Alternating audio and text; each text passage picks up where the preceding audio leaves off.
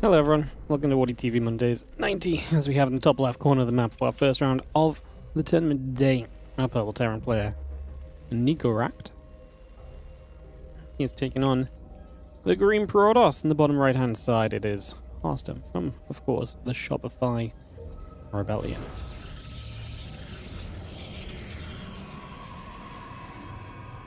Game 1 of the best of 3 series starting here on Ruby Rock, and we get this on the way. We get this on the go and look to see what is going to take place in the opening round of this Monday. We have got a pretty fun lineup. Bracket Commanders up to date if you guys want an exclamation mark B to have a peek at it. And yeah, we'll have a look at the bracket a bit later on once we are maybe between games or between series or so. We'll talk a bit about what's going on. For now, this, I think, was pretty clearly one of the more interesting matchups in the round of 16. This is round of 16, so we're this into top 8 already. Maybe not as many signups as usual today. I did have a little bit of a mishap. I forgot to make the I forgot to make the tournament on bracket page. I usually bake the Mondays in batches, and so there's usually a bunch of them available, and so I just forgot that it had run out. So yeah, maybe a couple less players today, but we still got a pretty strong showing. You got Solo, we got Sam, we got Classic, you got Clem, ByuN, and many others still playing. So should still be for a pretty fun day as we work our way through this Monday Cup ahead of a couple days of Spring Championship over the next couple days as well. Should be a lot of fun.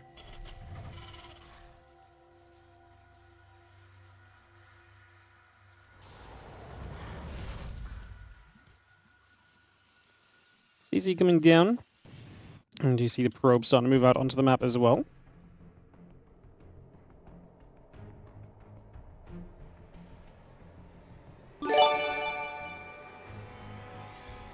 What's up, Ian? Thank you so much for the 63-month sub. Good to see you. Thank you so much, and welcome. I've been off for the weekend, guys, so I've been missing a couple of days. As that probe heads towards the upper left-hand side, Bunker still coming through. That commands that are coming around as well.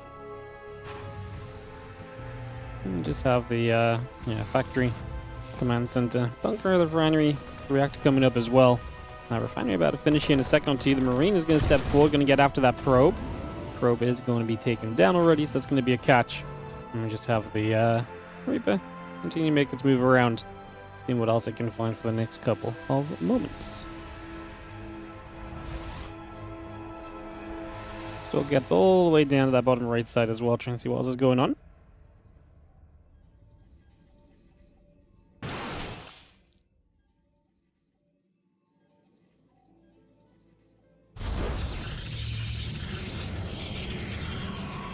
I'm going to throw a gateway down, so it's going to get that on the go as well here. You're going to see the Widow Mine, a couple of SCVs, the Marines. All of that continue to come through. This starport is going to finish in a couple of moments, so we're going to get that completed. Get that rounded out. Reaper hops to the high ground, drops a little grenade in. Stalker going to get bopped for a few moments as well. And just see that Stalker continue to chase. There's the Reaper. We'll fire a few more shots. One probe going down. Stalker gets the Reaper there in the end, so able to make that grab is nice. We do have a couple probes going down. The Hellion is going to end up pulling away back toward the top side for a couple moments as well. Still got a blink, still got a warp gate coming through, and a couple of additional probes coming about as well. So again, we get a lot of that set up. A few Marines, the medevac, the SCVs, and the barracks all coming online. The tech lab is coming up as well. And this medevac loads a couple of Widow Mines across, heading to the bottom right-hand side. It's going to be going straight over and looking for a play in the next few moments. So the medevac is going to move across to that bottom side. The hallucination coming up to the top as well. Trying to see what's going on. And it's going to fly into this main base. We got Blink on the way. Next is in the Forge all coming up.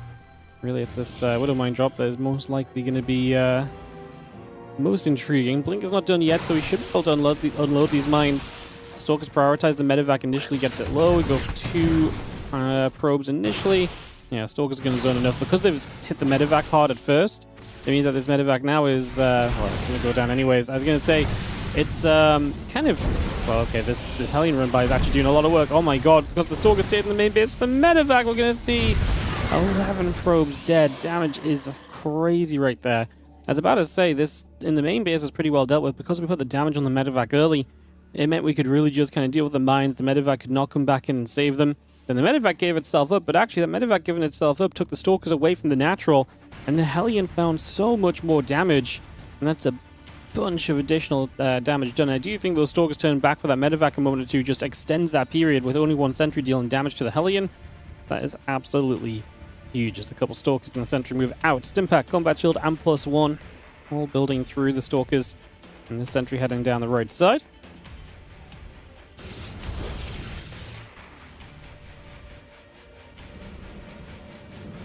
Up in a sentry right here again, +1 the charge all coming about. Just going to have ourselves the bunker in the front.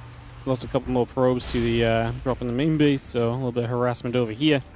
This is not great. This Raven is going to be looking for more damage. This auto turret may not do as much, but actually we'll still at least get one more probe, so it's adding up. Harsum is taking damage early, and he's continuing to take a beating thus far.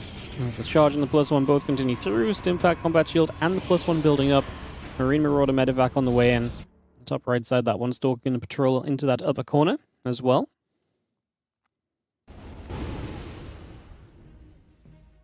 And the team medevac's just going to go boosting over and join with the rest of this army hallucination. Getting to see what's going on.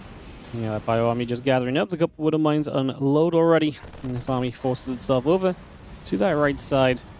I mean, this is a sizable army with Harsum having taken so much damage early in this game. It's not too surprising to see us essentially getting overwhelmed right here at this point, I would say. As the Bio Force comes right on through. Big Stim up, going to chase after those Stalkers. A couple of Force Fields come down, a couple of Sentries going to get picked away at as well. Going to take down that pylon. And this battery continue to put some damage into, put some work into this healing. But it's taken a long time for these Stalkers to really play cleanup, and this is, the Bio is very powerful here. The Zealot's going to buy some time though, and the Stalker's now getting underneath. The last couple of Zealots going down, the medevac's gone.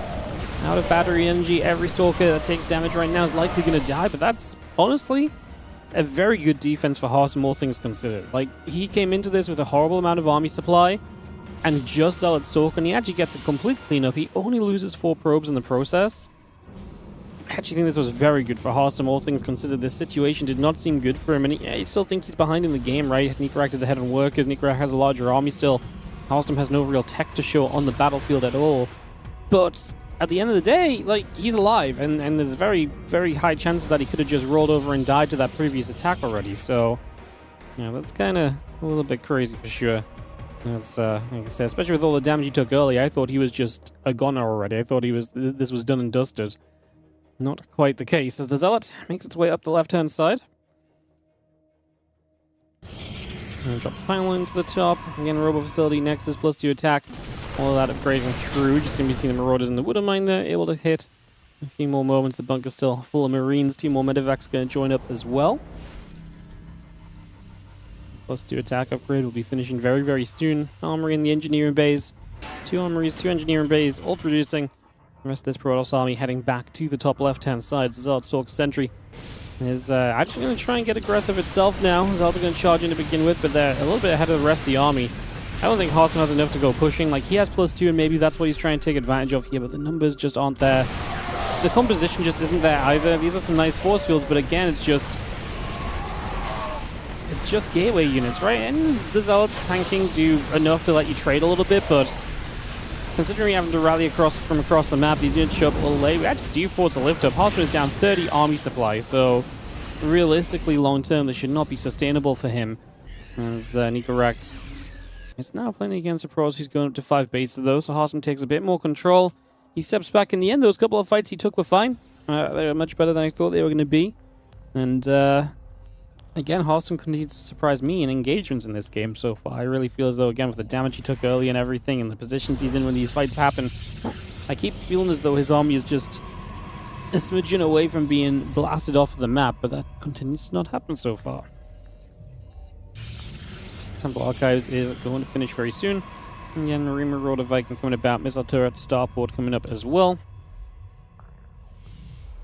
So let's look Sentry gathering back around. Pylon right up at the top. Trying to see what else is going on. +3 attack, +1 armor. And a Storm upgrade as well. Get the Storm and I feel a lot better for him. He's been playing this entire game basically techless, just with gateway units and upgrades. It'd be nice to maybe see us get to the other side of this. And again, that Storm continues by. Again, gateway in the cannon, still coming into place. 2 upgrades, plus 1 ship weapons. We just threw 2, and we've got a few SCVs going to come across from the 3rd base, heading over to the left. A couple more moments as well.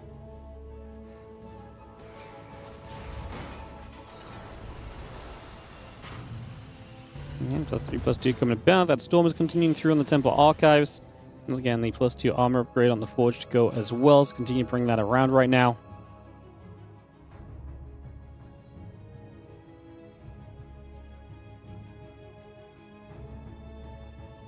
A good chunk of Zealots, a couple Sentries in the Stalkers, High Templar as well. All of this coming around on the left side here initially, and we are going to have ourselves a chance to push in toward this 4th base. On the top side, the Prism shows up. Arsenal are going to lose it pretty quickly to the Vikings. Only the 4 Zealots then, and they're going to be pretty superficial. Maybe they can take some attention away as he pushes in on the left. Storm just finished up. First High Templar EMP'd, second High Templar scanned, so we'll know where it is. We dropped the Storm. This is really a get me the hell out of here. Storm just wants to disengage and have the Storm to keep Nicorette from chasing him. He loses both the High Templar that were in that army. And they were just caught by the concussive shells and trailing. Good play from Nicorette, getting those couple marauders forward and getting that concussive shells down and onto that.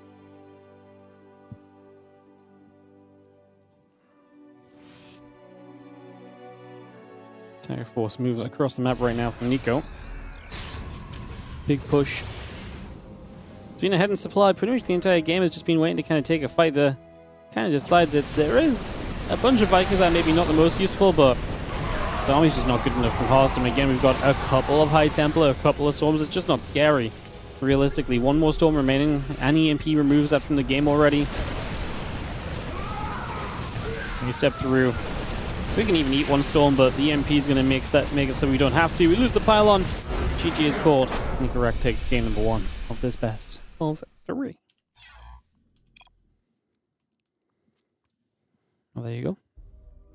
Opening game goes strongly to Nicorette. There's not too much else going on in the bracket. Everything looking pretty cozy. We'll check in after this first match and let you guys know what's coming up and what we maybe look to get into and so on and so forth.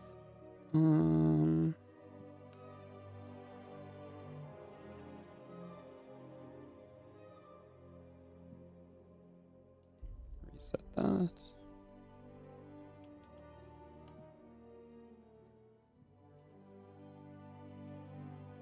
Alright, we just take a moment to you guys for a second game of Harston and Nicorette, then we'll be diving right on in just a few moments. Perfect.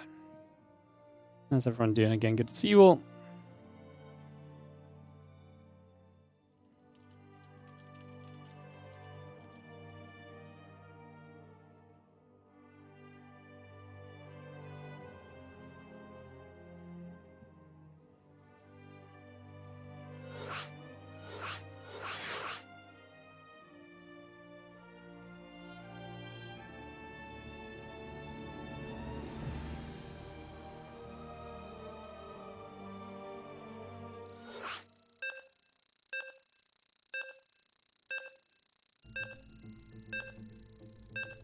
Alright, counting down into Tourmaline. I'm going to bring this about.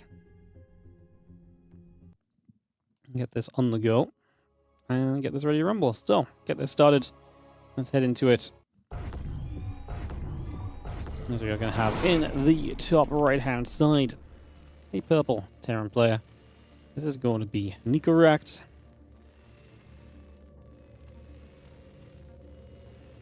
He takes on the green Protoss on the bottom left-hand side, Harston. Tourmaline on map 2 here. Harston looking to bounce us back into the series a little bit. We'll see what happens and get this underway.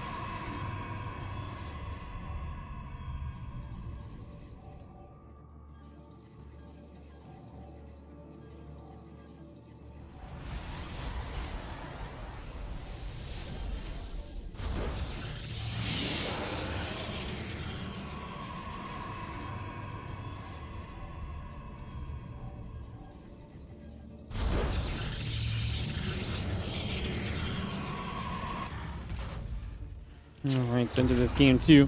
And looking to see what is going to be going on. We got ourselves a gateway over on the corner just to start us off. Just going to be hanging out over here. Gateway, barracks, refinery coming in. SCV and the pro coming about. It'll take a few moments to get this started and see where we're going to go.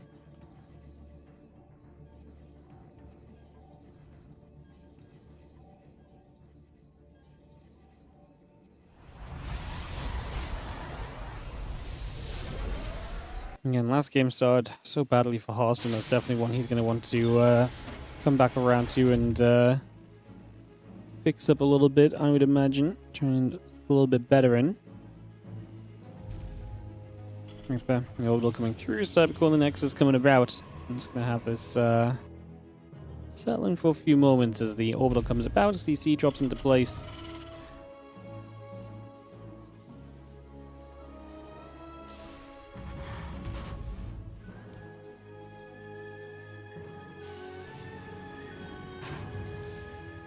Again, how's everyone doing today? Hope everyone is feeling good. Thanks for joining us for some StarCraft 2 WardiTV Mondays number 90. Heading towards that big 100.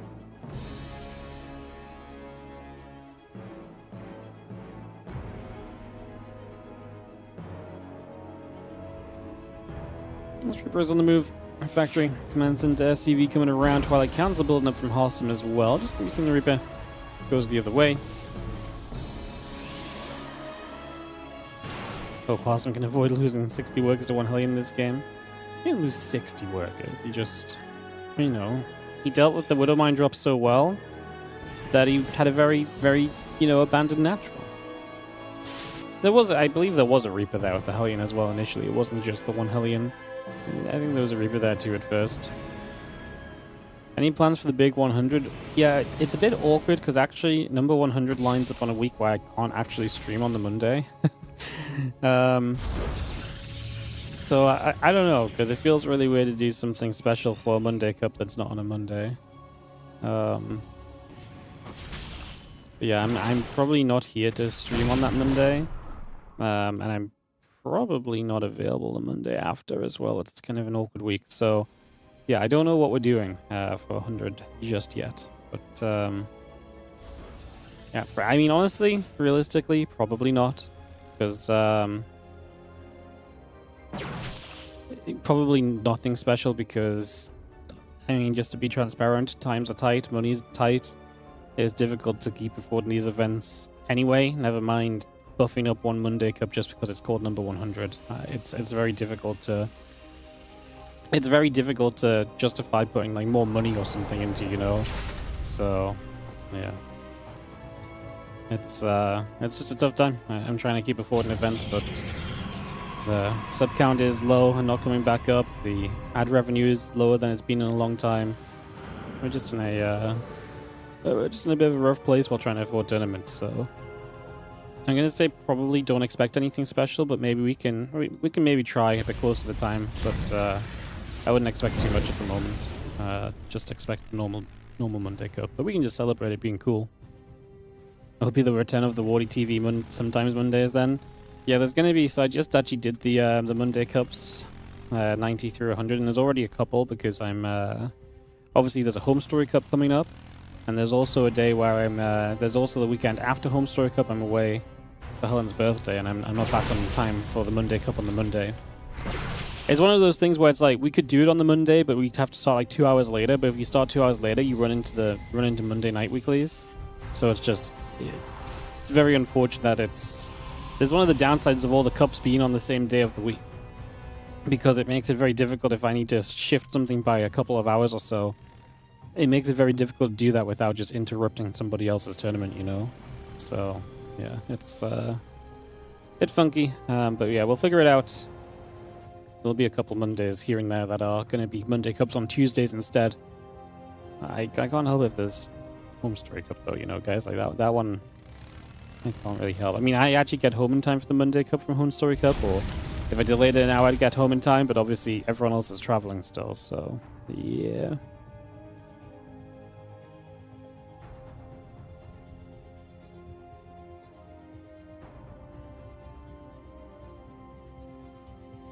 And combat +1 all coming through. Immortal +1 in charge building as well. Probably and a few extra gates continue to come about. Husband has 10 stalkers. He has a couple out the front. Now he has one less stalker, but he has a couple out the front that we're spotting. And he will be able to see that this army is starting to come across the map already. So getting that information, and we start to move down to the bottom left-hand side. Dog's coming back around. Kyle going to gather. A little stim coming through.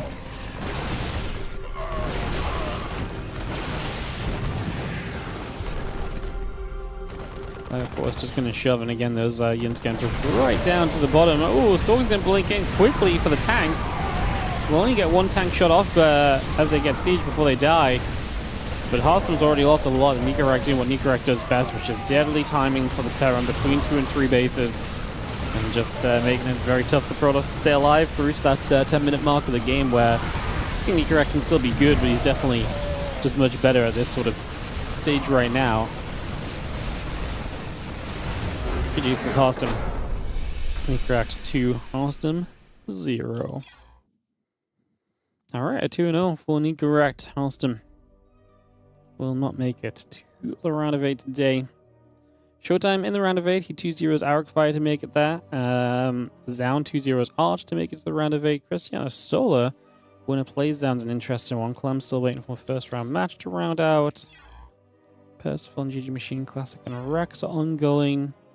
ByuN playing, let Alex win if that plays. Showtime could be cool too. Let's jump onto NA and see what we can maybe catch.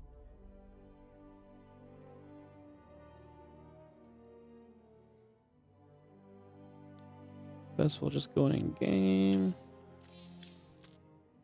Somehow I've logged into Korea instead of America. We might be able to catch Solar Christiana. I see them both just sat in the lobby, so we might be able to catch that as a round of 16 matchup. If we'd catch that, I'd love to catch maybe the ByuN Showtime round of 8 as well, potentially after, but let's see. I'll hang around here on NA and see if any lobbies pop up. See if there's anything for us to jump on.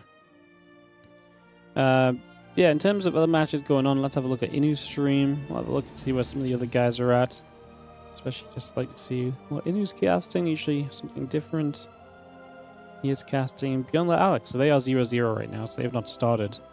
So that one is indeed just getting going.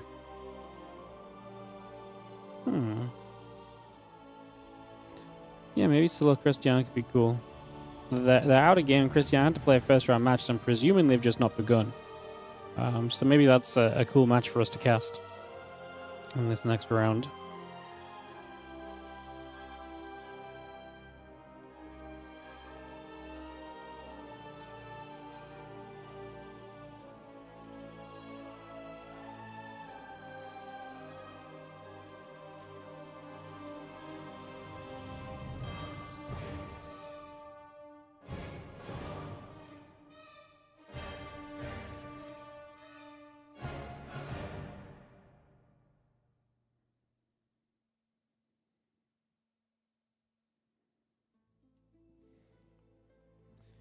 Alright, just give it a second then, guys, figure this out.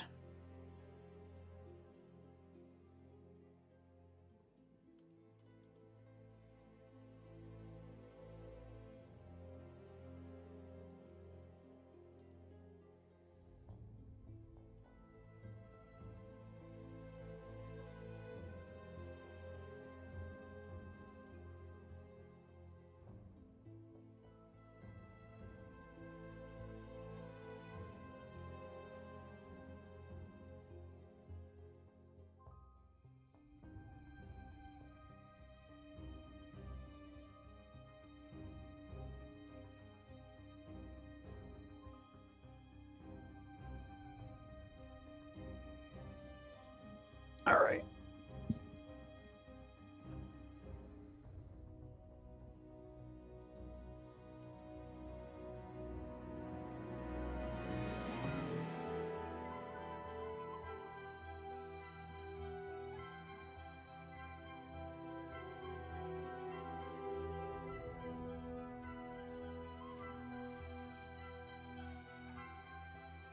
Yeah, I presume they're just getting vetoed up and ready to go in game soon, but nothing just yet.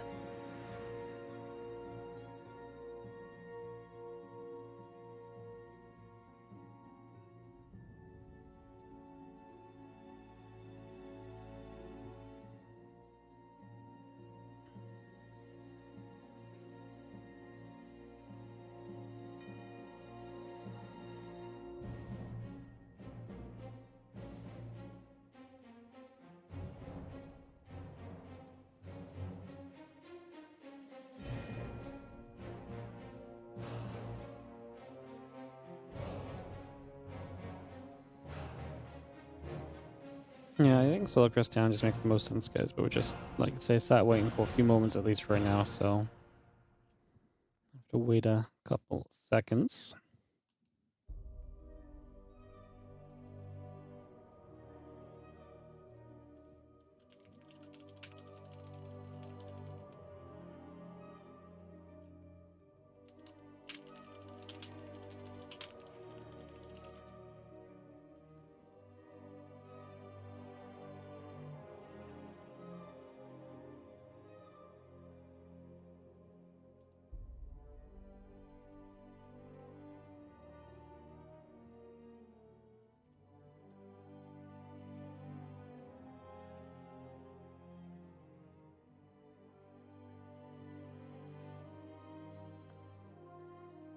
Solar and Christian are not making any movement. Oh, there's a lobby. Never mind. Alright, let's jump into this Solar Christiana match, guys, and see what we get. For a little bit of PvZ, looks as though we're going to start off on Ruby Rock.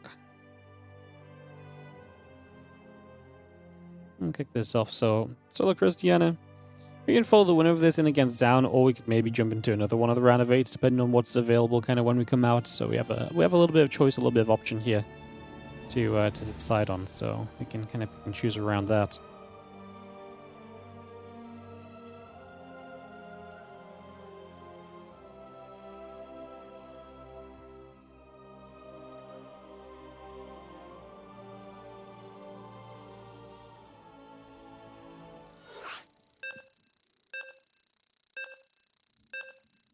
Alright, guys. Going down.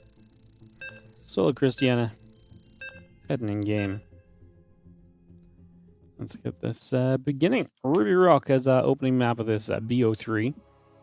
Round of 16 matchup.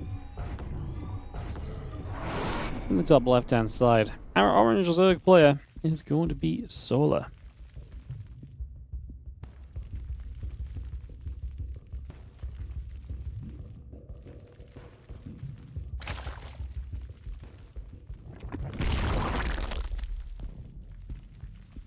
He takes on the red Protoss in the bottom right corner of the map, Christiana.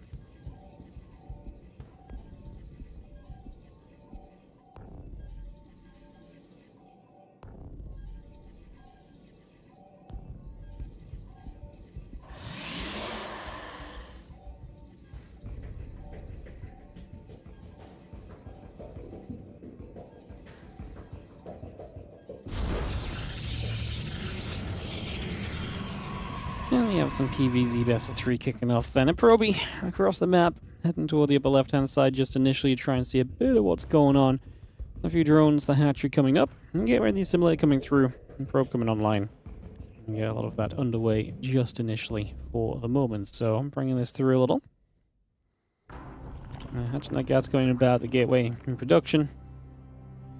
On the front of the natural. Drone coming down as well. And this probe continues to see what else is happening.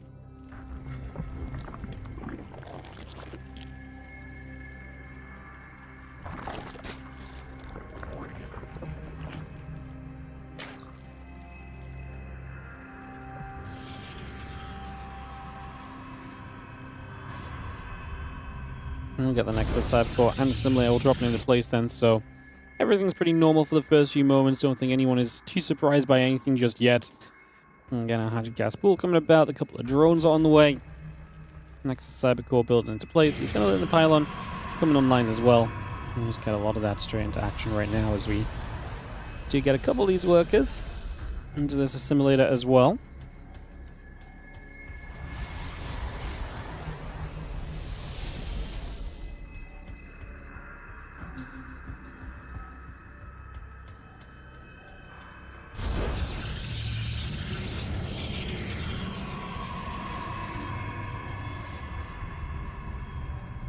And just going to have a Stargate coming around. That next is about to finish from Christiana.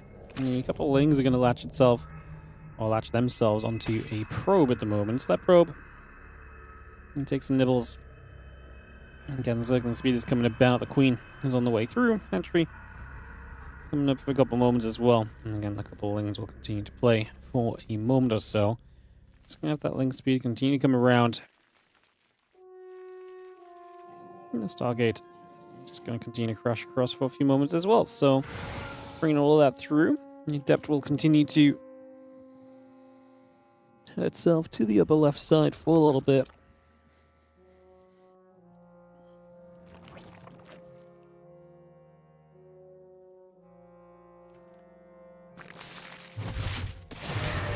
The Adept's going to shade. You see the couple of Lings are going to be there. The Queen's going to gather up. The Adept's already pushed back the other way. Adept shading. A few Zerglings to get a wrap around. See one Adept going down already. The Queen and the Lings together. You go after that Adept as well, because they get cleaned out. So that gets picked off also. And now we have this Oracle of Christiana continuing to go to the upper left side for a few more moments. So it's going to go pushing toward that top left. We've got the robot facility coming up.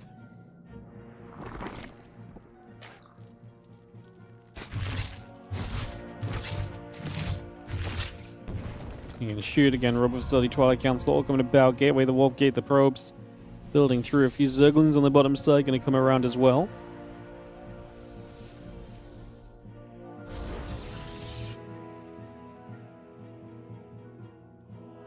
Heads around on the bottom. Again, the Overlord just chilling at the front. A few more drones and the Queen hanging about. The Creep Tumor coming online as we speak. So that Queen gonna get a couple Queens gonna hit these Oracles. A couple of drones going down. There's one more drone going down as well. Just for a few more moments. These Oracle columns pulling back around on the right side. Lair drones, Overlord in production, Prism, Templar Archives, and the Gateways coming online as well.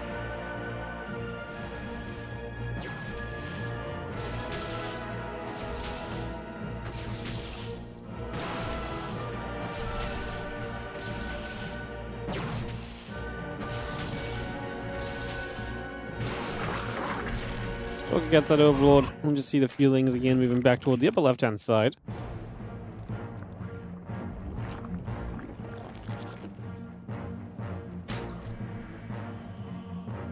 Prism heads through. Rotron coming up. That is going to be coming into place. So Templar warp in, but they're going to have to lift up instantly. This is a Christiana classic, the Archon drop. Still doing a good job of just being annoying, forcing the Oracle to ping a little bit, for example. Those Archons pop back through, and the Zerglings get chased away back down to the south. Those Roaches are still coming about. Roach speed is coming through. We got a couple Overlords. The Hatchery and the Drone continue to get into place. Again, the Nexus on the way. The Immortal is producing.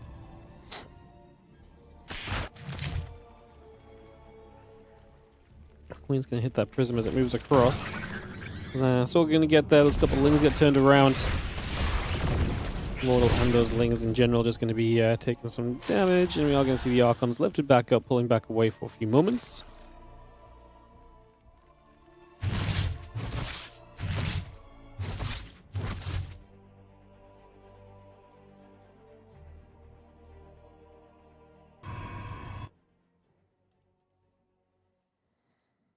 Prism back into the center. Over the left-hand side, this hatchery is going to pop through on that fourth base. The Oracle comes to the top. Ready to activate in for a couple of drones. Not quite going to get one just yet. We are going to be seeing the Queens and that Spore continuing over. Oracle still taking some hits. Prism has recalled from that left side back home. Just getting a good defense from Solar, and as he hits with Ling Roach Ravager, you're going to start seeing whether this setup from Christiana has done enough. I don't think it has. I think it's been very limited on the offense, and I actually think this shove from Solar is going to be pretty hard to defend for Christiana. Now, he does have a good amount of tech units, so that's nice. Obviously, you're missing anything like Twilight upgrades and so you don't have the efficiency of like a bunch of Blink Stalkers in this fight like you might usually. Let's see what happens. So much of this comes down to how well these Immortals can do against the Roaches. The Ravagers are quite far behind. Obviously, the Corrosive File is very important here. Some Lings get into the natural, going to kill the Sentry that already dropped a Force Field. Solar just backed off for a few moments. Gonna let the Lings cause some chaos and then continue to attack. Looks like he wants to open the door into the natural. By opening the door back into the natural, it's really powerful because, again, if you leak units through into that natural and your opponent then has to start splitting and warping in all different places, you have a lot more control over this, how this fight is going to end up exactly. You're going to be able to make your opponent kind of be drawn out, and you're going to be able to focus on where you think his weaknesses then are. That said, the Archon and Immortal count is good, and right now they are still alive. Nice corrosive bars there, and we actually pop all the Immortal barriers. One Archon from the natural keeps trying to come through, and Solar not able to break in that position just yet. Just holding out the front here.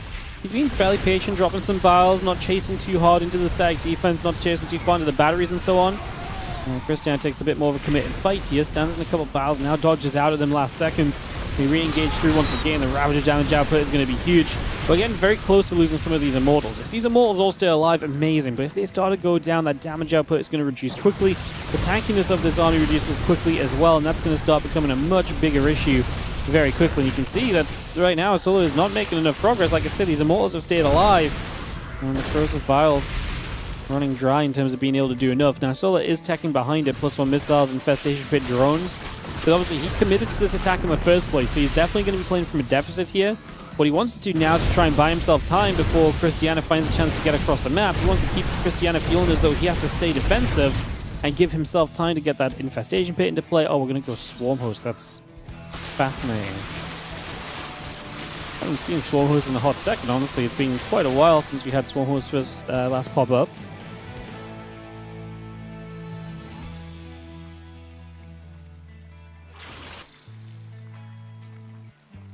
I was going to get around that right side. A few Archons morphing in as well.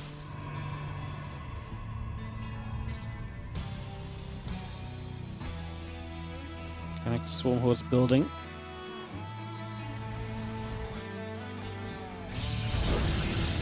Nexus drops down onto the 6 o'clock. Just going to see again the Swarm Host coming through. Roach Ravager coming about, +1 missiles.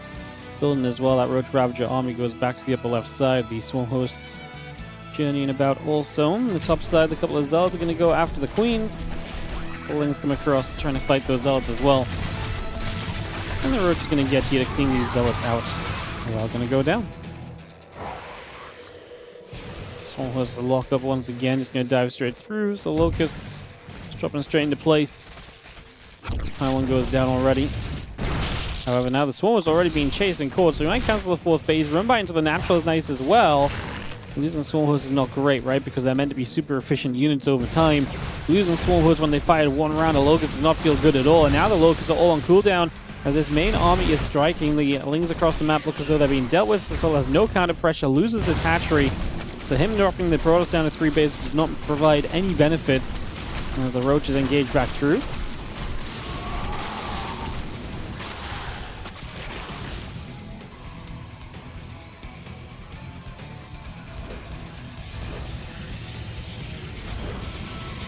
+2 missiles just starting. Again, just going to see the Swarm Host still stepping over. A couple of Archons going to get that Immortals as well. The Locusts pop up and now drop back down. A couple more corrosive bars coming into place, giving those Archons. And so back, Roach Ravage still shoving through here.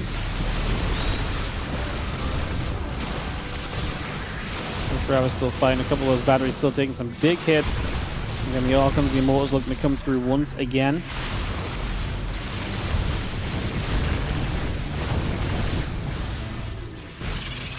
While popping that Changeling.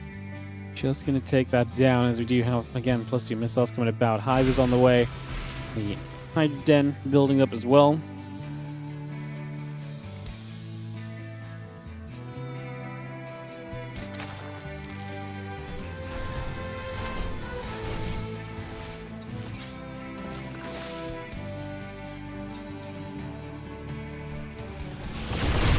The Archon Stalkers, the Immortals continue to come across. Just going to see the Roach Ravager going to be there. Storm drops down.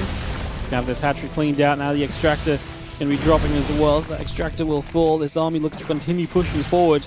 A couple of Overlords nearby. Going to take a few more shots. The Archon's going to get underneath. The Overlord's taking some big damage. Good Storms out onto the Roach Ravager. The Stalkers and the Immortals spread a little bit. Good Storms still keeping that Roach Ravager at bay. Now we step through. The Stalkers get right up close. That's going to be a lot of the Ravages going down. Cristiano going to have enough to clean out this game 1. GG to Solar. Cristiano with the 1-0 lead. Good to open this series out. So Cristiano starts off with the advantage.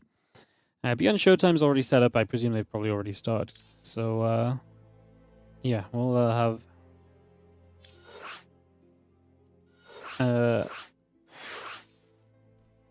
ByuN Showtime, they will start, and we will continue with Solar Cristiano, joined by Harstem. He wants to yap with us for a bit.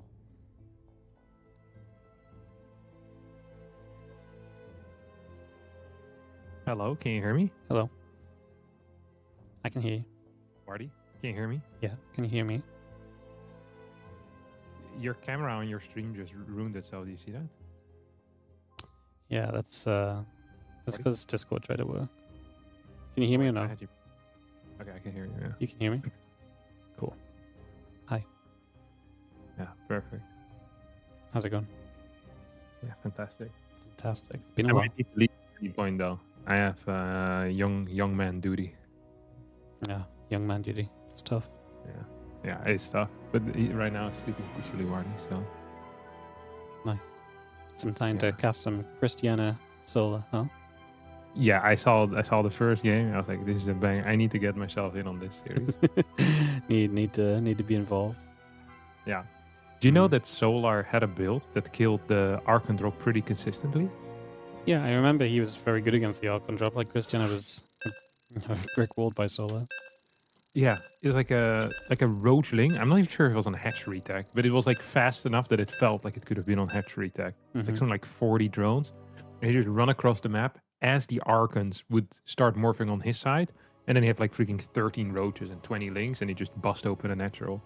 And I don't actually think there was anything that Cristiano could do against. I remember watching that thing to myself. That seems like that's a build order solved, you know? But then he didn't do it anymore. Actually, for a while, I feel like because of that, Cristiano started playing glaive builds very consistently as well. Which, funnily enough, I also think were quite bad against roach openers, but still, it is cool to see Cristiano try something else. And now he's just Archon dropping more? Yeah, I don't know. I haven't watched him in a while. Yeah, Lambo says it was a counter to the 333rd Archon drop. A completely different build. Oh, I didn't watch that closely in this first game. What was it? Was it a double Oracle this time, or was it with a faster third Nexus now? I also didn't watch that closely, despite being in the game. Okay. Crazy.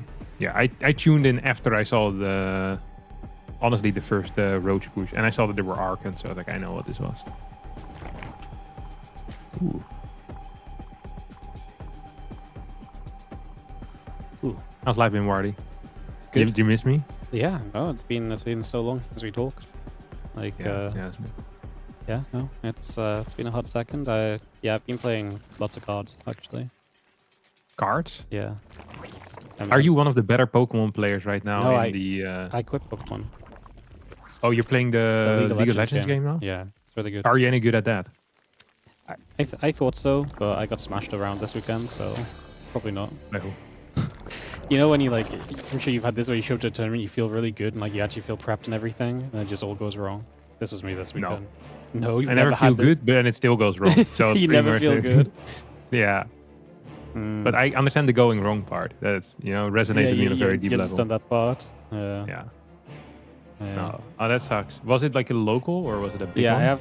It's like call it like the local championships. There's like you can like win a playmat and a special card and stuff. But most importantly, what I needed was if you win one of these, you get a bye in the big tournament.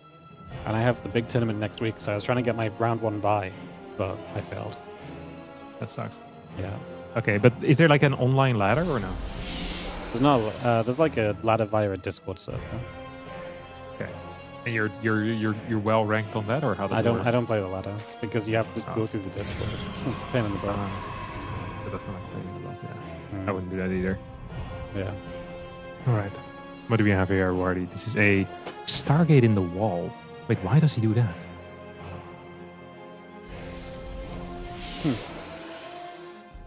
Well, I know why he does it.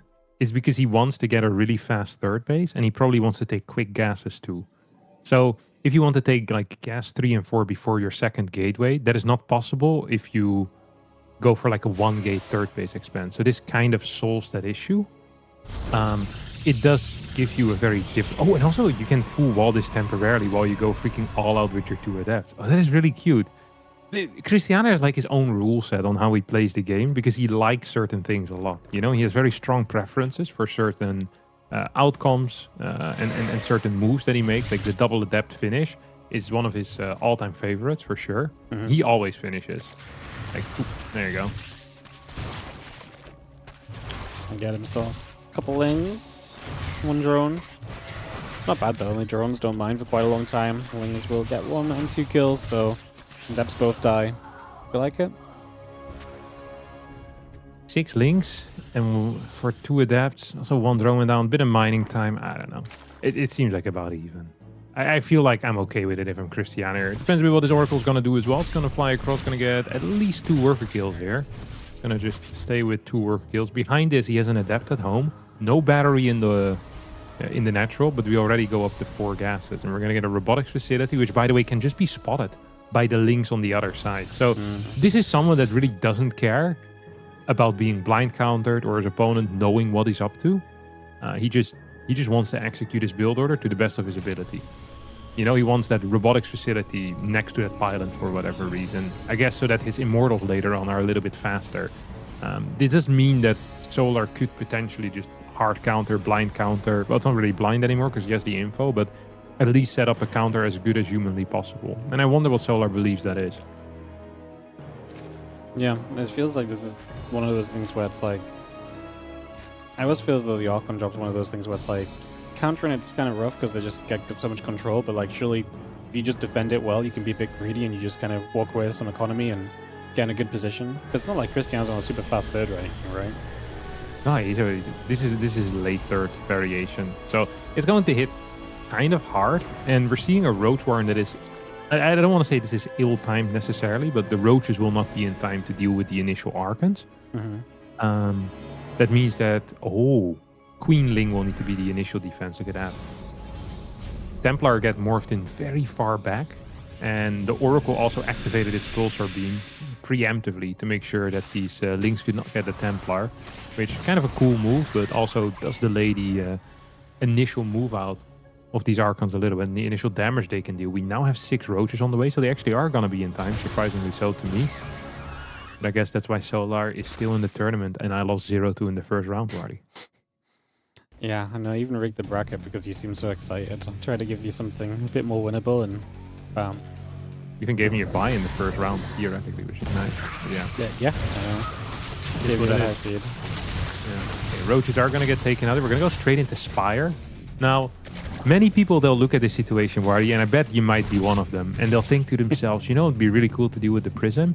Corruptors. But no, Wardy, that is the completely wrong call. The Mutalisk here would be the vastly superior call. Because what would you really build Corruptors for here, Wardy? Explain that to me. Why would you even say something like that? Who has ever made a Spire to make Corruptors to counter the Prism of the Archon drop?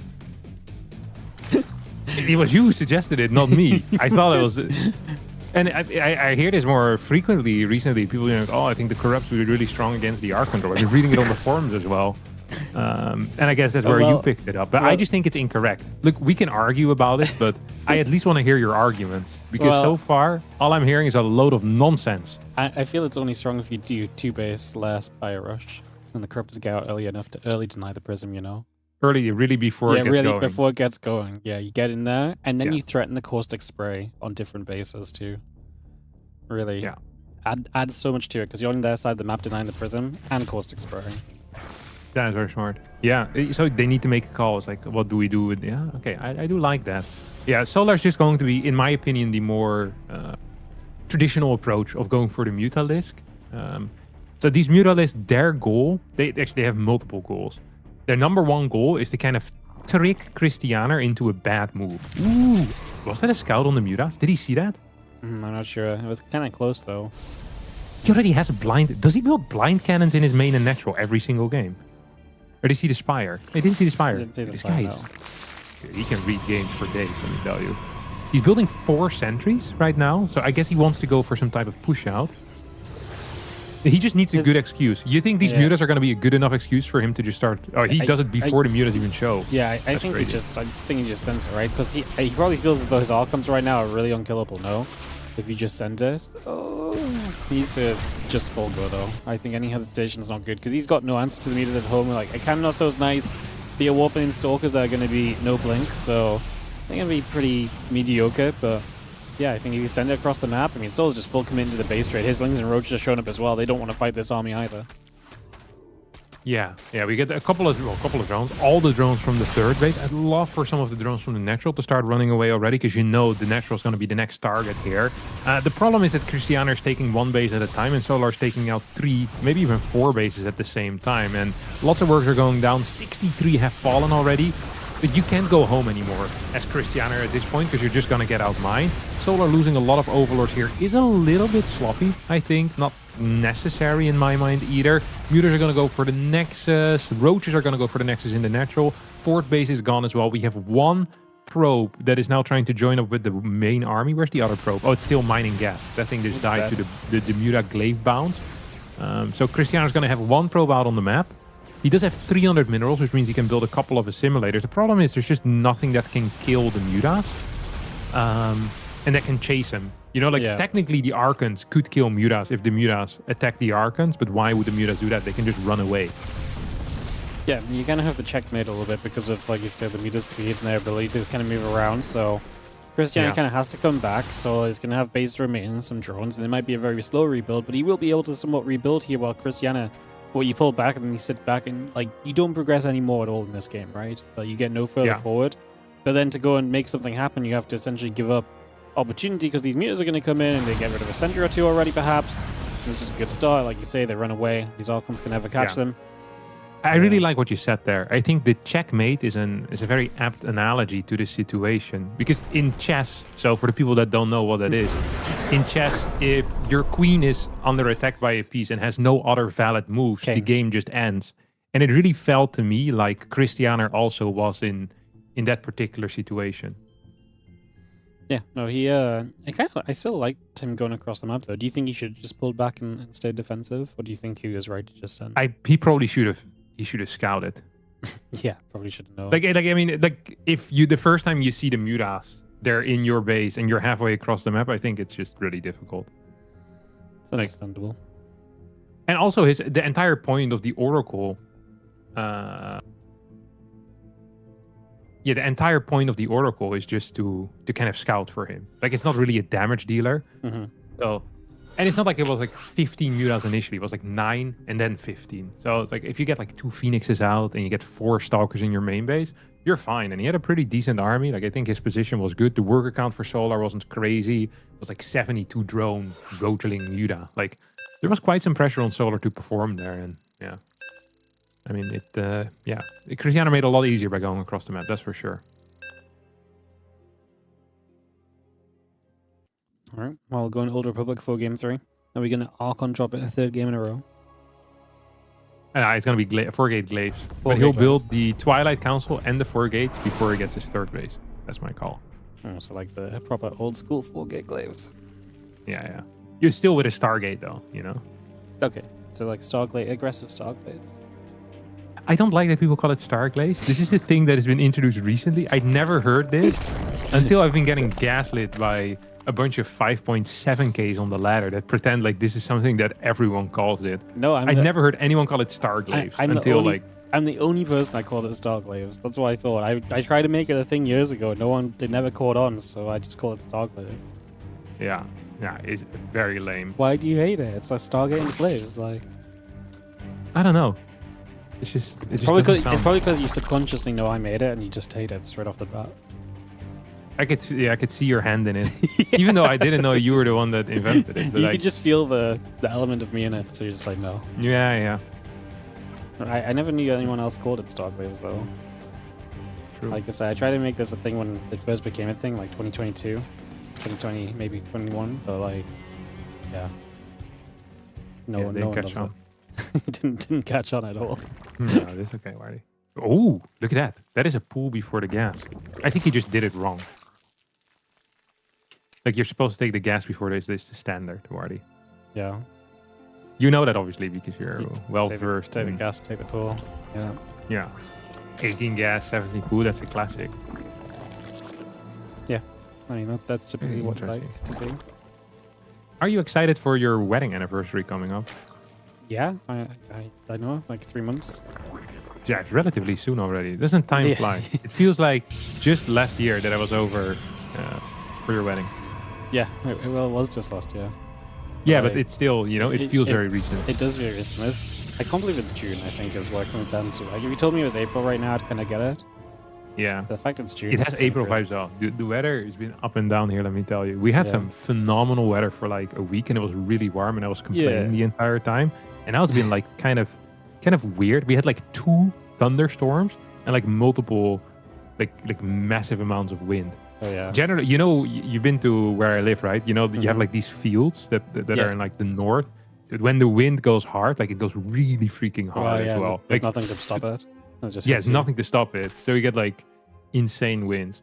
And a part of my fence is not connected properly anymore. It's like this wooden thing that's loose. So you can hear it just go. And I want to saw it off, but I'm so lazy. And I forget about it when it's not windy. And when it's super windy, I don't want to go out there because, you know, it's dangerous. I need to lean over stuff. And I just forget about wanting to fix my fence. No one has complained yet. It's been like this for like a year now. And I can hear it like when I'm like sitting in my living room, I can hear it through like there. So other people must hear it too, but they probably don't know where it's coming from. I do though. And I still haven't fixed it. I'm a terrible neighbor. Yeah. It's rough. This is the type of stuff that if this was England, I probably would get stabbed over it. You know your neighbors are probably just thinking bad about you as well. Yeah. Our neighbors had a gate that banged for like 6 months. And every time it banged a gate, like the gate by the side of the house.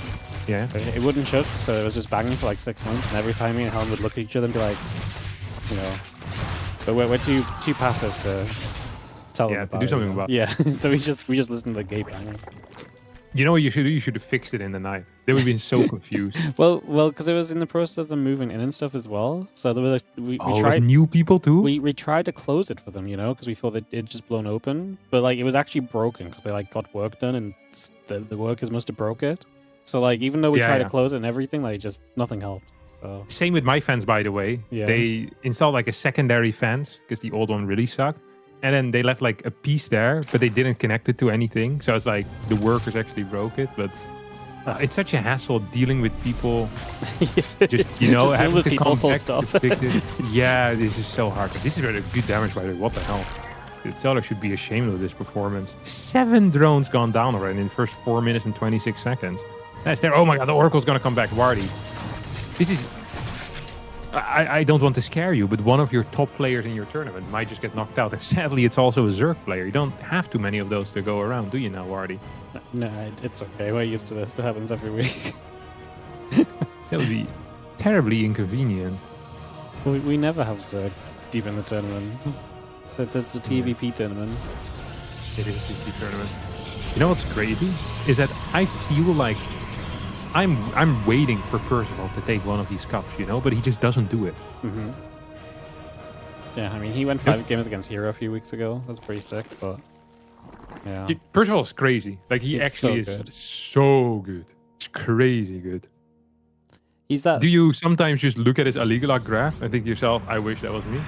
I don't typically stare at people's Aligalak graphs, but like, I mean, if I was into that, then yeah, I might be jealous. You know how some people have like penis envy? I have like Aligalak envy. Like, and it's crazy strong with Percival's graph. It just goes like right up. Like, that is one of the most erect graphs that I've seen in my life. It is insane. It's cool to see him improve as the Archon drops here. Yeah, but look at what's happening on the other side here, Wardy. We have an 8 link drop that isn't really materializing yet. And then at the same time, we also have a Queen Roach Wall that's going to make its way across the map at some point. It feels like Solar kind of forgot about having to defend against the Archons as well. And this link drop seems to be fairly poorly timed on top of that. 53 works to 53. The moment Christianer sees no more drones being produced, like all the alarm bells should start ringing. Like pretty much right now. Like this is when the alarm bell should be going off. Like red alert, you know? Yeah. I'm trying to get home, build some batteries. Yeah, it's a pylon. He's got charge +1 on the way, but he's taking gases like he's ready to attack up, which is not quite a long bells ring scenario, is it? Look at a big stasis in the main base. It's going to clear one of these overlords as well. This overlord feels suspicious. He's going to see the queens walking. I'm not sure if he saw it. Yeah, he did. Because he's adding a bunch of batteries. He has 2 immortals in the back. The links, I think, got moved into the network. We get a recall towards our main base with the Archon. No, what the hell did... Oh, there was an Oracle that got recalled there. Archon, of course, is already back home. We have 3 Archons at the front. 1 battery. Energy recharge available. We're going to get a 3rd immortal. I kind of like this position here for Cristiano, don't I? If he can get these batteries up, I think his spot is pretty sweet. He's moving away from the batteries now, very far forward. He's about to get 8 gateways as well.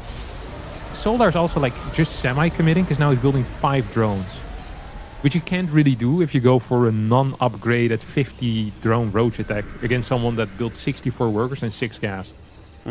Like there's really a strong force that tells you that you probably need to kill him. I don't think Solar...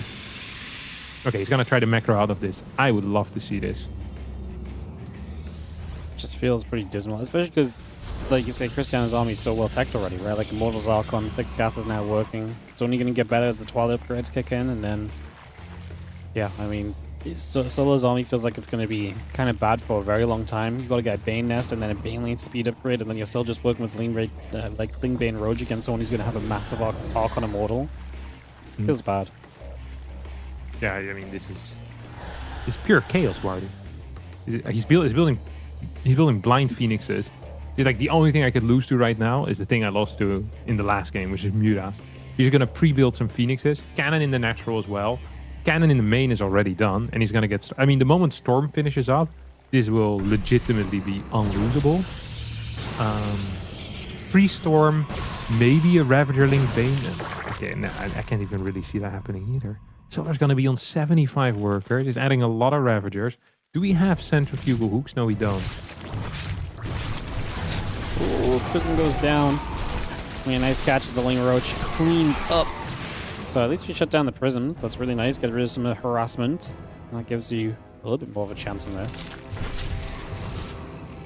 Yeah, Cristiano's chronoing his 4th Phoenix now. This is really bad because Phoenixes are quite expensive gas-wise, specifically, and also losing Chrono Boost at this point really does suck. Could be put on the +2, maybe on some Immortals, which would be significantly better. Now Cristiano's going to see the amount of Roaches and Ravagers, and I hope he stops building Phoenixes. He does have a pretty sizable force still. Yeah, Zealot run-bys here are going to help him out massively, because reinforcements most of the time are going to be links, which means that if there's no Roaches at home, Zealots with +1 are going to be fantastic, right? They're just such a strong force. He's going to build a 5th Phoenix. What is Cristiano reading here that I'm not? Yeah, I don't really know. The Phoenix at this point feel way overcommitted into them, as we are going to be seeing the first Storm coming down the right and the left side. Some Lings still get close. Bane's going to slow waddle their way around, and they are going to start smashing through, but I feel like the Banes have no really amazing target. They're just going to try and splash as much as they can here. There are a few probes that could maybe get kills on. Solar Supply has dropped heavily from the max out that he was at, and he just hasn't really killed tech units, no? He's still only killed 2 Archons all game. A couple High Templar. Yeah, I mean, I got some High Templar. He got a lot of the static defense as well, which I think might be useful. Honestly, that fight went so much better for Solar than I thought it should have. Like, I thought that Solar was just going to get completely ripped apart, but the creep on the left side actually did quite some work. Right now, we don't really have a lot of Storms. I think we have 1 available. We're going to have 5 available soon. If somehow Solar can engage with Banelings before that happens, I mean, this could maybe have some potential here. +2 has finished up right now for Cristiano's army. This angle is quite nice for Solar. Here comes Storm number 1. Next Storm is available right about now, but that's the last Templar that we have. Baneling's trying to roll a bit further forward. Centrifuge was about to finish up as well. It's tough because the backbone of this army with the 5 Immortals is just really strong. Here we go once more. Zealot's coming from the bottom side. Biles want to connect. Not quite get it though. As a Solar Supply 161 right now against 152. Does have a very large Ravager force. And sometimes if like all the Archons start disappearing, then the Immortals become a little bit vulnerable, and a big Link Flood can sometimes do it. I'm just not super feeling it here, Wardy, if I'm being real honest. It's for a Ravager. is still trying to break its way through, but yeah, I feel as though Solar's just not got the momentum he needs. He's got a ton of money banked up as well that he's not spending, in which he's actually not got the lava to spend either, so he is just in trouble, as you know, this army's not looking good, and Cristiano's army is looking very solid in return. Yeah, he does really need to start adding some more Templar though. Like Templar are super key. Oh my god, those 2 Archons that just disappeared off the face of the earth. Like we've seen Raynor come back in this type of game with like mass Roach Ravager, you know? I remember like quite a few games where then Protoss would attack into him and he just biled them all the way back to his base, and then with a swift counterattack would often do something. I wonder if this is also the plan for Solar, or if Solar wants to just keep attacking here. Raynor's now rolling forward. Honestly, if he can clear all these Archons, like, you might actually have a bit of a chance. But you do need to clear all the Archons, which is a very big ask. But Cristiano's Archon micro sometimes is not the greatest. We're going to get a big Baling run by towards the top. I actually would like the idea here of Solar just sitting back, letting Cristiano attack him, then biling and running back and counter-attacking onto the 3rd and the 4th base with like Baling, seeing if you can get like 25, 30 worker kills, and really putting Cristiano all in. But it does like, you know, you're waiting for Cristiano to make a big mistake. But I guess that's kind of what you're doing here anyway, no? Yeah, no, I think so, right? I mean, you're not going to win this game from... And Cristiano has to make a mistake. He's in a very good position. And so you have to try and outposition him, multitask him, make him kind of make a bad split and a bad choice somewhere. You're going to get some good work on this right side. Drops a pylon down, knocks a couple batteries away. And again, these Ravagers, if they can get damage done with Biles, it can add up a little bit. There's a position awkward for Cristiano because he's kind of having to walk through his own battery choke points, so it's a little tough. And so it's going to send another round of Ling Bane up top to try and once again hit a mineral line big time. Yeah, here go actually a bunch of these Archons. Look at that. These Archons are so low. Like we have 3 real Archons remaining. There's one guy that has like no HP left at all. Like freaking 15 shield, 10 HP. And this actually is costing Cristiano a lot of gas. I really would love Solar to just kind of kite him back to his base and have a big enough counter attack to at least kill the 4th base somehow, some way with like Ling Bane. Like that would be a huge deal. We're gonna go straight up for a base trade, which is wild. I would have loved for Solar to actually commit to at least that 4th there for a bit. Like I said, I think if you don't kill the 4th, life is just genuinely going to be very hard. So now he's gonna go for it, but I feel like he's lost a bit of time for no real reason. He's gonna kill this base. Is he gonna fully commit to this? I don't think he should, because he needs to have a lot of time with Ravager Biles. He could maybe go in with the Ling Bane into the 3rd to see if he can deal some damage there, but I feel like the Bile boys need to start heading home, Wardy. Yeah, I mean, like you say, he lost a few moments when he kind of turned around, then he decided to go again, and every second kind of matters here, because maybe he had more of a chance to go home. Maybe now it's just too late, because by the time he gets back, he's going to just be up against this force, which has already killed multiple of his bases, so he feels much more committed to this base trade as the 3rd base goes down for Cristiano, but Solar's already down to 3 bases of his own. We are going to definitely see more dying here because this Immortal Archon force is not being stopped by anything. I just don't think Solar can win one fight, which is what this is essentially now going to come down to, right? Like, I mean, yeah, unless he really can get insane value off the Ravagers over an extended period, which maybe he can still make happen, but that's kind of his one hope in this game, I guess. He does have hatcheries around the map, and Cristiano, I'm not sure how many probes he has on the map. Oh, he's going to recall back in the main base. We're going to see the fight right here instead. Yeah, a couple of Phoenixes now coming in here as well with the lifts. Can we get some storms on top of this Ravager army? The answer is yes, kind of. Biles are not really connecting with what they want to. Solar supply is very close to Cristiano's, but a lot of that is still in workers, and the rest of his army is also kind of garbage. So yeah, we're even going to get a bit of a flank here as Cristiano brings the rest of his army home, and I can't believe these Phoenixes actually get some use here. GG gets called. Cristiano is going to win the series with a 2-1 score, Wardy. I mean, just a very tough game for Solar. Solar probably thought that his opponent was lower worker count, trying to hold this all in, and then maybe wanted to mind game a little bit, like some fake pressure. But I mean, Cristiano was 66 probes and then just built batteries and had 6 gases. Like, he was in such a good spot after that little bit of a roach walk. And yeah, I mean, that's pretty much game from there on out. Yeah. Cristiano knocking it down. You know, that would have been our last Zergo tournament. But GG Machine beat Percival because I think no. hyping I mean, Percival. That's also cool, but also, you know, also you wanted to see Percival do it, and then he's going to the upset. Do you want to watch GG Machine and Classic together? They or is that not what? They started without us? Yeah. What the hell? How Why would they do that? It's a quarterfinal. They can just go. Yeah, but okay, well, yeah, fair play. Yeah, I mean, I don't have that much control over them. What can I say? You don't rule with the iron fist. I mean, I just don't hold quarterfinals. You rule with the Rule of suede. the paperweight. Suede? Is that a word? Suede? Suede. Suede. Yeah. Suede glove. A suede glove. Yeah. Huh. How do you pronounce it in English? Suede. In Dutch you say suede. Suede? I think Suede. it's suede. Yeah. Swat. Suede. Suede.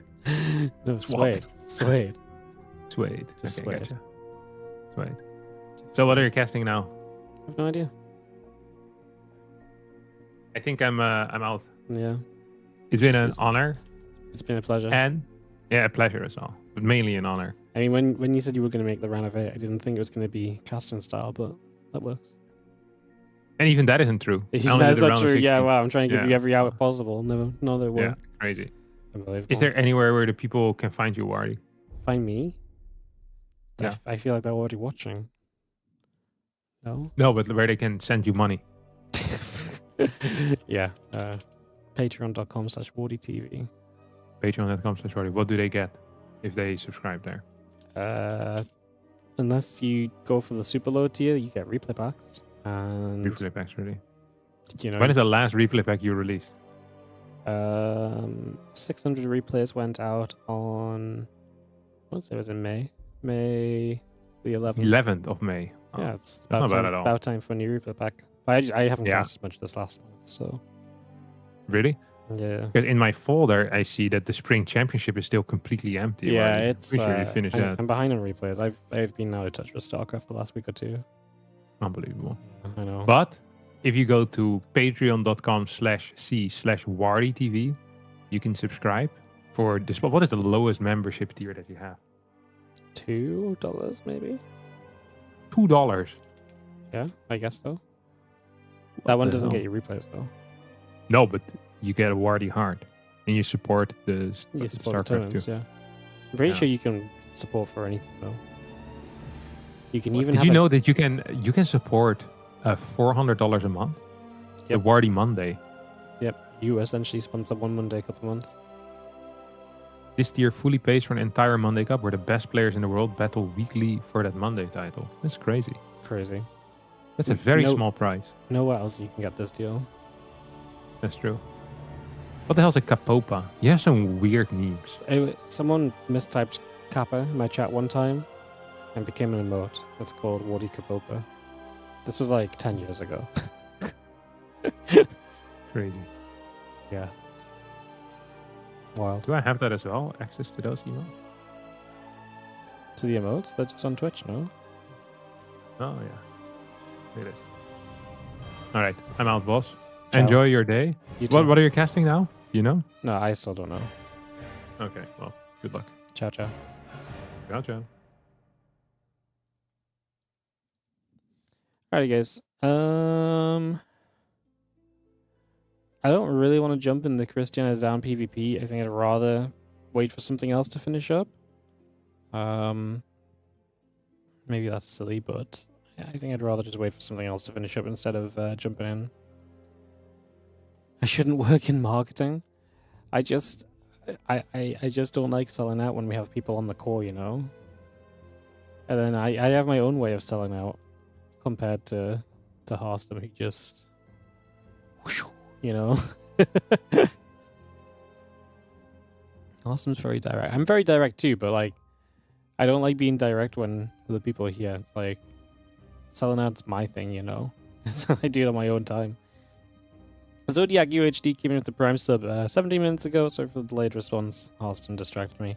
6-month research says, hey, Wardy, thank you for the content. Have a nice day. Plus, today's my wedding anniversary. Yay and cheers. Congrats, man. Happy anniversary. And yeah, thank you so much for resubbing for 6 months, Ian, for the 63 months earlier today. Of course, guys, if you're sat on a Prime sub or you just want to support us in general, subbing up is a major way to do so. Helps us out a whole bunch. So feel free to check that out. And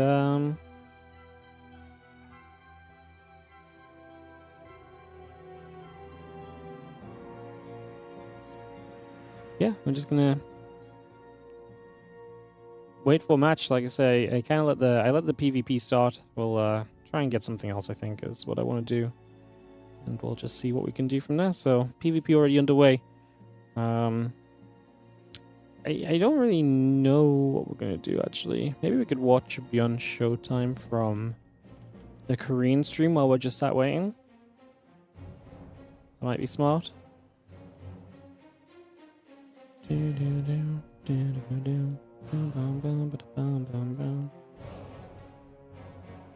Hostum makes love to his top subscribers on a regular basis, which is a concept more streamers should pick up on. I just don't have as much passion as Hostum has, you know? Like, what can I really say in that regard? I'm sorry, guys.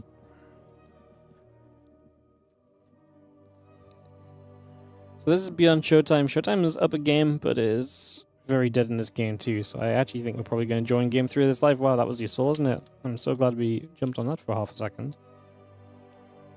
Wasn't that great? Alright, well, we go to game 3 of Hostum in the round of 8. That would be a laugh. ByuN versus Showtime in the round of 8 then. We'll go to game 3. White Rabbit's going to be the map and we'll jump on this. And after this, we'll see which of the semis is going to be becoming available. And go from there. Cool. Couple moments kicking this off. Players readying up. That was an instantly classic game. Yes, it was. Exclamation mark merch. Yes, do check out the new WardiTV merch. I actually just got a new thing today that was not originally on the merch store. I got a desk mat. A WardiTV desk mat. Do I have a camera plugged in? Ugh, I do not. I have a photo. My desk mat kind of has been ripping apart. I've had it for like years and years and years. I had another one and I don't know where it went, but that one was also a bit small. But I got a new desk mat. I got like a WardiTV one with the new graphics. So this is now also available in the merch store if you guys are interested. Oh, go back to the way it was, bro. There you go. No! Stupid phones. There you go. It's a desk mat. Whatever. Can't be bothered to fight my phone. Whatever. In the top right hand side is 1-1 in this TVP BO3 quarterfinal. It is going to be ByuN in the upper right side. In the bottom left it is going to be Showtime.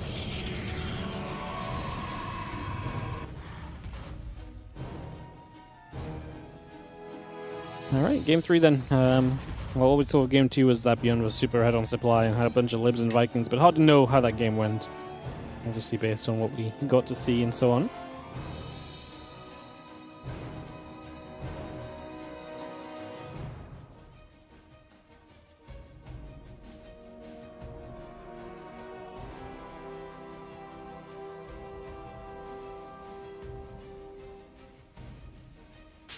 Tracks coming up. SCV on the way. I guess I can see that Cybercore still building into place as well, so a lot of that coming online for a few moments.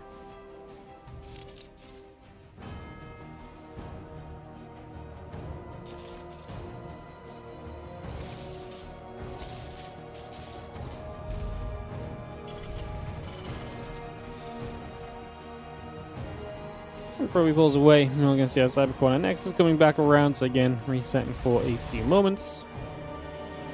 I'm just trying to figure out what we can do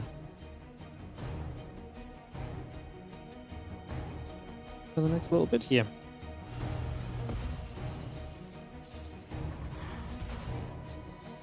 Because of Shells is going to be the Marauders early, so that is going to be a big part of where we're starting at right now. And that underway just initially.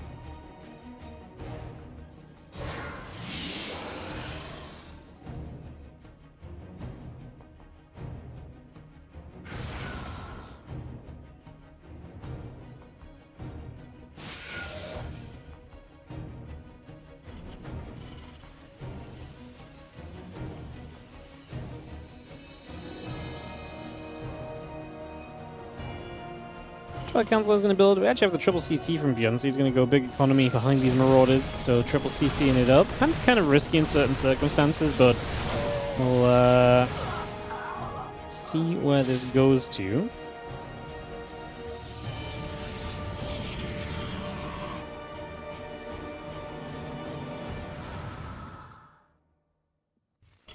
Just having the SCV pulling back down to the low ground.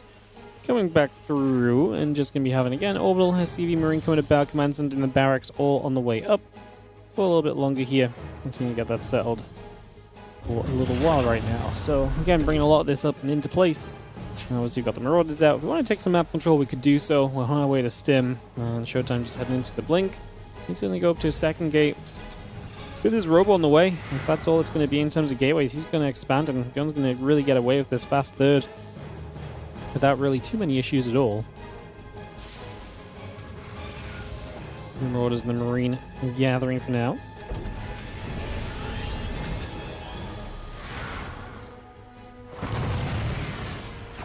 Step just going to get over there. A little bit of pressure.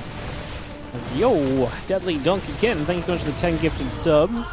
Is this pressure all around and out? Are we good? I think we're okay for a moment or two.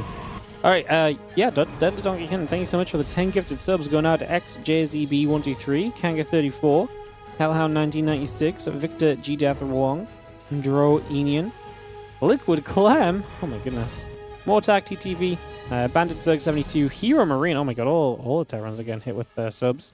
And Siswood, have a nice stream. Thank you so much for the generosity of 10 gifted subs to power us up here, as we are in the late stages of the quarters. Obviously, semi-finals lining up after this one as well. Very excited to see what all of that comes around and how that's going to be going very, very soon. As you see, our probe's going to go back and forth a little bit, so a bit of motion on that one. Going back and forwards, a couple of units in the bunker. It's going to hold out a couple seconds, again, +1 attack, and Marauders and Starport all continue to build for a little bit.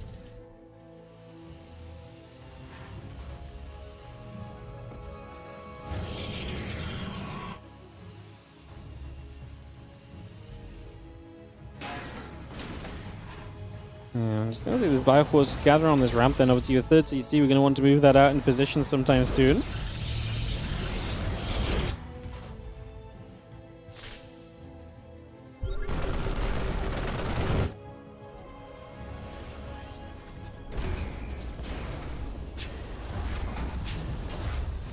See that factory dropping down, and then it's going to be seeing the combat shield and +1 attack upgrade coming about as well. Continue to bring that over for a little bit here. Again, Marauders, Medivacs all still building, the extra barracks coming through. The Observer +1 charge building, the Robo Bay on its way in as well for a moment. So far, so good.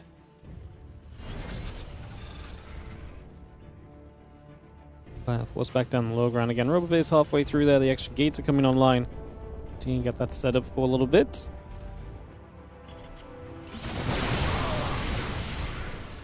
I will stim. Again, a few of the Stalkers getting turned away already.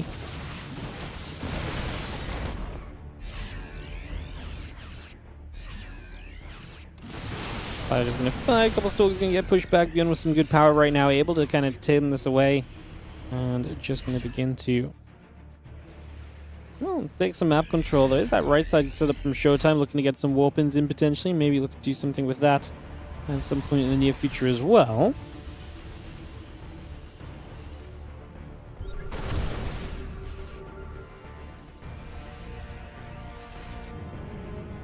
Scan coming about, just gonna have ourselves again the Medivac building through the Marauder, SCVs and the Widow Mine still building also. The Spire 4 still heading down across that right side. Just figuring out what it would like to do here.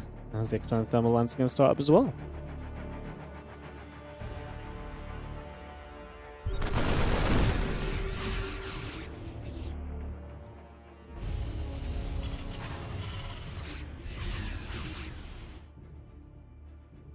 Well, without ByuN being able to get on the map much further than that, not much else is happening here. He's been on an observer killing spree, but as you can see, it has generally been a pretty passive time.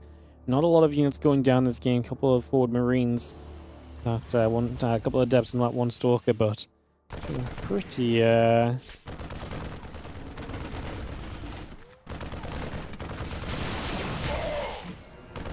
chilled. And we're just going to see the Bioforce still looking to pressure its way through here. This one Stalker immediately, line of sight block going to help with just those Stalkers not being able to shoot or see maybe in time. Now ByuN at least is going to find this power on the right side, obviously denies this gateway, which is huge.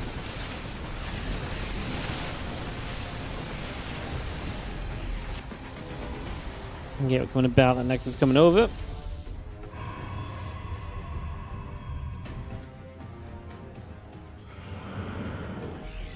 Viking goats on the way. Not going to be seeing that +1 armor coming up as well. This Bioforce going to regroup back to the middle of the map. Bioforce all going to be here. This hallucination goes down immediately.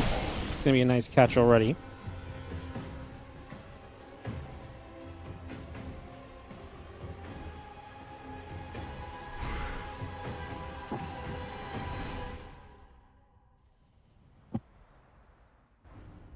Well, this force still gathers. It'll take a couple moments. Couple forces in this army. Obviously, the Ghosts are here. The Viking count's decent as well from ByuN. I mean, I like his position. I think his army setup is good. The game early was pretty good for him in general, so I feel like he's in a pretty alright setup.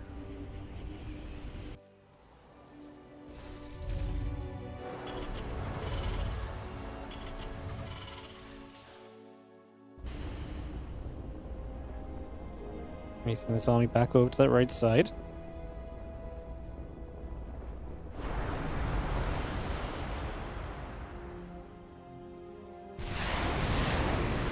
Little shots going through, that hallucination going down, that Bioforce still coming about, Zealot, Stalkers, Colossus gathering for a few moments.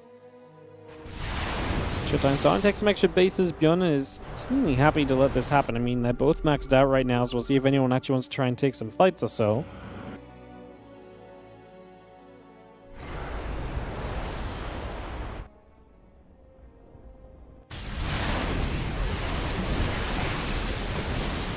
Vikings trying to lead the charge. Colossus taking some damage. The Stalkers actually going to be chased away as well. Showtime not getting the good start of this fight. It's in a bit of trouble.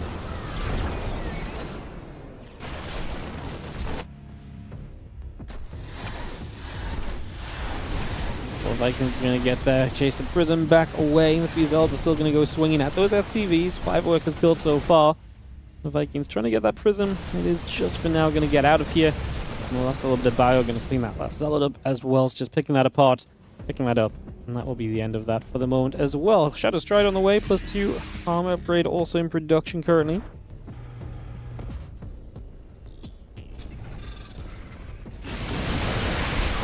ByuN steps forward here. The Colossus is a little low. Where's the Viking count at? We are at 7. It's not in this army though, so missing the ability to kind of maybe put some pressure on the Colossus, considering one of them's low. 6 Vikings left as that one went down. And just pulling back as Showtime has a big warp in top left-hand side. That warp in has a potential to pull ByuN right back home. And he's already stepping away. But yeah, it's going to maybe actually keep him there as well, potentially.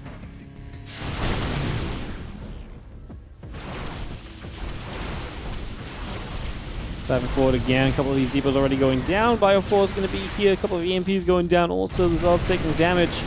We'll have ourselves this Bioforce coming back in. And there's a couple of Zealots are still getting beaten up on.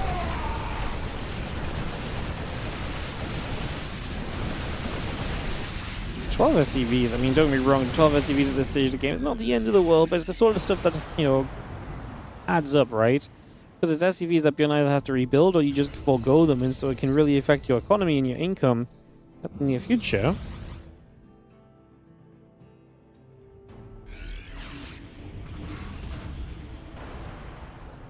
Bio pulling back around again, Prism up top, and your Showtime. Gonna step through, those Stalkers trying to get celled.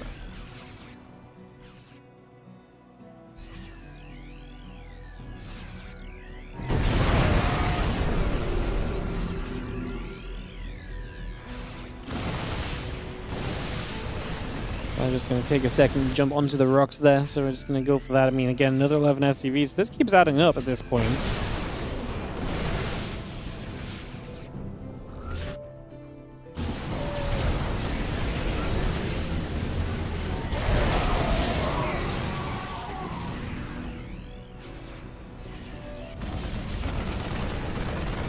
I'm just going to go down. I'm just going to be seeing this coming over.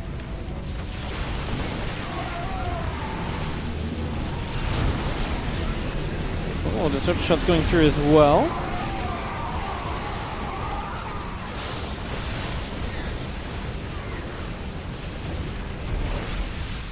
So I'm just going to hang about there.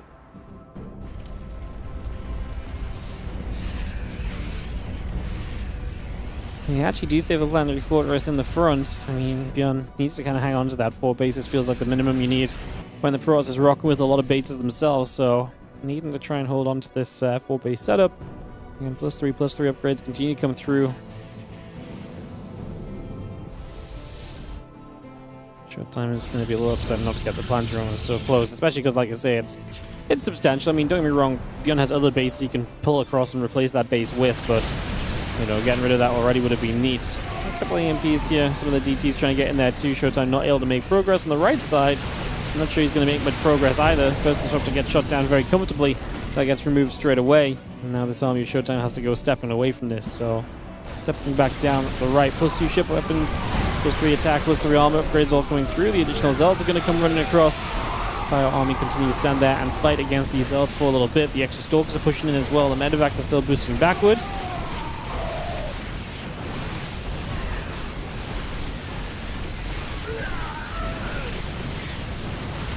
So let's get after a couple of those Medevacs.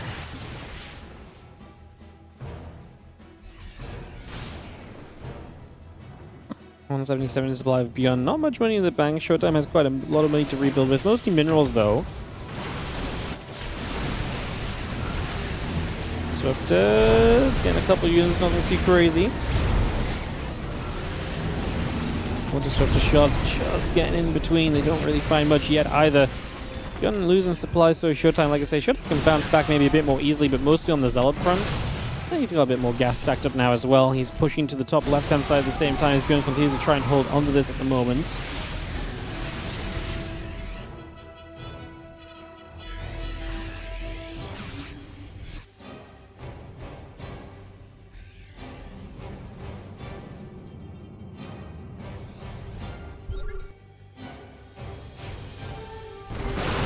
Folks are going to jump here. A couple of Medevacs get jumped on. SCV's pre-pulled for the planetary. Do you think attacking into the planetary with bio units supporting that is going to be really, really tough? Unless you have like a good disruptor count that can obviously kind of punish the SCVs, stacking the planetary forces and making sure it stays alive.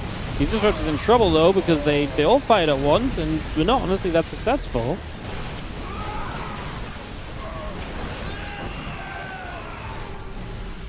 ByuN, I don't think is going to hate the tail end of this fight, right? The Zealots, the DTs all being chased away.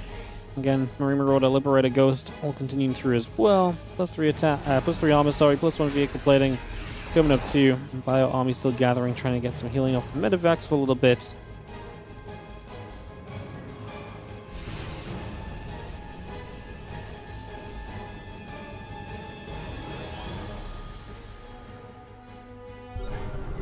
Disruptors will gather.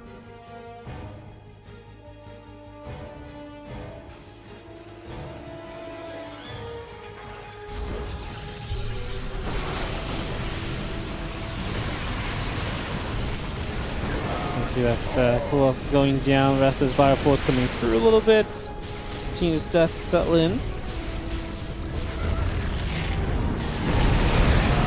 Couple of shots going down once again. Liberators, Marauders, and SCVs continue to build through. We do just have ourselves the Libs here under some pressure, trying to hold on. The planetary, I think, should be strong, but the Colossus are going to be an issue. We are not on any Vikings at all, and with 4 Colossus out, Showtime definitely has the army advantage at this current point in time.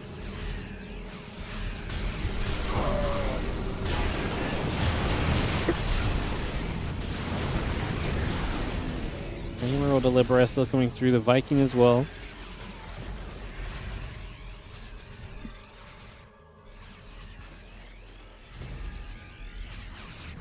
Those DTs still building now, weapons coming up. Bioforce is going to step through again, a couple of Zealots and the Stalkers.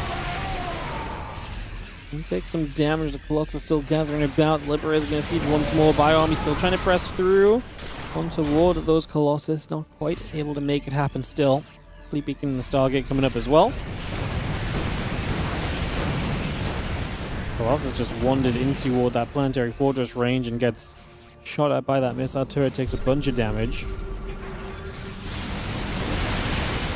And more EMPs, Marauders, and the Ghost still stepping through. The Liberators get sieged up. Viking firing to push this back as well. Again, those 2 Starport gates continue to build online. Fleet Beacon coming up as well.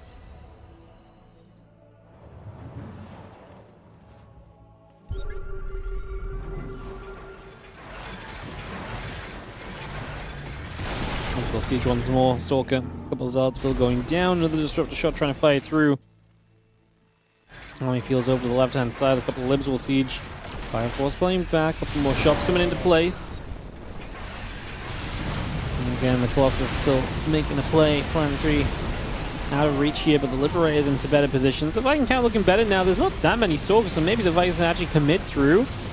Hitting a lot of these Colossus to half HP, but not having the follow-up. More Stalkers warping in, trying to stop those Vikings more convincingly. Showtime, and it's going to be under fire on the right side. That base that was creeping around on the ByuN side of the map is dealt with pretty easily. ByuN will deny that.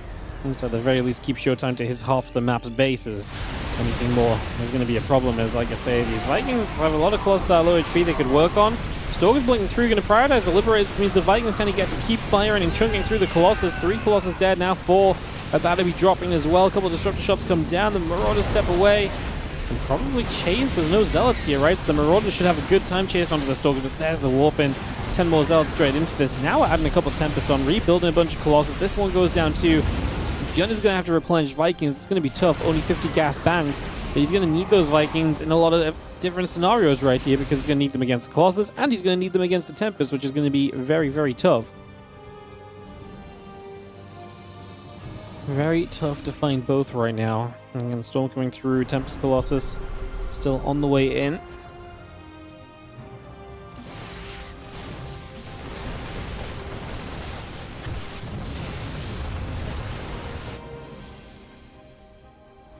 Again, Storm that +2 air weapons coming about. ByuN will get rid of a gateway, and we are going to see the next on the right side trying to come back online again from Showtime. This is going to be cancel. ByuN doing what he needs to make sure that does not get online at the moment.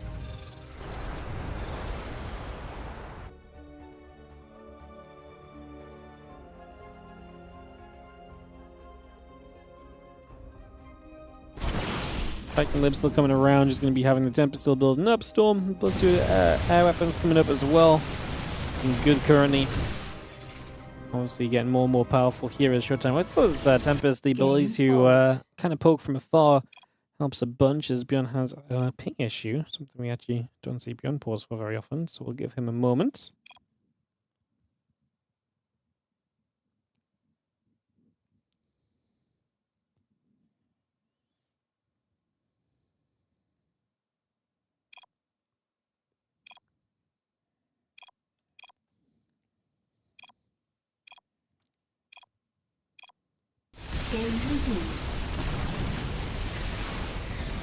Going to be seeing this army coming back through. I'm just going to be having this force coming down to the Storm coming into place.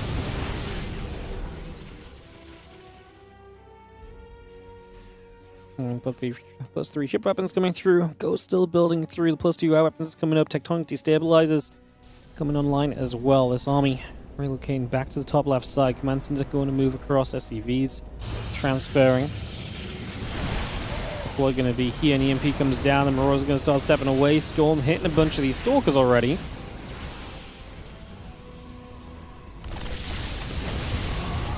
Showtime's being so aggressive taking these bases, and obviously being able to hold his army here would be incredible. Hold this base, hold your army here, and trade off the Terran would be ideal, because then you actually do get to mine from this base. Keeping that online and alive is going to be fantastic for you. Almost no doubt. Another ship looking for the recall into the main base. Hey, that's what I thought, but we're not making the move yet, and maybe now it's revealed itself for too long. I guess we threaten it, and then the Vikings show up. That mothership is not going to survive, but the army gets through for the planetary on the top side, so we are going to see some success here from Showtime, even though the mothership may be the least impactful mothership we've ever seen. Is it still alive? Oh my god, the Vikings left it alone. They're on their way back over. We're going to get another base here, though. That mothership just flying through, distracting a bit, and this base doesn't go down. This planetary has been an absolute sucker to kill. It's been very tough.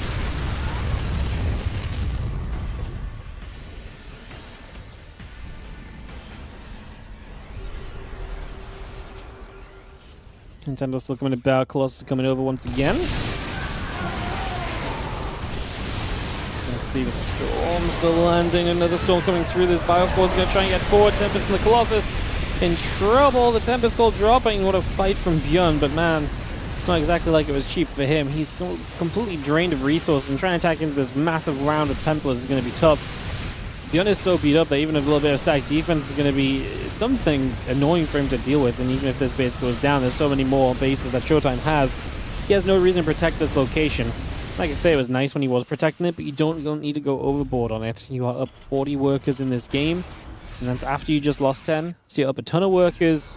Just rebuild your army, get back on track, and get this going to maybe possibly knock ByuN down, move into some semi-finals. It's been a little while since we've seen Showtime in the semis, if I'm not mistaken.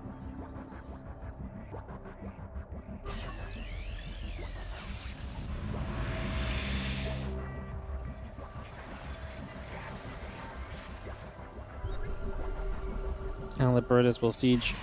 I was just going to see the Bioforce and the Ghost going through. Probe is going to get caught. Medevac's going to be there.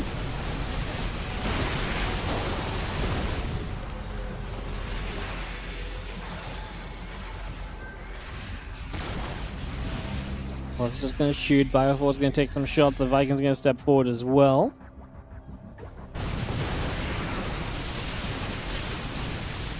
And Archon stalks the Colossus coming by. Just going to be seeing the Bioforce pulling back a second. Liberate position is good. Makes it hard for Showtime to keep shoving through. Showtime need to push through here. And that now an orbital. Mind the last few minerals. I mean, it's just the next easiest place for Showtime to hit. The far right base, I believe, is mined. I mean, ByuN is basically out of resources. We are 25 minutes DP on Right Rabbit, so ByuN's pretty much out of resources. So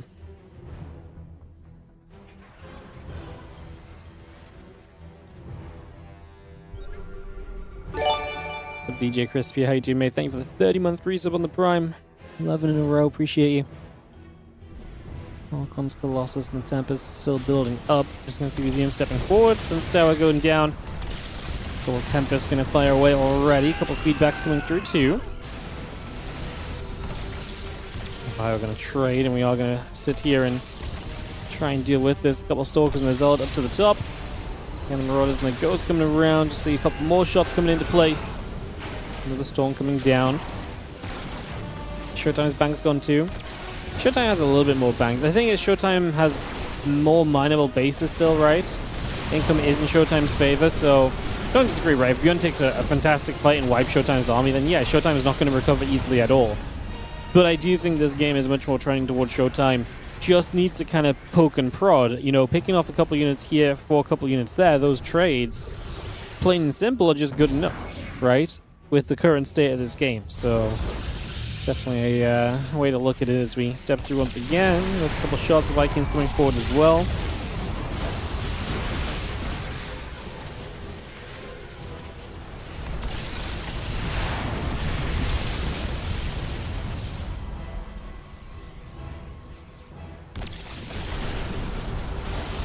More Storm, just going to keep those Vikings back. ByuN 133, Army Supply 2, Showtime's 126.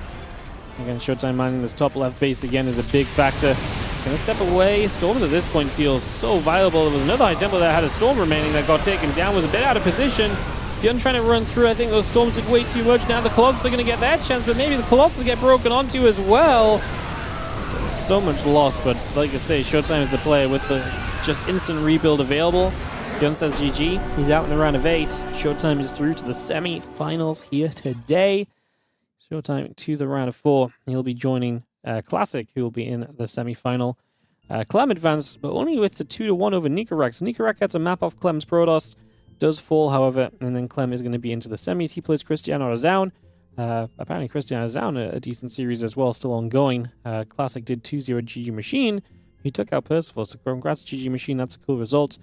We'll get Classic Showtime up next for you guys then. We'll get straight into that PvP, guys.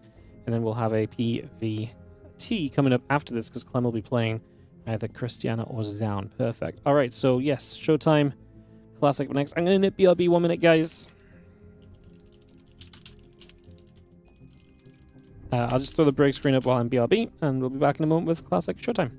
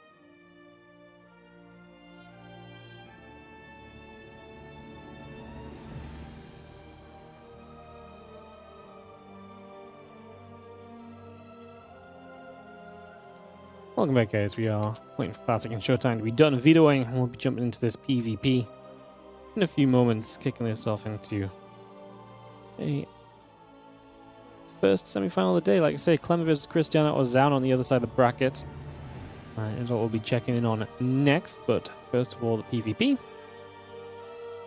Let's work our way through WardiTV Mondays 90. 89 last week was a Hero Max Packs final, but no Hero or Max Packs in the tournament today. Neither signed up. And yeah, maybe we're looking towards another Classic Clem final. That was what happened in Mondays 88. Showtime's last final appearance was against Clem in Mondays 77. If you can get through Classic, that's fairly likely as well. Zaun or Cristiano beating Clem would be the first time finals for either of those guys in a WardiTV Monday, so that could also be very, very cool. Honestly, it's not very often we get first-time finalists. So yeah, some fun options coming up, guys. Let's get ready to go. Again, hope everyone is doing well. Thanks for joining us. We'll be into this in just a few moments.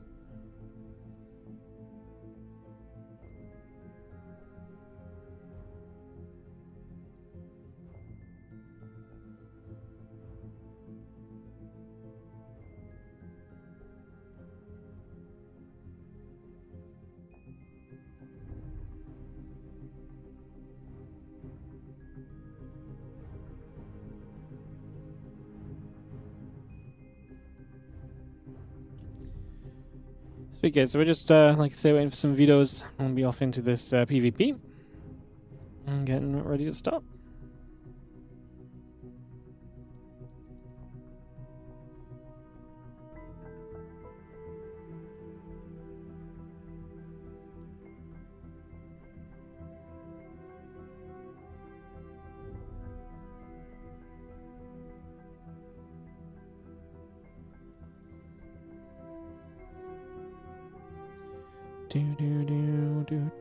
Do.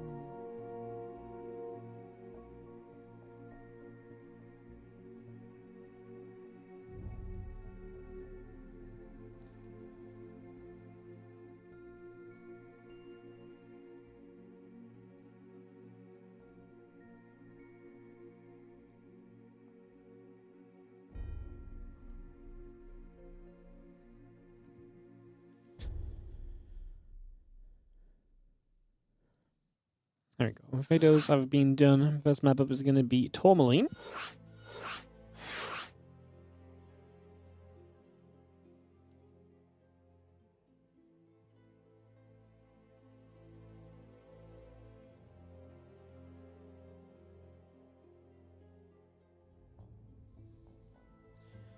Sweet. Alright, we'll be good in a few moments then, guys. I'm getting this ready to go. Getting this ready to kick off. Heading into this match right now. Classic vs Showtime semifinals here today. Like I say, we already have the second semifinal decided. Zaun 2-1 over Cristiano's. Cristiano's run does come to an end. So Clem and Zaun will be our second semifinal. That will come up after the Showtime Classic Series, which is what we're about to dive into right here.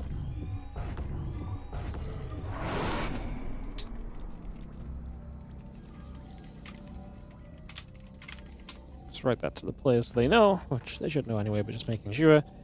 And we have game one of our best of three. PvP, ready to rumble. In the top right side of the map, leave the Loot Protoss player. This is going to be Classic.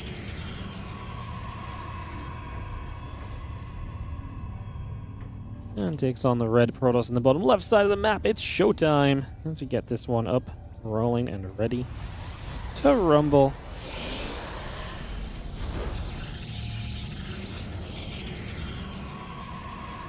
So we bring this into place and see what the world of PvP has in store for us.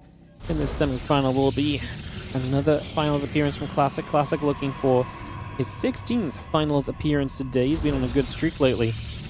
Showtime looking for his 7th final. He's only won one of these cups, 5 second places. And Showtime make it a 7th attempt today. That will be our big question in this matchup as we get this all rolling.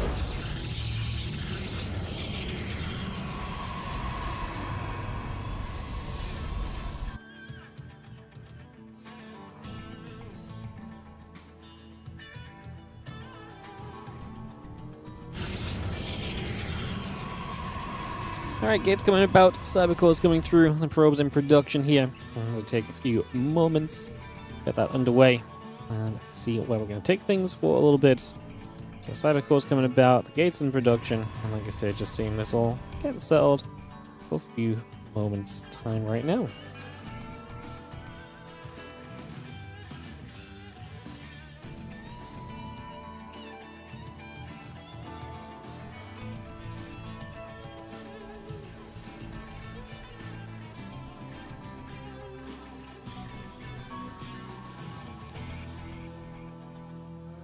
Obviously PvP, the matchup where you really can't see almost anything kind of transpire. We're opening with a couple Stalkers, and it's going to be the first tech of the game really from Showtime. He's opening the depths, which means he has a bit more gas to spend on his tech earlier, hence the slightly quicker Stargate from him versus the Stargate that comes down also from Classic, but a few moments behind because he built Stalkers instead of those Adepts. Like I say, just eats into that gas a little extra early.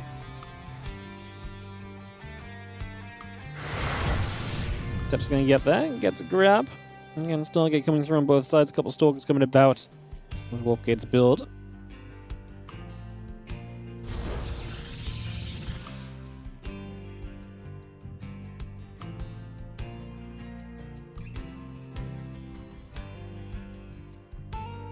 Two Stalkers pulled back again. The Oracle is on the way from Showtime. What are we going to build from Classic Oracle as well? Is he going to figure out what this is and maybe try and force some Phoenix play? He is going to go Phoenix. Okay, fun. In that case...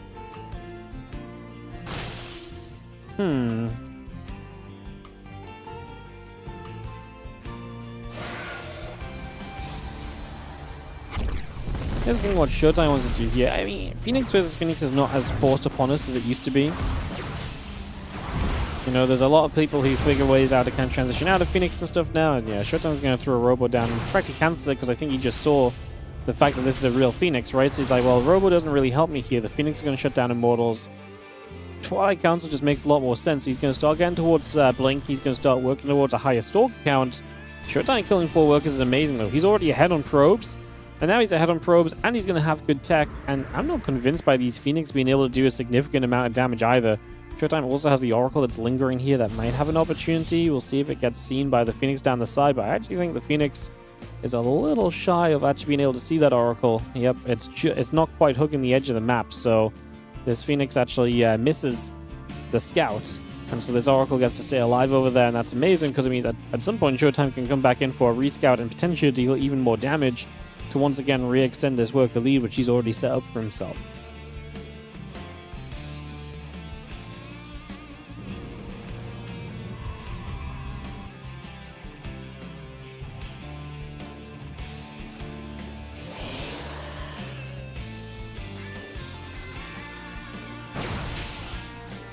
And we've seen the Phoenix is going to get turned away, Stalker count already good, now Twilight count's coming up. I mean, eventually over time, I do think the Phoenix have a good chance to obviously be able to get in, do some more damage, you know, with their lifts, get a bunch of probes, for example.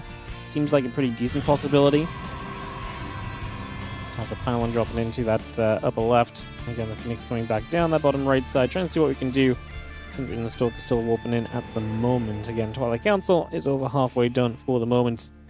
Continue to bring this about for now. The Oracle still back around in that bottom corner.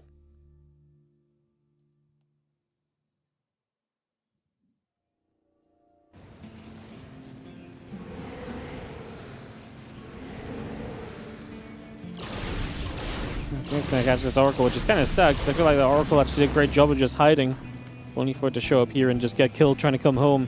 It's unfortunate for Showtime. I guess just trying to bring it home, maybe set up a couple of defensive stays towards us so. Unfortunately, just going to get caught.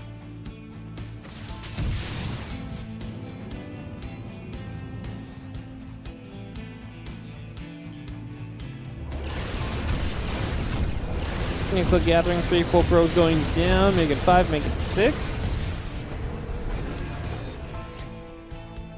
Let's see that recall going about 7 pros going down for now.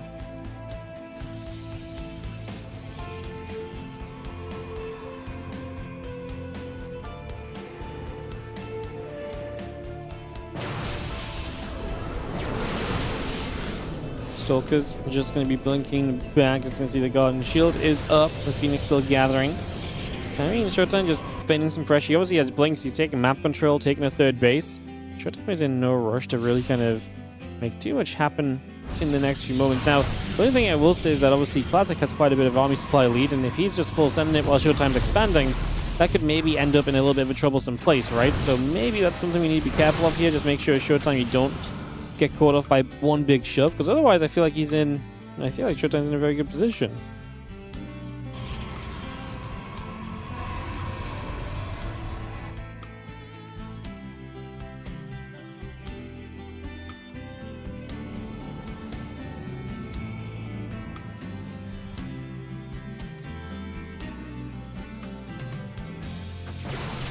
Suppose that Phoenix is going to come around for a couple of moments.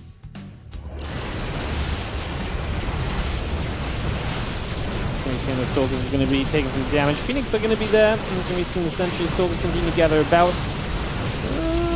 Like I say, Classic pushing. Army supply lead is gone, though. In Showtime, he's going to pull back quite far. He's actually building up an Immortal. Showtime. Couple workers in the lead. Obviously, Classic is going to build a third Nexus behind this, so starts to get that on the way.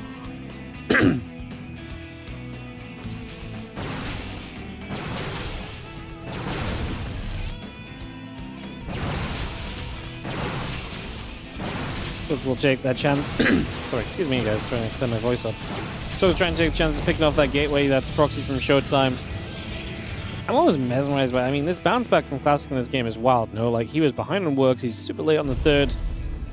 Resources lost is just that much better for him. Just killed a bunch of Stalkers, and just like that, bam, we're evening things out. Really kind of crazy.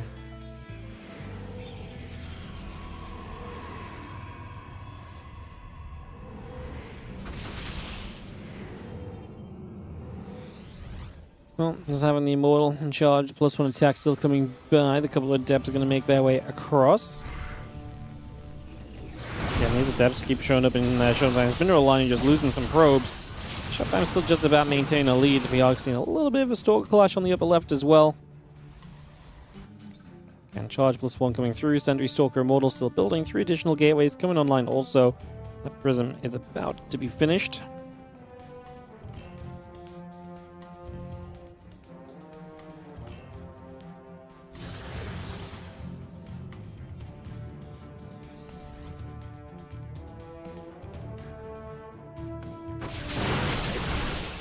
Fight. He's going to see the Immortal on the other side. There's going to be 2 Immortals from Showtime if he can get them into the trade.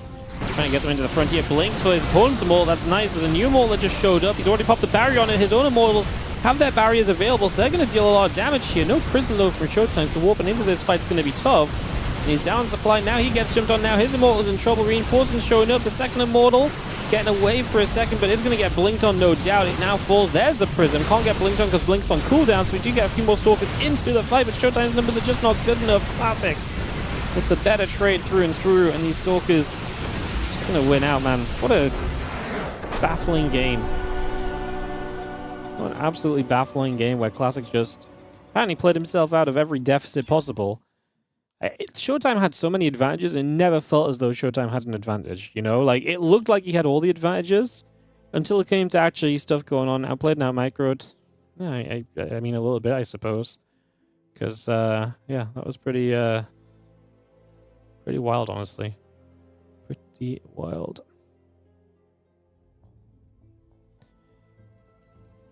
Just, yeah, Classic was in all the tough positions, and yeah, not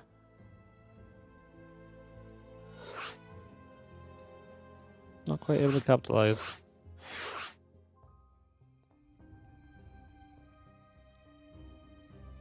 Alright, I'm going to head into this next one. Classic Showtime round 2. Get this on the way. I feel like this happens a lot to Showtime in playing against Koreans in PvP, where he gets really good positions, but he really struggles to, like, follow up and to kind of, you know, follow through, essentially, overall.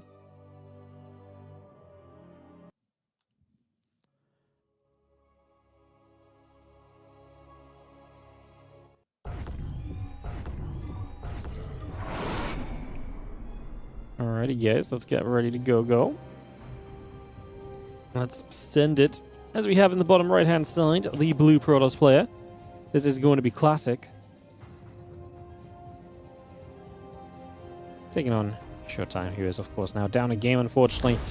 Trying to fight his way through to his 7th WardiTV Monday Finals Classic, looking for his, was it his 16th or his 17th? I think it was his 16th. I've closed it because I was looking at something else on Wikipedia. His 16th Finals, if he can win this. So that's where things are at.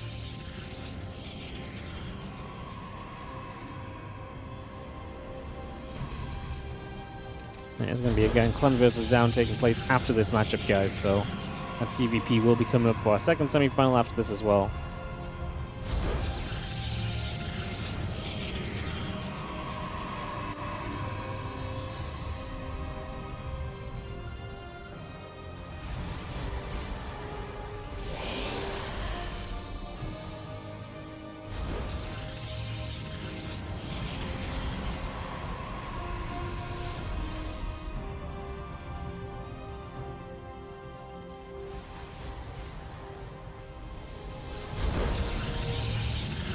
Cybercore's building, but that's a Cybercore with no second gate from Classic. Classic has been pretty, you know, up for a fast expansion lately off the one gate, so we'll see if that's going to be the case. It's going to be seeing the Cybercore's going through, gate coming up, probes on the way, getting set initially.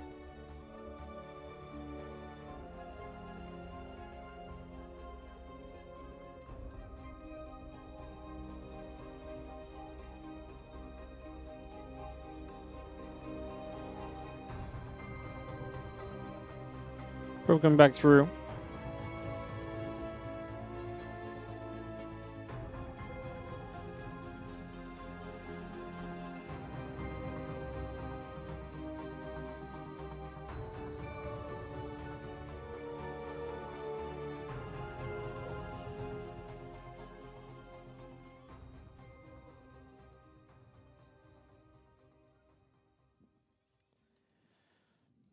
Well, this probe is the excitement so far. Rover's already coming up from Showtime before we expand. Obviously, we have the expansion from Classic with the Stargate to go along with it. So, going to use the Stargate to try and defend this.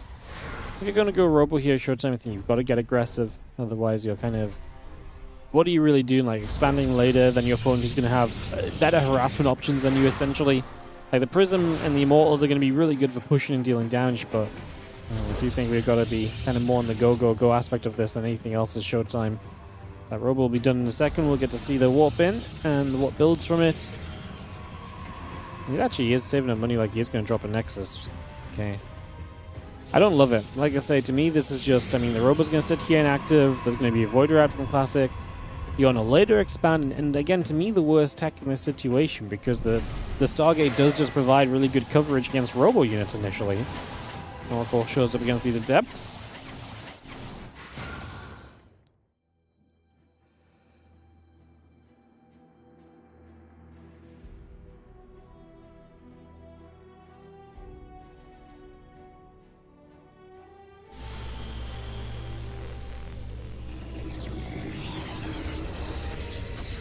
One Stalker, one Sentry, just gonna hit that Oracle, pushing that back the other way.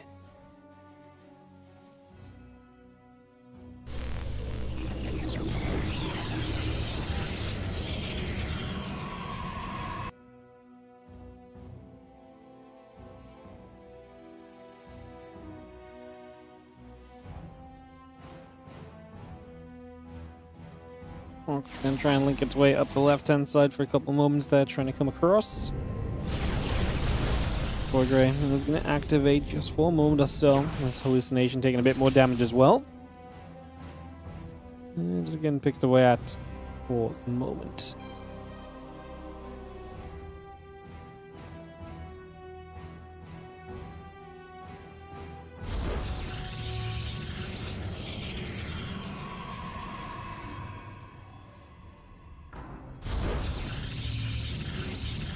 But cancel will start from Showtime. The Classic going to get the edge on Blink as well. So Showtime down a couple workers.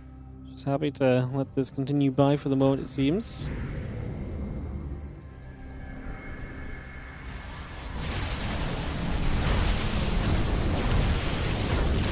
More pros going down. The Voidra here as well is kind of a fun addition.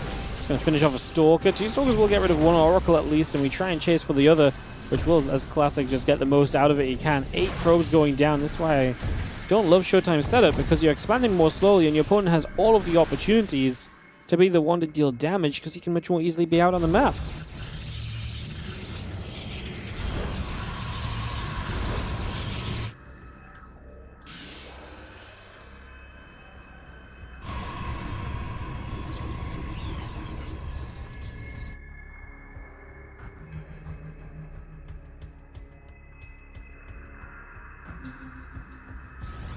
We've seen that blink coming about, everything else coming through.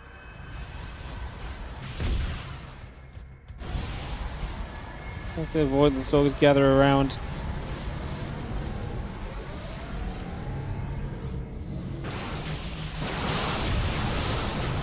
So the stalkers going to fight Roger, going to have to pull back a couple seconds. The blink done from Classic as well, so he's going to have that ability to jump straight on the Prism. That might just be game, right? This Immortal goes down, none of these units can escape from Showtime. He's just a bit too far back on things right here. GG's, and Classic is going to take the 2-0 into his 16th WardiTV Monday Finals for Edition 90. Will it be PvP against Zoun? Will it be PvT against Clem? That is going to be our question as we look to dive right into this PvT. They're already lobbied up and waiting for us, so we get everyone in here and we should be able to full send this straight into semi-final. Two guys, TVP time, Clem and Zoun coming up in a few moments. And that first game for Showtime was kind of sad. That was rough.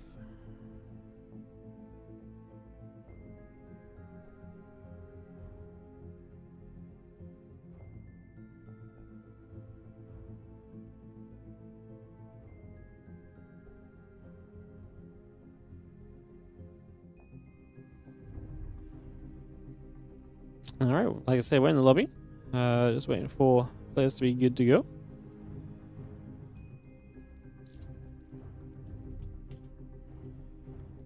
I'll give them a thumbs up. We can start when Clem is ready. Just waiting on that one. Getting that going. Yo, I just realized we got another merch purchase. Hell yeah, thank you so much for buying some merch, guys. Appreciate it. I was meant to add the merch pop-ups to the stream, but I've not done so yet, so I should probably do that, shouldn't I? Yeah, that's awesome. Hell yeah. Beautiful stuff. Alright, enjoy. Thank you so much for checking out the WardiTV merch again. WardiTV merch available with exclamation mark merch, guys. If you want to check it out, you can do so. Merch still washing well. Yep. I've literally been wearing this hoodie non-stop. It's great. Did I know that I'm awesome and that you love me? Or that we love you? Yeah, I'm very aware I'm awesome. Thanks for the kind words. Hope you guys are all doing well. Yeah, thank you so much for buying so much. Awesome. Yeah. Alrighty, let's dive into our next match. Let's get into the second semi-final. This would be, if Zoun wins this, Zoun's first WardiTV Mondays final. Whereas Clem is looking to play in his 39th final here today. As we have got in the bottom left side Zoun, and in the top right side Clem. Clem playing Terran because his opponent's playing Protoss. And so we get in here for the TVP.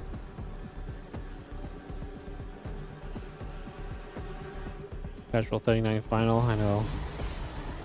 So casual.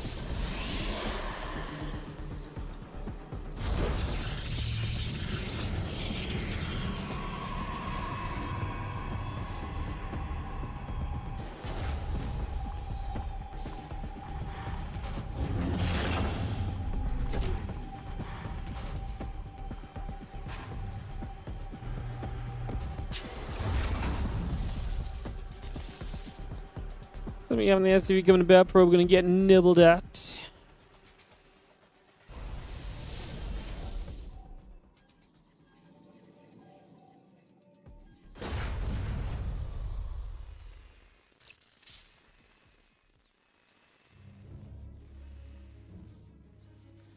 SCV is going to go chase the probe around. Marine in the orbital continuing through. Cybercore Zealot coming up. SCV is going to chase. A couple of probes will take some damage for a little bit. So far, so good. as those SCVs continue to fight for a little while, just initially.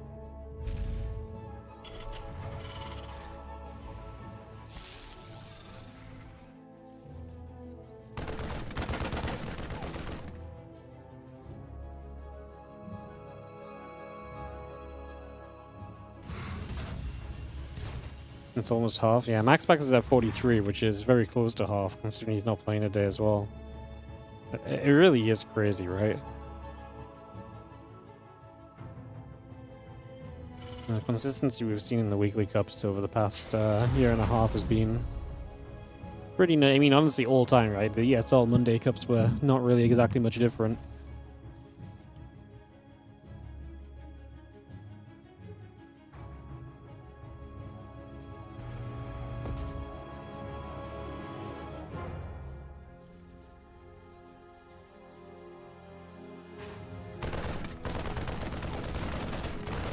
The Marine's going to hit the Zealot, and the Zealot is going to take a bit more damage. The SCV getting chased around a little bit as well. And we're going to be seeing this, the Zealot still being chased by the few Marines, pushing up to the top, and that Zealot going to peel away the Stalker. Going to be good for the SCV right there as well. The Marine's going to try and get back across to the left side. That Zealot is super low. The Marine's turning once again, trying to get at the Stalker. Going to pull back. That Zealot does die. And again, a couple more Marines in the SCV. Still build through. Orbital Command, Barracks, the Tech Lab. All coming up. The Marines want to step forward once more. Step will just join us up there for a couple moments. So again, get that set into place. It's going to be a cleanup. So Clem, 4 Marines in an SCV, kills a Zealot, an Adept, and a Stalker. I think this is pretty fine for Clem, right? Like, this is a bunch of gas units that have gone down for his Marines. And while his Marine count isn't super high to maybe do something with now, his opponent's also missing early units that could have still been out on the map for defensive purposes if Clem does get aggressive, right? So I think Clem's pretty happy with this trade in the early stages. When was the last time Clem and Zaun played each other, I wonder? I'm doing some research. We don't see Zaun in a lot of the WardiTV Mondays. He plays in other WardiTV events, but he doesn't play the Monday Cup super frequently. Wow, Zaun hasn't beaten Clem since that 4-2 victory in the Stellarfest finals, which then got undid by Clem's rebound in the return match. What do you call it? What do you call it? The revival match, second match. My brain's blanking. The reset match.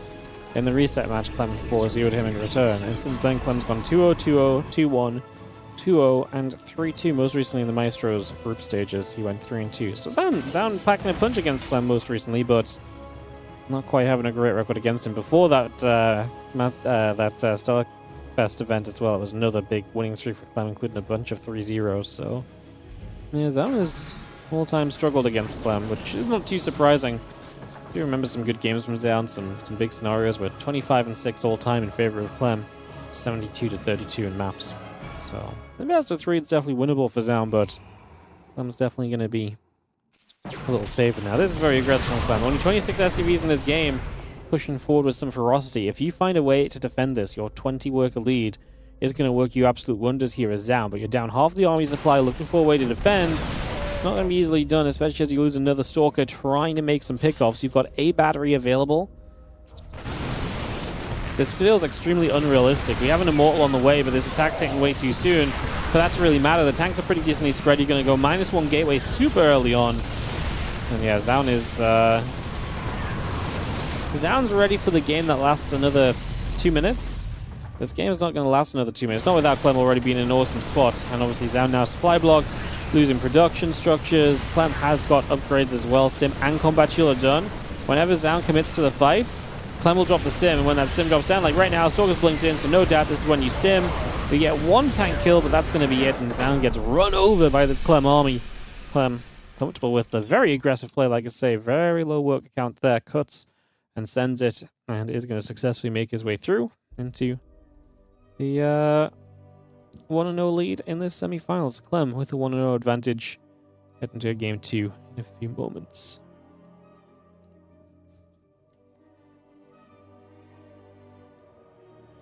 Alright, nice and aggro as we go.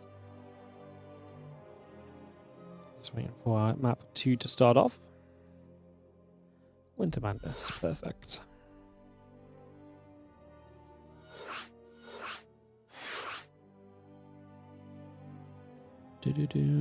Do.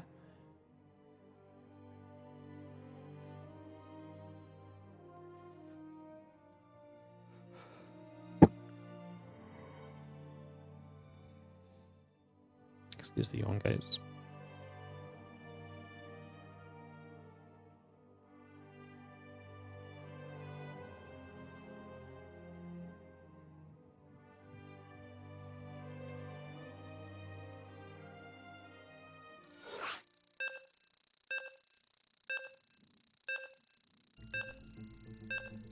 Ready, Jilla Jeff called. Counting down into this one, guys. Heading straight into this next one.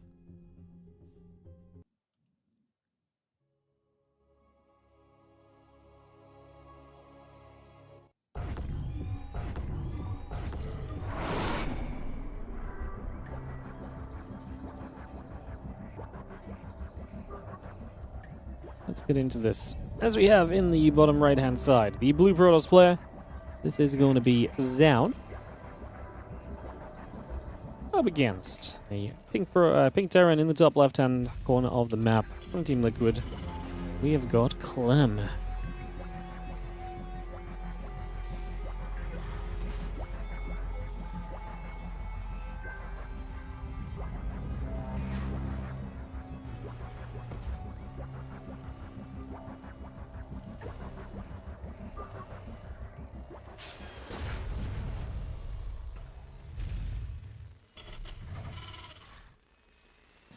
We settle in.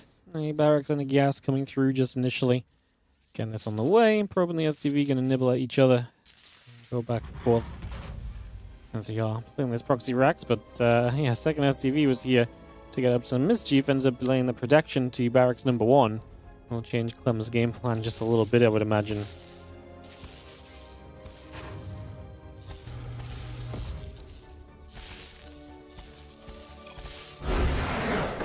Okay, apparently we're just going to call that a game, and Zan's going to bounce it back. Proxy Barrack's going to struggle to finish. GG's. And we go to game 3. So that was a great game. Some of my favorite games of StarCraft 2 are the proxies being found into GG. As, yeah. That is one way to tie us up 1-1. Game 3 coming up as soon as the players are ready.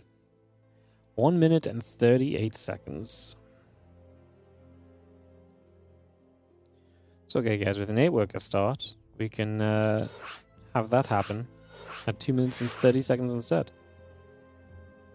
Huge. He looked away. Yeah, Clem's trying to proxy double racks, and then it gets found, and then Sound pulls an extra probe. And it's just... yeah, you're thrown very off. Clem's already kind of committed to it as well because of the second SCV across the map. Which, like I say, was kind of a saving grace as to why the barrack wasn't delayed immediately, but was still not exactly ideal.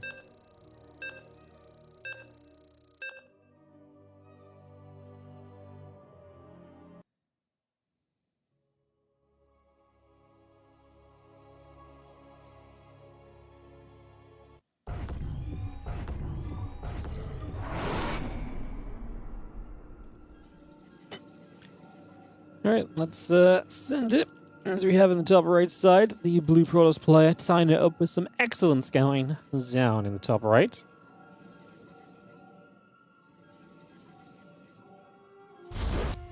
In the bottom left, our red Terran. It's going to be Clem. How much game time total over 2 games? Well, the first game was like 5.5, 6 minutes maybe. So maybe 8 minutes. So the first game wasn't long. It was a very committed push early.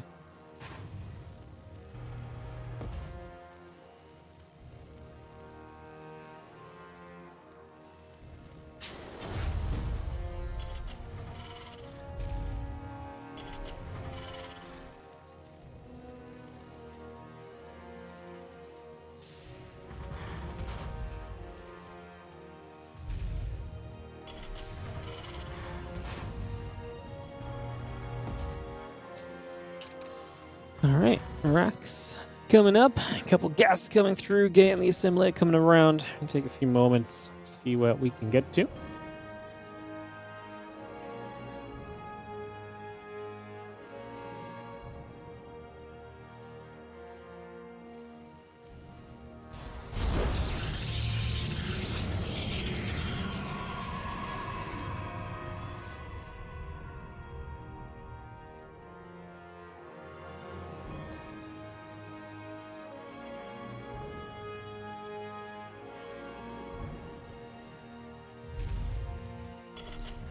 Factory drops into place. Again, Cybercore the next coming through. He gets settled for a few moments.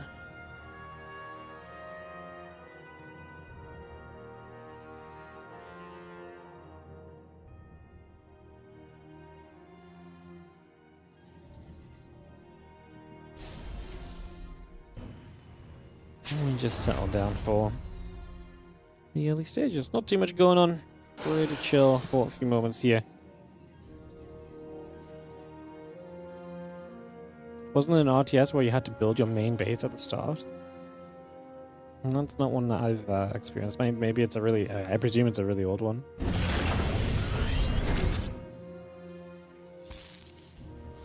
But we're going to nibble at that SCV. Reaper is going to step over. Probe will take some damage as well. For a few moments.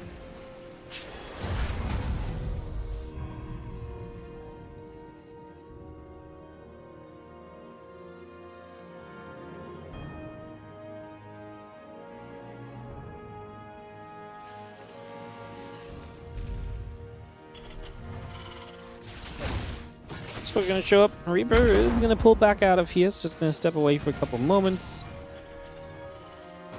That's going to be seeing the Stalker is going to be hanging and just going to be poking at that Reaper. And a couple extra Reapers about to pop as well. So 3 Reapers, 2 Hellions. Clem with some pressure available to him right now as we are going to step through. That Stalker getting chased. The Adept shows up. First Reaper has to turn away. The Hellion has to step back as well. Stalker chased down. Reapers and the Hellions just going to get there. So making that grab, clearing that up, and just going to be seeing again pulling Stalker. And the Warp Gate still continuing through. Reapers and the Hellion will clean the Adept out. And we just have ourselves the... a couple of Reapers in the Widow Mine building as we go.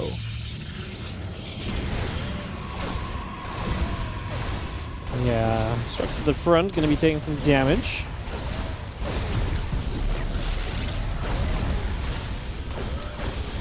Obviously, building the full wall just to keep these units out is one thing, but then having to cancel it is a necessity. That's some resources lost. Clem's just going to be happy with the map control, knowing that his opponent's pretty heavily pinned back as well.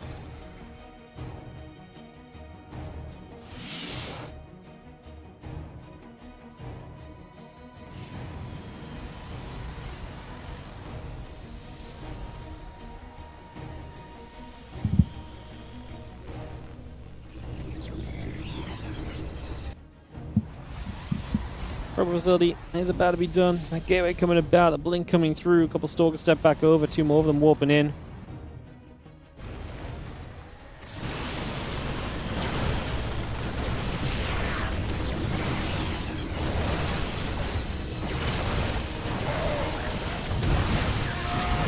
Having this dive through. I mean, we get a couple probes out of this. Clem gets some scouting info. He's going to try the Hellions in the natural. I was going to say, I don't think it's going to go very far. I'd rather just keep these up for a later opportunity or possibility, you know? There's, the Raven, the few Marines, and the tank still gathered together.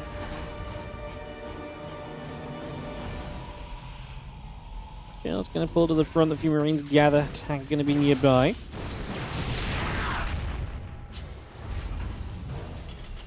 Again, the Marines ready to jump into the bunker for a couple seconds. We're going to be pretty safe here. Not going to see much from Zaun on this counterattack, who is about, equal word count, is already definitely feeling pretty good for Clem, right? Keeping the Terran on an equal word count here with the Mules is going to be great compared to where the Protoss is at.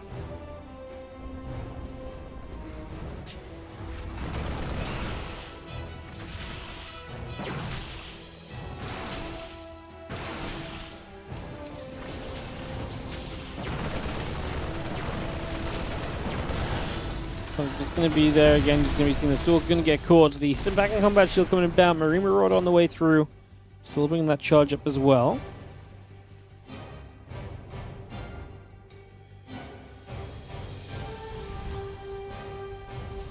That charge taking along, the Observer coming up also.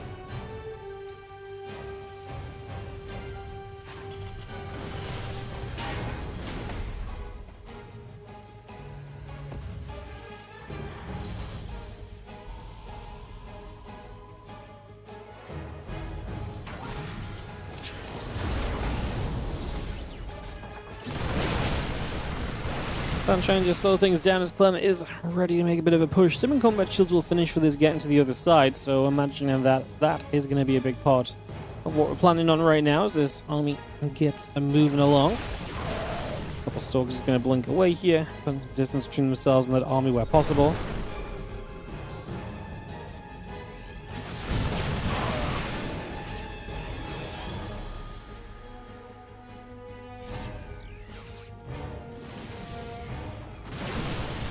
ByuN's going to get one more Stalker as we push up this ramp, so Clem's still committing quite a bit right now. And again, staying through and just going to be having me dive in. I mean, the tanks are very much so on their own. And finally, a couple of Zealots going to be able to peel off to help there. Raven goes down. Got to drop the auto turrets, but pretty far back. We'll save one tank for... No, sorry, I didn't see the two Zealots still on the far left of the tank, so no, we'll not save that tank. Clem with a bit of bio left is actually going to have to retreat Medivacs. Want to stay away from the Medivacs, ideally.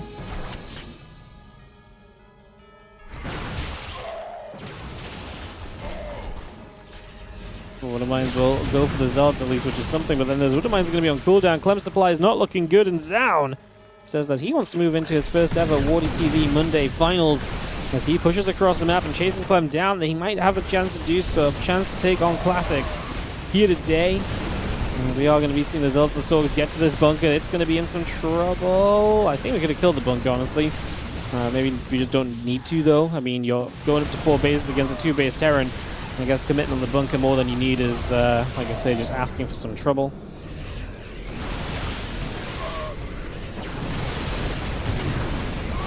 So it's going to be there. A couple of Zealots stepping forward.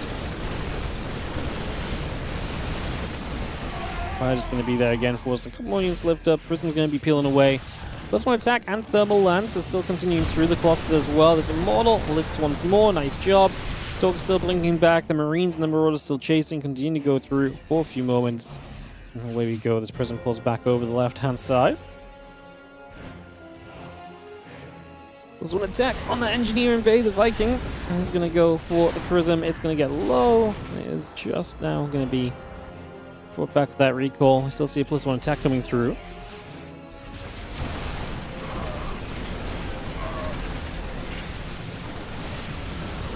Fire just chases up. Just going to see those couple of Zealots still gathering around. The Stalkers are going to join in.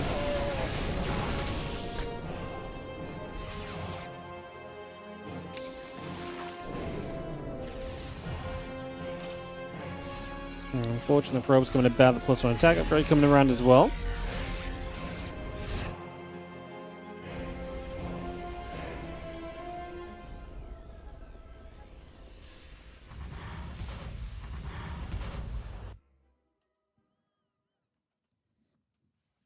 Again, +1 coming through for a couple seconds.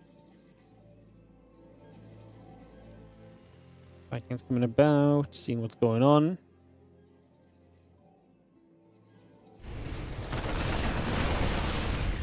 It's going to be there. The Viking comes over. Again, a couple of Vikings, the Marines, and Marauder coming up. Since Tower, the depots all coming into play. +2 attack, +1 army coming into place. Again, our Colossus still continues to come through for now.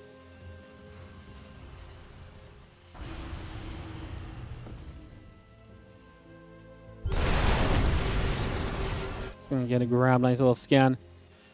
Oh, Clem alive. I thought Zaun was gonna push through to victory, but Clem's gonna stabilize up to 3 bases. It means Zaun gets some freedom. Clem's on his way to multiple Vikings, a bunch of Ghosts as well. Again, Zaun had that very fast 4th. He's now on his way to the 5th. Could do with another 10+ workers. I look at the production tab and I see no probes, and to me, I think that's the biggest. Okay, we start some now. To me, I think that was the biggest mistake, because more workers here just feels good, right? Take that economy lead and just run with that eco lead is generally the kind of approach you want to take in this PvT, so heading toward that. Again, armory coming up, the engineering bay is on the way in as well.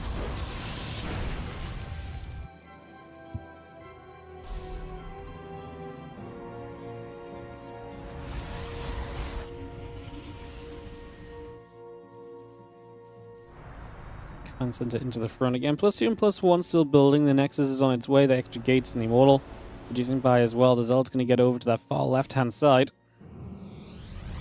So let's just warp in beneath the Prism. And a couple of Marines, Marauders, and the Liberators all still coming up. The 2-2 upgrades coming about as well here from Clem currently. So getting those on the way.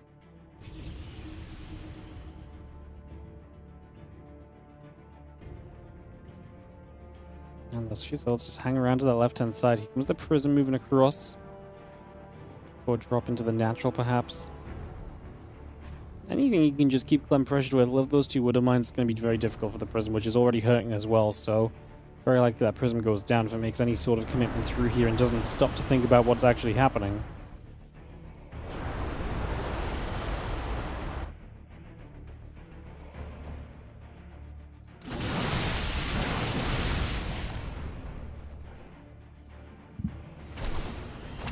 Couple of mortals. Will be building by. Just gonna see the Vikings. If we know that Prism's there, it'd be a nice catch from Clem. He just doesn't see it. He does sneak in, but the Prism gets not blown up by the mine. He makes a little turn that gets him out of there. I mean, the Prism is likely going to go down eventually anyway, but at least he can drag some Vikings over to deal with it for a few moments. Very hopeful warp in. Actually got very close, to be fair. 3 Vikings weren't enough to kill it on one volley. I mean, very nearly got it before the second volley, to be fair.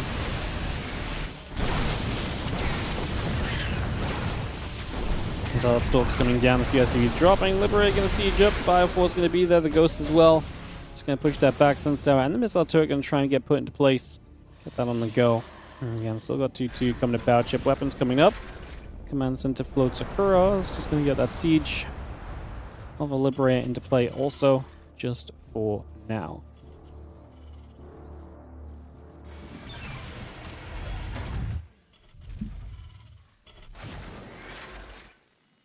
Liberate sieges once again. Orbital and the other CC building up nearby each other, so continue to get that on the way. It's going to be seeing those Vikings continue to play cleanup in the skies.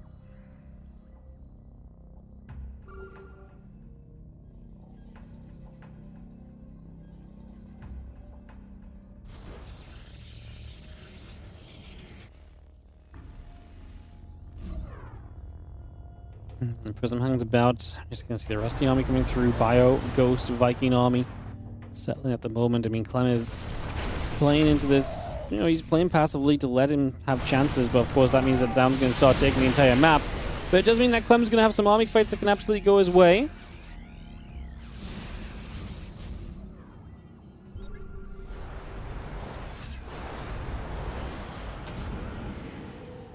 Again, just gonna see the plus 3 armor coming through. I'm just gonna start taking this fight. Vikings are very quick to get to Colossus. Stalkers need to be a prior on those Vikings. Zaun not gonna find the engagement he needs just yet.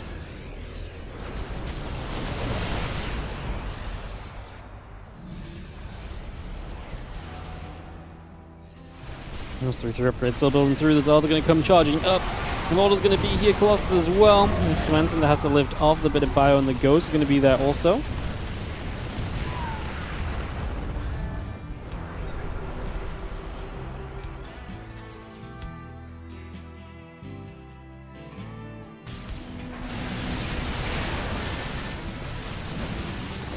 These shots coming through. Again, the rest of that army going back the other way. Plus 3 armor. And again, the shields coming through into place. The robo facility coming up as well.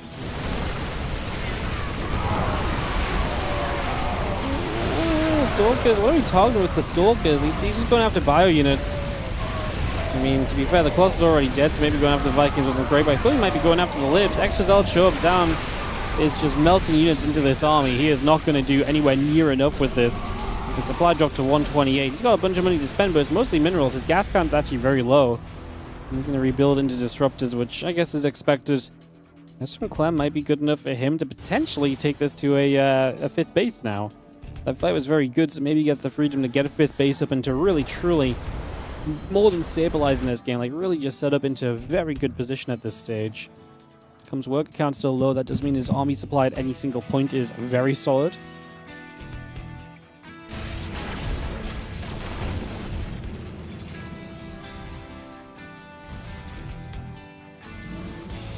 That's just a bad fight from Zaun, guys. He runs straight up around, but Libs is already sieged.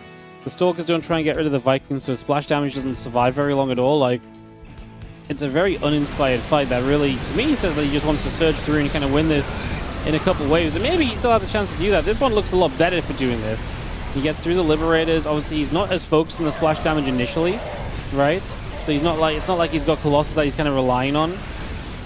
And this time, Clem loses a lot. And this time, if Zaun kind of keeps it up and goes for another round of this, this actually might work out, because again, his lead is extremely substantial. And now he's got Disruptor to start zoning. The Liberator count is not super low, but obviously they're very pushed back at the moment.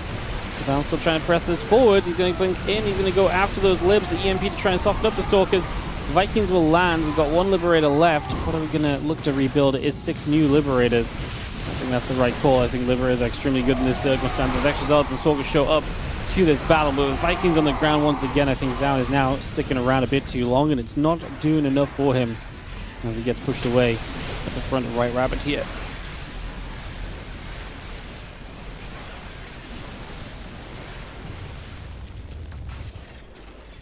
Knock those rocks down, a couple of refineries gather up.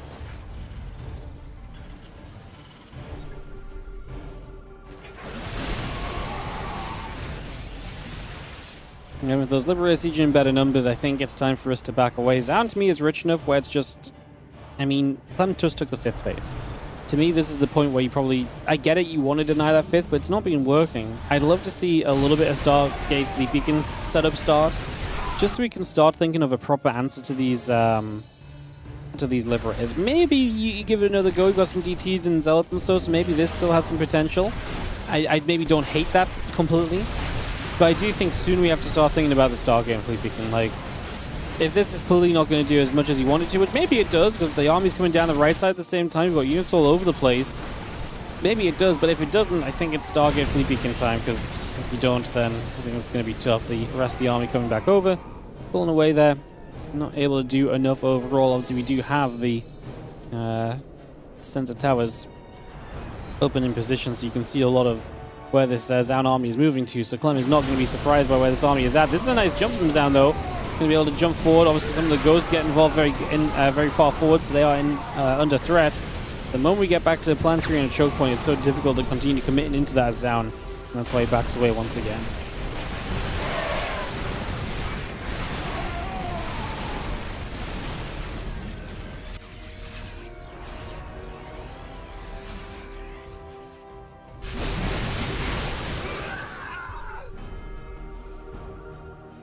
Fighting the ghosts come back through. Mario is going to chase. A couple of those Stalkers push the other way. Colossus coming online. The shields continue to put into position here. The Zealot's going to come through again. A couple of EMPs coming down. The Liberator is going to siege up.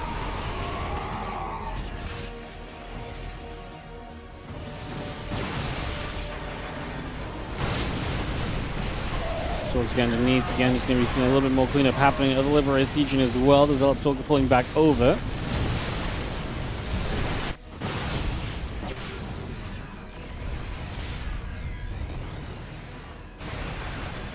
Ship weapons coming through, that cloaking coming into place. I mean, Clem just continuing to play the defense, holding 5 bases right now. Resource loss going to be disgustingly in his favor, 35 to 22k. Oof. Couple snipes coming through, the Stalkers pulling forward, the Liberator is starting to go down. And this army around the left side from Zaun, around the right side from Zaun, going to push into the front again.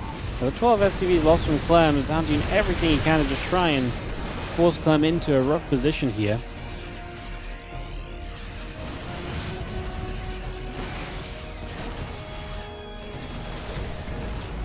There's that bio coming through there. Oh, the Zealots warping in beneath that prism, so they get warped in as well. The Colossus coming through.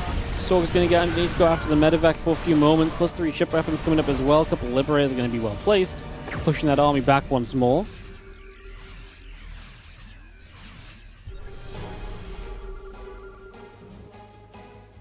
Stalkers, 3 Colossus, all building. Just going to see the Vikings coming straight up. That Colossus is going to take some damage. The Immortal's going to get jumped on. Liberator sieging. That's why Zaun just doesn't have enough, isn't it?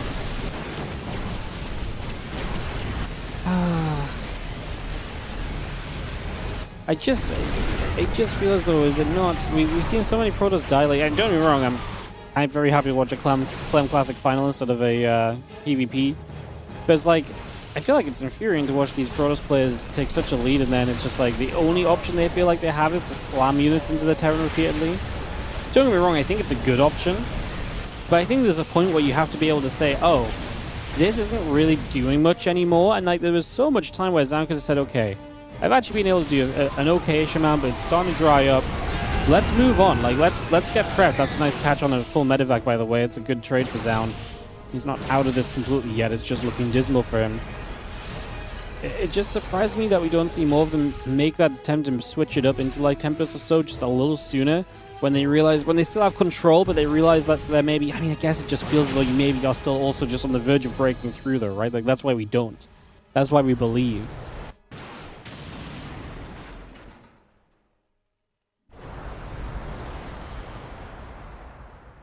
Clem's army is 150 army supply to the 82 of Zaun, so it's just silly far ahead.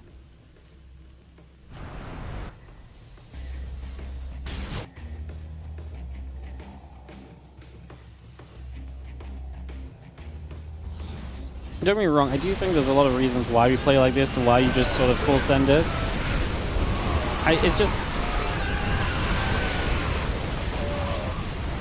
It just feels like it's failing more often now, especially against some of the better at turtling Terrans like a Clem, like a ByuN.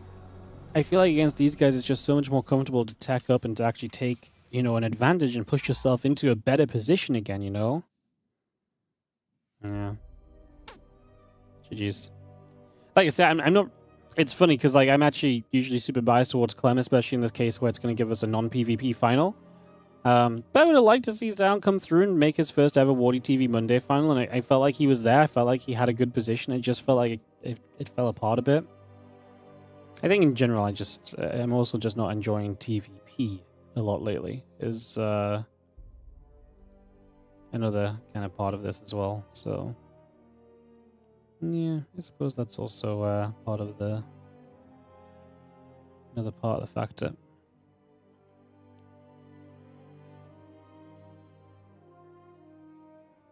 Alrighty guys, we'll be heading into our finals. Classic versus Clem up next.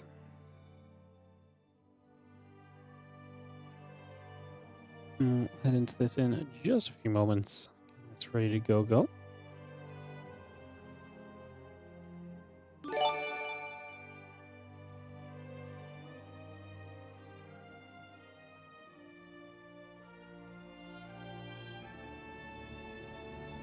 We've already vetoed. Holy, give us a chance to run some ads, boys. Cryptobiotic, thank you so much for the 8 months resub on the Prime. What counters Liberators? Storm, Tempests, things that can hit those Liberators over time from range. Vikings are good versus Tempests, and that's why you put your Stalkers underneath your Tempests, so if the Vikings come forward... Like, Tempests have enough range to hit Libs that Stalks can protect against Viking shots, right? Like, at the very least, you're asking them to dance, you know? And if the Vikings step forward, you can also turn your attention to the Vikings in general. These armies are not just playing on their own, right? At the end of the day. So...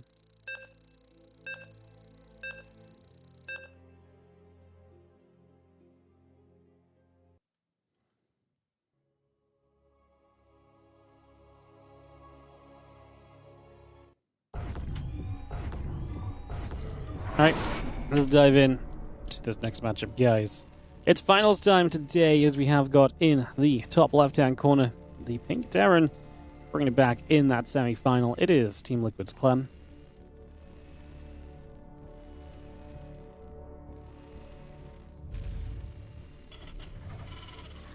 Well, on the bottom right, our red Protoss is going to be sick.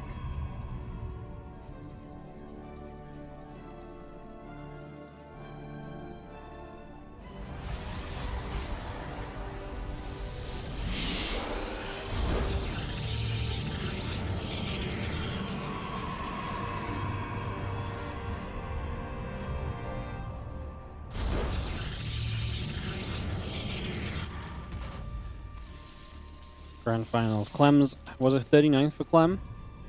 39 final for Clem, 16 final for Classic. Clem 24 wins. Classic 9 wins. He's looking for win number 10. Of course, that was the same 2 weeks ago when Clem and Classic were in the finals.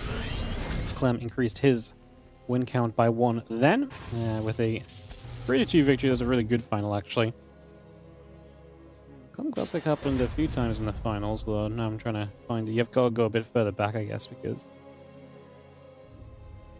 Actually, did Clem Classic not happen that much in the finals? I'm going to have to look at this up on my other PC, guys, because it's I'm tapped out and it's dropping the frames. Give me a second.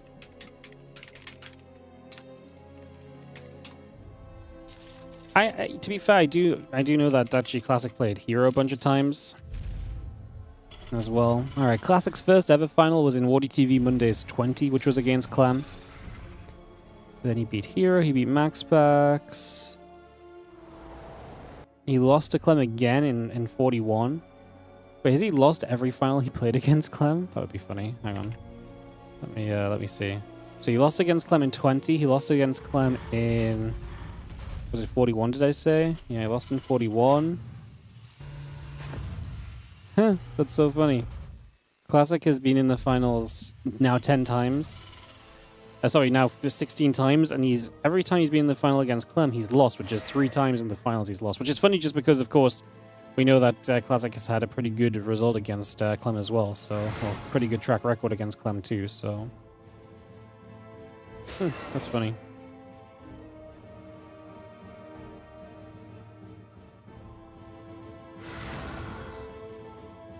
Do I use frame rate capped to equal 60? Mate, someone told me 2 months ago that you could fix the frame rate when tapping out, and then they looked into it and they told me that they were lying. If you have a way to actually keep the frame rate at 60 while I tap, I would love to hear it, because I would like to be able to tap out just to like select something on my main screen, or sometimes usually I have like the bracket open on my main screen instead of my admin screen, so it's just a bit easier. But yeah. There's probably that. Yeah. It's a little sad.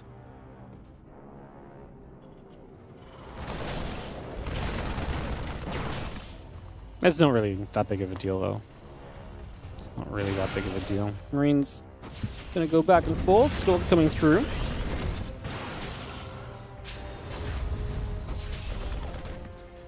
One Stalker just going to fly his edge. You do pick off another Marine. The Marine going to have to keep Marine Force keeping on dancing backward. We have enough Marines to fight Stalker. It's just the range of that Stalker. Obviously, Cyclone helps to shut this down. Ideally, you don't let that Cyclone catch your units here, because a Cyclone getting a lock on is pretty much a guaranteed kill. We're going to see the Adept already turning to put some damage on. Oh, line of sight blocker is good to save the Stalkers. And that is going to be our saving grace. As Classic there. It does lose the Adept. That felt kind of inevitable. Adept's getting caught. Liberate, Siege Tank, couple Marines still coming through. We are going to see the medevac now showing up, and so we are going to make our way across to this bottom right side, as we do see the Stalkers. Able to get rid of the Cyclone pretty quick. And I don't think Clem's really got enough to do much else with. Does he realize that? Okay, he did realize that his Marines were not all loaded out. For a moment, it looked like he thought he'd fully loaded and was retreating, but he was just saving the most hurt Marines, pulling the others back nice and comfortably. Marine, Tank, and Liberator also continuing through.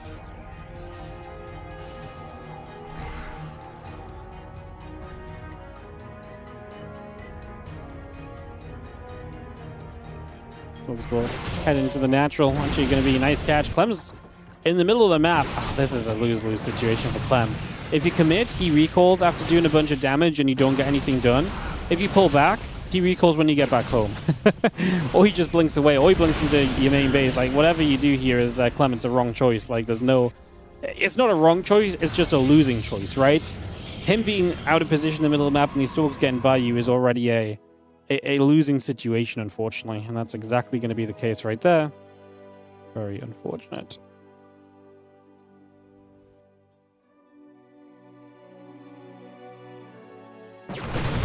Well, you're going to be seeing the Prism taking a few shots, but Clem is going to be hard pushed if he can find much right now. These are unupgraded Marines on low supply. They're being met by Stalkers middle of the map already. 2 tanks is not a lot to siege up with. And he doesn't even feel like Clem truly believes that he's going to have much of a chance to do anything here. He's just giving it a go to try and see what we can do.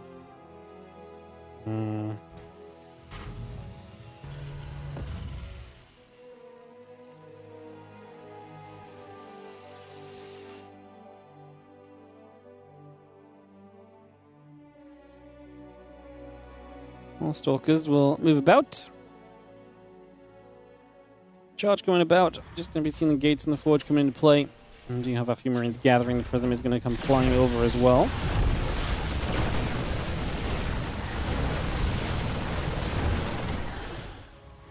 Let's see, Marines trying to zone that as best we can for the moment here. Now going to be having the Stalkers actually blinking up to the high ground. Now the Prism just warps straight into this. The Prism is going to stay safe. We blink for the Liberator. We're still without Stim, by the way, so With Stim, this is maybe a bit of a better fight. There goes the Prism to the Widow Mines. Wow, the Widow Mines actually helping to make this a survivable scenario for Clem. And he will live through this as Classic gets punished for being as aggressive as he was being there. Maybe he should have just sat back and let the 3-base to 2-base advantage kick up a little further. Even still, I think it's fine for Classic. He's still up a bunch of pros. While that was maybe not the best scenario, still pretty decent.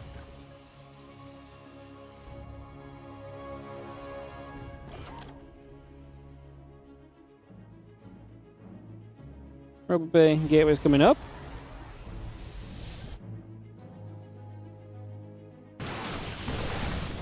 Stalker's going to turn again. A couple of Marines, the Marauders continue to push through. Those Stalkers still getting chased out of here. And again, there's ultimate attack and break going about. Rubber Bay coming through also.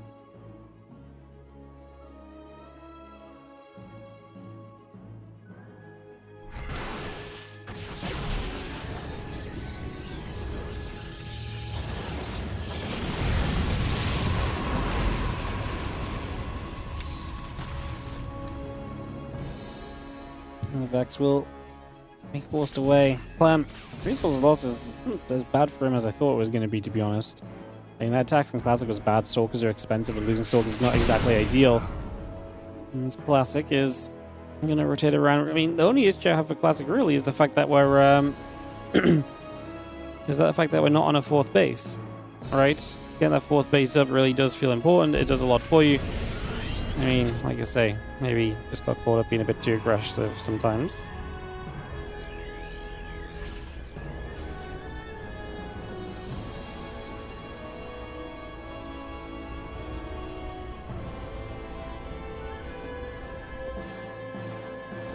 Starport coming up. We're going to see more Viking production available to Clem soon as the Colossus setup resumes. Just going to see a scan coming about for a little bit. Again, trying to see what's going on.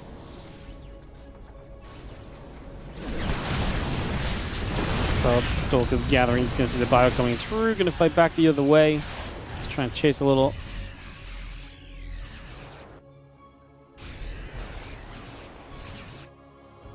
Viking Marine Marauder coming about. We've got some shells, +1 attack upgrade all coming around. Just going to see the rest of this army coming back through as well.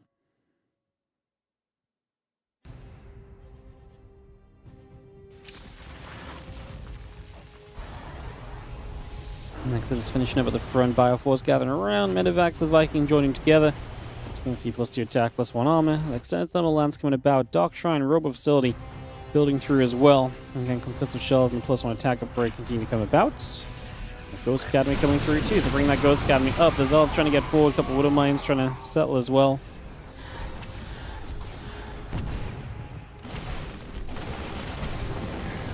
Three dead SCVs as a little bit of harassment from Classic gets through. It's kind of funny. I feel like Classic, because he kind of got caught being too aggressive, I actually feel like this is yeah,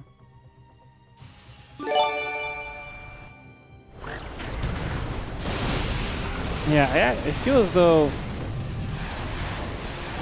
because he's just not in a dominant spot, because he's not on all those workers that bases that you usually see, right? And aggression really did backfire quite heavily. Now it's Papias. Thank you so much for the 3-month resub on the Prime. Let's go, Liquid Clam. Hell yes, let's go. What's up, Basicare as well? 38-month resub on the Prime. Thank you so much too. We are going to see a couple of DTs warping in and see how they go for Classic as this game develops. He is now taking another base, right? Going to base 5. Still only 77 workers though. Could be crazier, realistically, at the end of the day. Nexus sets up down in that bottom corner. And Libs, Marauders, the Ghost Gathering, Engineering Band, the CC coming up. The DTs are going to swipe through for a bunch of these SCVs. Marauders taking a bunch of damage. We're going to get back up toward the high ground. Just going to turn around once again. Oh, big push in from Classic at the same time. So the DTs being a distraction to pull Clem a bit out of position. Disruptor shot is going to hit. Not dead center at all. It was going to, but the split from Clem was bang on. Wow, and now Classic's actually in trouble because he's used his disruptor shots already, and so he's going to get caught retreating.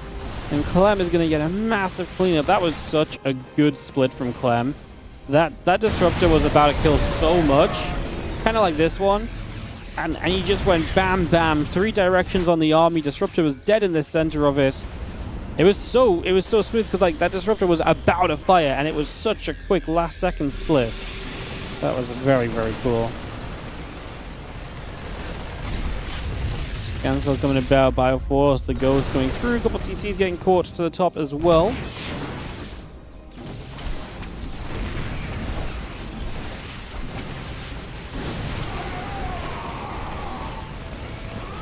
So it's going to dive through, Vikings going to gather up. It's going to be seeing the Vikings landing. I mean, Classic now is just trying to throw cheap units into Clem, but what a crazy few games today, so many turnarounds.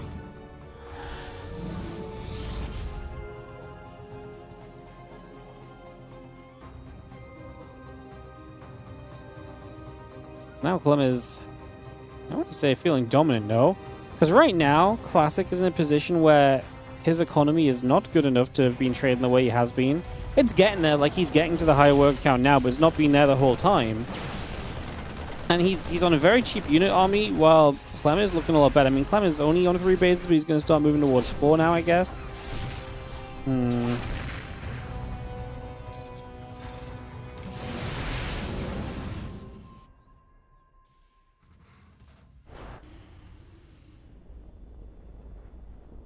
Two upgrades continuing, like I say, Clem probably wants to prioritize his 4th base at the moment, I would guess. Starts to get that on the way. Again, the Zealots in the store is going to start moving through. Disruptor shot goes in between, doesn't quite land just yet. It's another nice split from Clem, really making sure these disruptors are very minimal overall in these fights. We've had a couple of disruptors that have not been bad, and a couple that have clipped a few times, but it's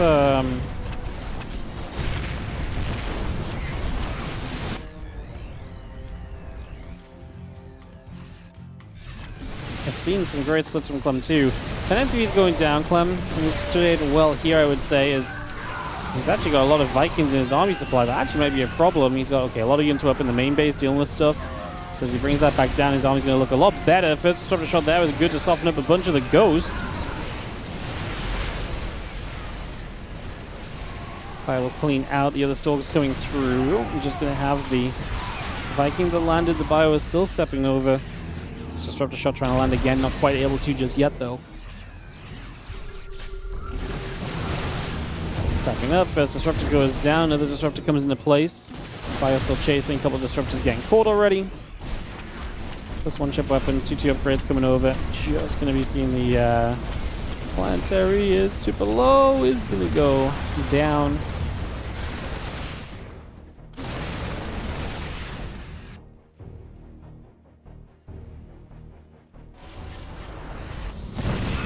Max Classic is just going to have a bit too much supply, I feel like, though. Now at 98 workers.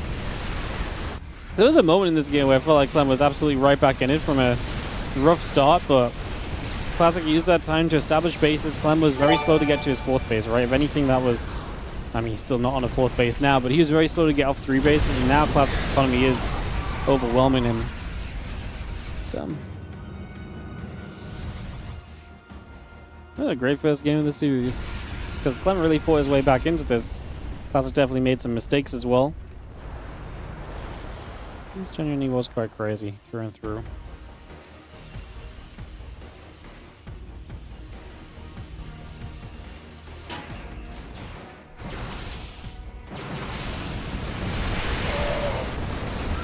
Disruptors, bang bang, no bangs. Well, good denial from Clem again. He needs that if he wants to stay around in this. These are the sort of fights Clem can maybe capitalize on efficiency against some of these cheaper units, but the Zealots just keep showing up and they're so difficult to keep getting through.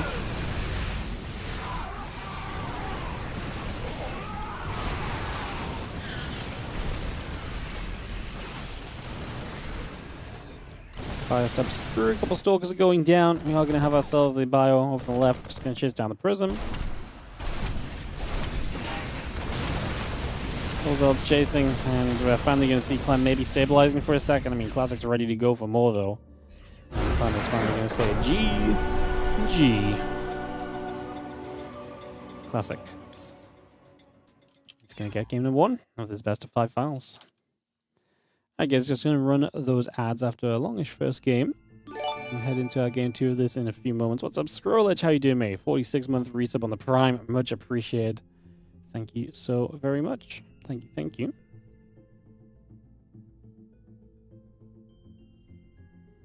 Hell yeah. Alrighty, guys. Alrighty. Let's bring this back along and get ready for game 2 of Classic and Clem.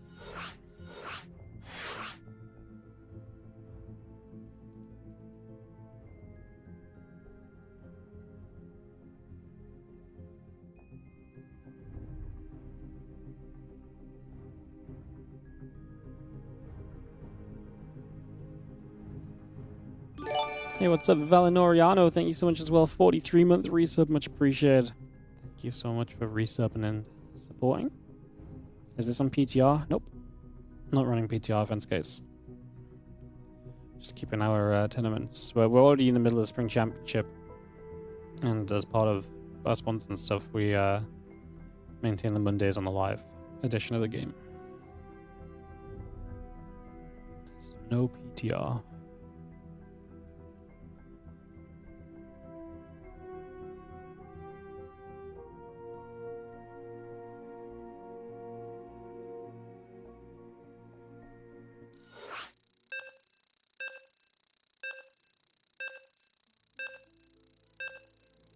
Alright, we're counting down. Ready, GG's, GLHFs. As we're about to jump into Winter Madness.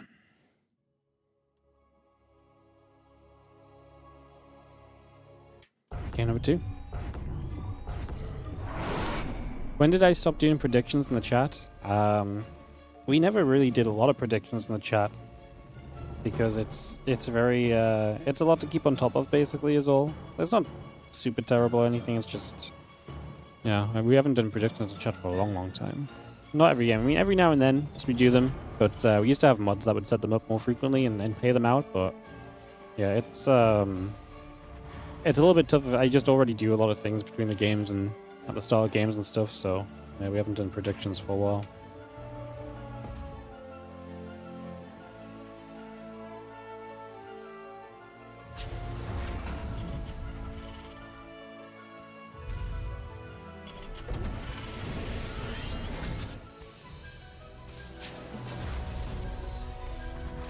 Some probe harass. Right at the start of this one, the probe goes nibbling at our SCV for a few moments just to be annoying. Wasn't this supposed to be a tournament on the PTR? Nope. I'm pretty sure I even said that we would not be running anything on PTR when PTR came out. I don't have the time or money to invest in PTR events right now, sadly, so unfortunately, no PTR stuff for us.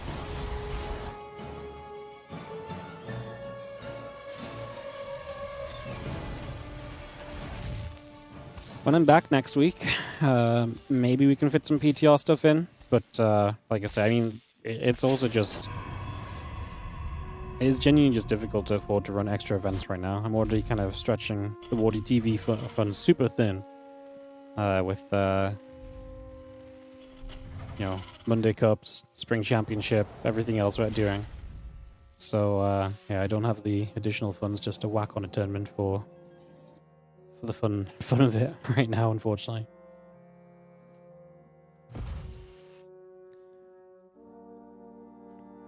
That said, if you do enjoy the tournaments, you can support us on Patreon, patreon.com/WardiTV. 100% of anything pledged on Patreon goes directly into WardiTV tournament prize pool, so it's actually a great way to support events like this one continuing, as well as future events, the Spring Championship, and so on as well. So you guys can check that out if you do so fancy. Again, patreon.com/WardiTV or !Patreon in the chat if you fancy it as well. Reaper comes back around, Twilight Council Adept and the Warp Gate coming up. You can see the probe Corona boosting on the Nexus a little bit.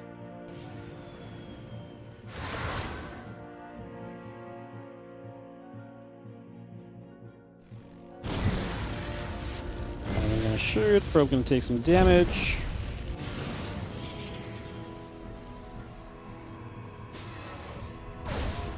Let's see the T-Reapers together, gonna get over there. A couple of probes going down already.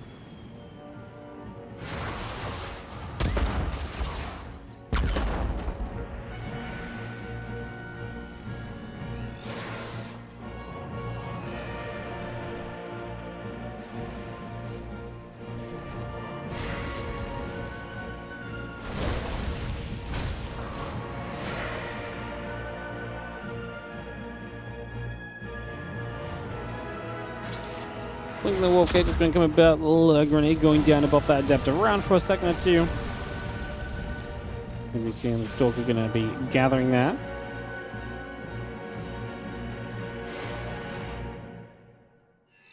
And Blink the Wolf Gate coming about. Marines in the barracks and the tech labs coming up for a few moments as well.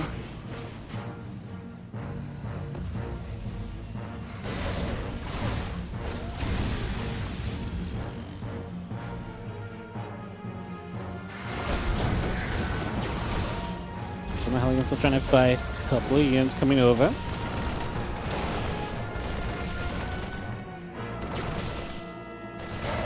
Still going to be putting some pressure on, but let's see the Wooden Mine drop on the other side. Pull the probes in. They do not have the surface area on that mine to be successful. Second mine burrows, unburrow, reburrow play, pushing forward a little bit. Let's fire that first mine onto the probe on the right side. Should be able to save that one in the medevac. And the second mine is still yet to fire and has a bit of HP left on it, so it can continue to be annoying for a little bit longer. Clem missed one there. He could have retargeted the probe that just popped from the Nexus, but he probably gave up on it. I don't think he thought anything was going to show up, so he probably wasn't looking anymore.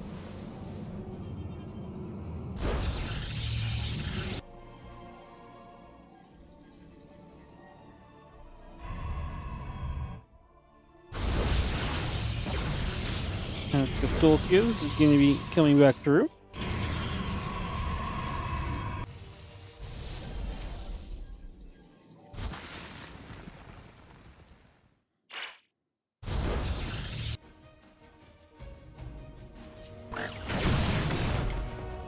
More shots going about. Just going to see the Stalkers still gathering about. Again, Observer Charge coming in. Next in the Robo-Bay coming around as well.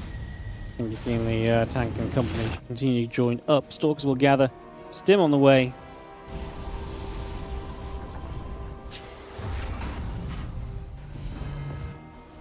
Stim and combat shield all coming about. We're just going to get in position here for a couple moments.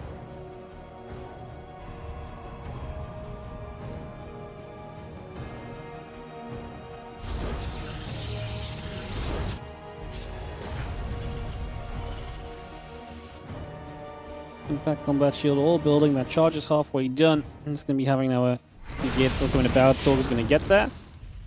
Against impact combat shield all building for a few moments. Get that going. Just for the moment.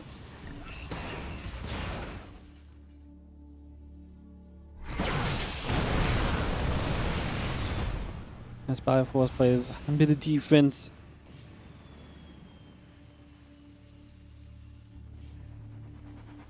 That charge is building up as well. Classic is going to lose a couple Stalkers here, perhaps. Going to try and make some chips. Clem, pretty good coverage. The Stalker's going to blink into the main base, and there's some Marauders here, and the double auto turret off the Raven. Now the Raven dies. Can these Stalkers blink out? Well, only losing 2 of their number. That's kind of incredible. As the Bioforce going across the map, obviously these Stalkers just recall. They want to get home and help out. Anything we can get to protect this Colossus is going to be important. The Zealot count is not super high. We do have charge, but like I say, only a handful of Zealots initially. One more warp-in, like a full round of warp-in in Zealots would be nice. He's going to be there. A couple of Zealots going down. Tanks will siege. Wooden Mines will fire. Bang, bang. Clem feels like he might just have enough. He gets the sentry. It felt like he was charging for the sentry within the Colossus, but he didn't keep going. I feel like he's so close to being able to jump the Colossus, but he's very afraid of that Zealot warp-in, which is a very responsible thing to be. He's in a good position otherwise. Back away now, regroup a little bit, and then push again. You might just be able to overwhelm Classic anyway without this going super far.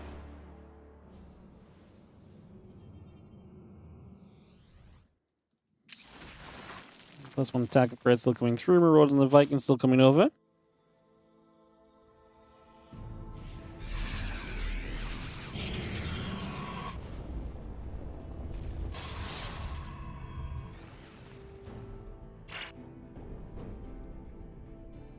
Prism, that extended thermal lance coming through as well.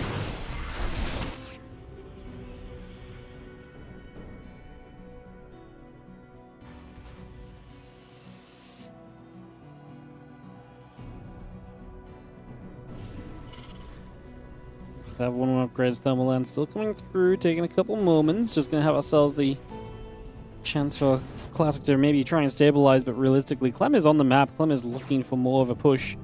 Probably very soon. I don't think he's going to give Classic a whole lot of time, realistically. Fire coming around, chasing after the Stalkers. Zealots, the Colossus gathering. One upgrade still building. Again, disrupting the Zealots coming by. Let's see, other few Zealots coming into place. The Bioforce to the left side settling. Pylons the next is going to take some damage. And yeah, that attack upgrade on the engineering bay coming through too as the army chases straight through. Bio going to fight. A couple of these Zealots going down immediately. That's just going to jump through. A couple of those SCVs getting jumped on. So 4 SCVs going down. The command center has to lift off. That's nice, at least denying the third base, but we still have a pretty serious supply issue. Now, if Classic gets to War 1 upgrades, it's going to feel good. Having the armor upgrade lead at least is going to be pretty nice for some of these fights. So that's a benefit, if nothing else.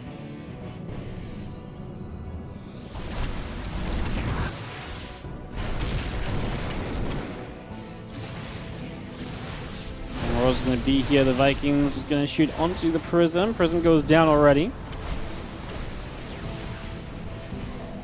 And again, the Zealot's going to fight a little bit. A few more SCVs going down. Class doing a great job of buying time to maybe give himself some hope. It is obviously costing him some units, but at least we're getting some kind of damage done as well.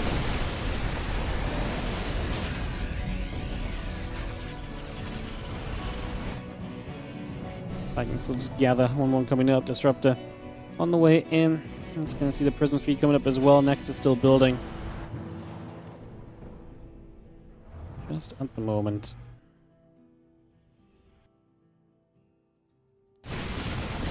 We chase up. Bio going to get there. A couple of Zealots are going to get chased and cleaned for the moment. Still got the 2-2 now starting from Classic. I mean, Clem is almost maxed out. Like I say, he's been pretty held back, just defending for a little bit.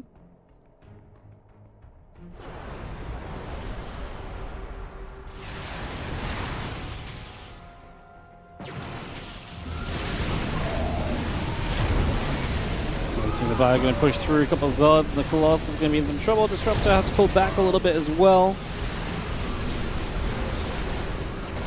Colossus goes down now. It's just the Disruptor to try and stop this. The Vikings going to land very aggressively forward. The Bio stim is in. Disruptor's come off cooldown. We know Clem can split against these. There's one Disruptor on the right side. We're just going to stim further into the base here. This one, I think, is looking done as Clem looks to tie the series up 1-1 in this finals of WardiTV Mondays 90. Clem 1-1 with this map win, resetting this series from the Classic lead back into leveled playing field. Heading into a map 3 in just a few moments' time, getting that set up and ready to go.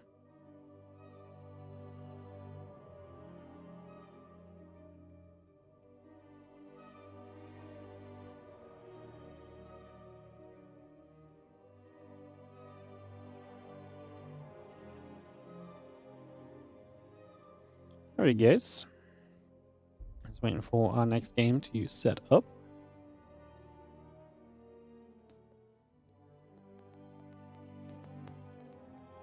10,000 feet, awesome. Game 3 then, on the way in just a moment. Thanks for joining us today. We have 350 people watching on the YouTubes, 1350 on Twitch now. Viewership's been good lately guys, thank you for dropping by and hanging out and watching with us through these games. And yeah, just a little summary. So the next couple of days, so it's going to be Spring Championship for sure tomorrow. I'm going to contact the players about Spring Championship on Wednesday because we might move it to the week after because Wednesday should be Kung Fu Cup. So just to clean that up and maybe not have a clash. But I am away Thursday, Friday, Saturday, Sunday this week. It's my last weekend non-StarCraft related away for a little bit. Yeah, I'm just... it's a Riftbound tournament I'm going to in Utrecht. So I'm going to be gone for the weekend. And then I'll be back on Monday grinding the StarCraft until Home Story Cup pretty much. With just a day off here and there. So I know it's been a little bit light on the StarCraft recently. I've had some weekends off especially, but after this one we're much more so back on the grind, guys. So we'll look forward to that. As we have in the bottom right side, the pink Darren Blair repping Team Liquid. It is Clem. Tying the series up against Classic. In the top left-hand side. What deck am I running in Riftbound? I want Aurelia. I've been... I wanted to play Aurelia when I saw it get released. And it turned out to be really good. And then I wanted to play something new in Unleashed, but because I'm going to Utrecht, I thought it was silly to give up like 2 months of practice on a deck. to change to something else before I changed. I don't like playing like the most popular decks. It's just the way it turned out. The Aurelia is freaking good, so... However, I mean, to be fair, I probably need to play Aurelia. Help carry me a bit sometimes. It's fun though. It's not an easy deck at the very least. It's just good.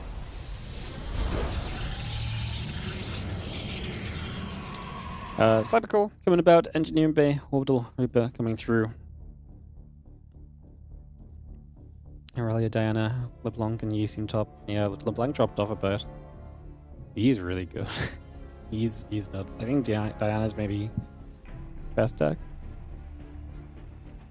Especially now, Diana runs some gear hate and she just has such a better matchup into Aurelia as well. Freaking hate playing against E. He's really good against Aurelia too. E has some more tough matches though, I think. So... Yeah, if I had more confidence playing other decks, I might change before this weekend, but I'm sticking with Aurelia. I've practiced her and read all the guides and non-stop played it for like 3 months now, so we send it.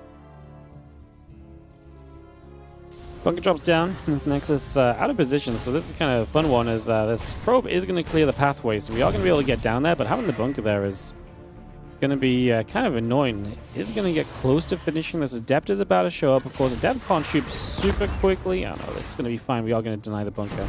However, the Adept going to the low ground means a free main base, so if nothing else, this bunker baits the Adept down, and that gives you the chance to go after some probes. We're going to back away quickly, though. I guess the Stalker's about to pop, so we're going to give it some space for a couple moments. Twilight Council coming through. The Nexus is about to be done. Hawkgate is still about halfway. Reaper dives by. Going after this probe as well. We're going to get it. And the other probes are still trying to pull into this. This Reaper continues to escape away for a few more moments. Going back and forth. And the Stalker gets there in the end, clearing that out. This Adept is going to try and shade through. And up to the high ground.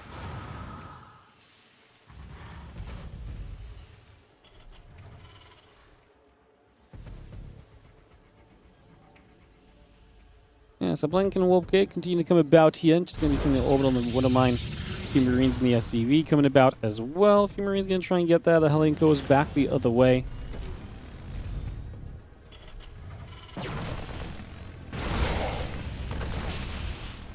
The Stalkers and the Adept still going to push. The Marine is going to fall. Hellion pulls back a little bit. Just going to see that Adept gets through, picks that Marine off, which is nice. Water Mine stepping up as well. The SCVs are going to try and wrap around and actually going to try and get these Stalkers stuck, which is going to happen. Okay, we're going to get out of there. I was going to say, we're going to get the Stalkers stuck, but we don't really have the damage output to really capitalize on that. In the end, Clem is going to defend against this weird and wild opening game. 5 Marines went down. Pretty good damage overall from Classic, who kills 3 SCVs as well. Doesn't lose much, apart from a couple of probes and the Adept, of course, but I think overall, like, we're in a pretty happy position. No, like, Classic gets some good value in the early game. The only thing is base location is obviously a bit of an odd one, because typically you don't even play this base as like a third. So this entire scenario is just kind of weird as well. I wonder how that's going to impact the pushes. We'll see how Clem can do, kind of setting up that left side and kind of pushing in that direction. So I guess we'll see what happens.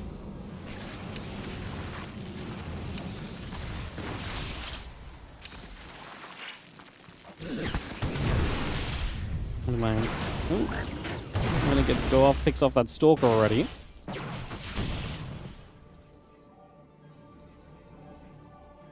Again, Obs and the charge coming through. That Raven is going to be popping out. A couple of Marines of the Siege Tank coming into play as well.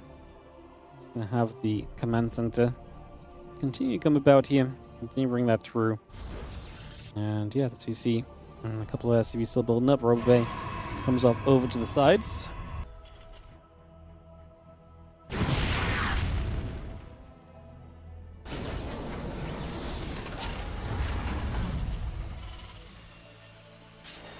Again, Obs, the Stalkers, the Charge, all of that continue to come around here. The Robo and the Forge continue to come through as well. Just going to see that Nexus settling. And we are going to see the Raven continue to come across. Siege Tank is going to move over also.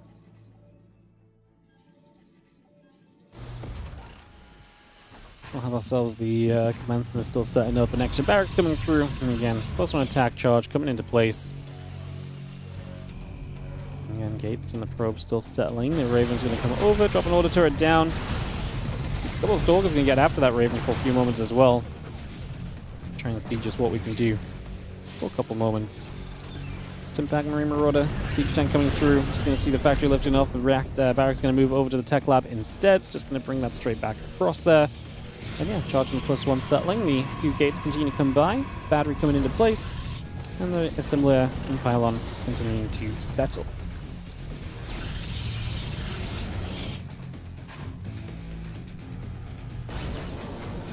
One tank sieges. Other tank right there. The few Marines gather about.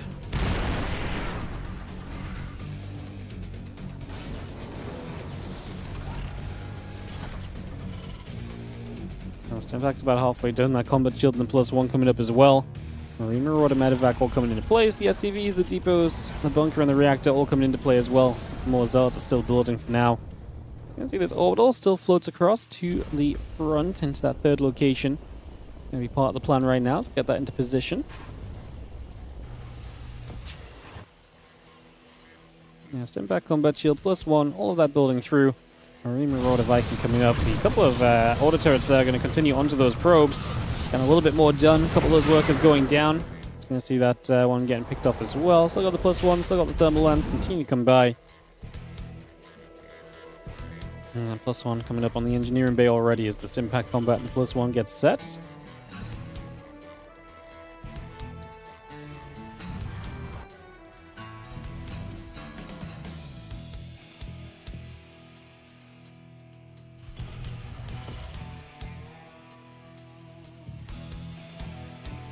Temple Archives, the Nexus, both of those being added on still. Viking Marine Marauder coming up, and Custer Shells and the attack upgrade continue to come into place.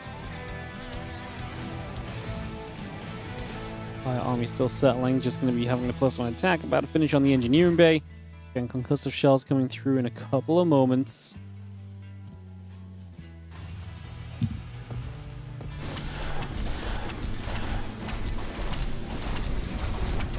This is going to get that depot and pick that off again. Concussive shells is about to finish up. Clem supply is booming. But Classic taking this to 5 bases. We'll see if Clem can push out. I mean, Storm's on the way from Classic, so something a little bit different this time around.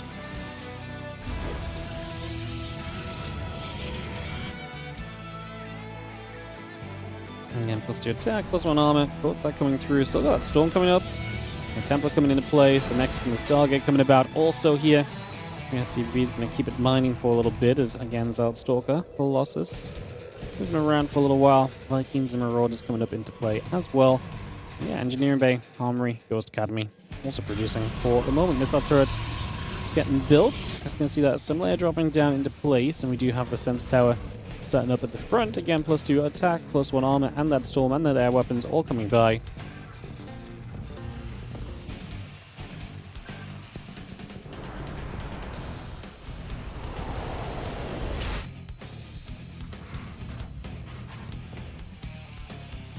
Stargate and the Fleet Beacon will be the next step from Classic, so he's not going to waste too much time in terms of teching up. I mean, it's a very passive game, right? We talk about the early game was obviously pretty active. Since then, it's been pretty held back. Would have mind drop going down, and otherwise, yeah, otherwise we've just been sat back and getting left to set up. So Clem wants to try and take himself to a 4th base. Classic is already expanding everywhere, and obviously, like I say, with the triple Stargate in production, he's going to give himself the chance to be ready to go into all of those Tempests and everything, so a very different style of the Pro as to what we've been seeing a little bit of today. Again, there's extra Ghosts coming through. +1 armor is about to finish up. +2 attack is already starting on the Engineering Bay from Clem as well. We do have the Command Center also producing through for a moment. And that will have us, yeah, just 4 bases going towards extra CC. Clem very well defensively said a lot of the Terrans love to just play this camped out style on 10,000 feet and just basically ask the Protoss to say, hey, come fight us, you know, like come and engage, like come and have a go at this. And +3, +2, both coming into place. The air weapon's coming up. But Clem is just saying, yeah, come and attack me, which is why it's right that Classic goes into the techier army. Right, going to the Tempest before he starts trading. Because if he starts trading before Tempest and then he decides to, you know, later on be like, oh, you know what, maybe he should have built some Tempests, you're just giving efficiency advantage to the Terran before you can take better fights yourself. So I like the process that Classic is going through here, and I love the battery cannon farm in the middle of the map as well, because especially the Tempests are going to love to sit there and just eat some battery healing, and just really utilize that battery healing in a big way when they take some chips off the Vikings over time as well, right? Clem would love to hit some EMPs on this. He's actually going to get a pretty good jump on this. Uh-oh, the issue with the batteries right now is that the Protoss army is actually going to be stuck behind it, so the Sim City is going to be an issue. Oh, we show up on the right side. I'm not sure if that's going to do anything because those units are pretty fragile to the Colossus fire. Well, I like the idea of what Classic was doing, but he actually got caught out of position because of it. And Clem is going to capitalize and clean up, and that's a bunch of minerals down the drain, so that at least is already going to be pretty benefit.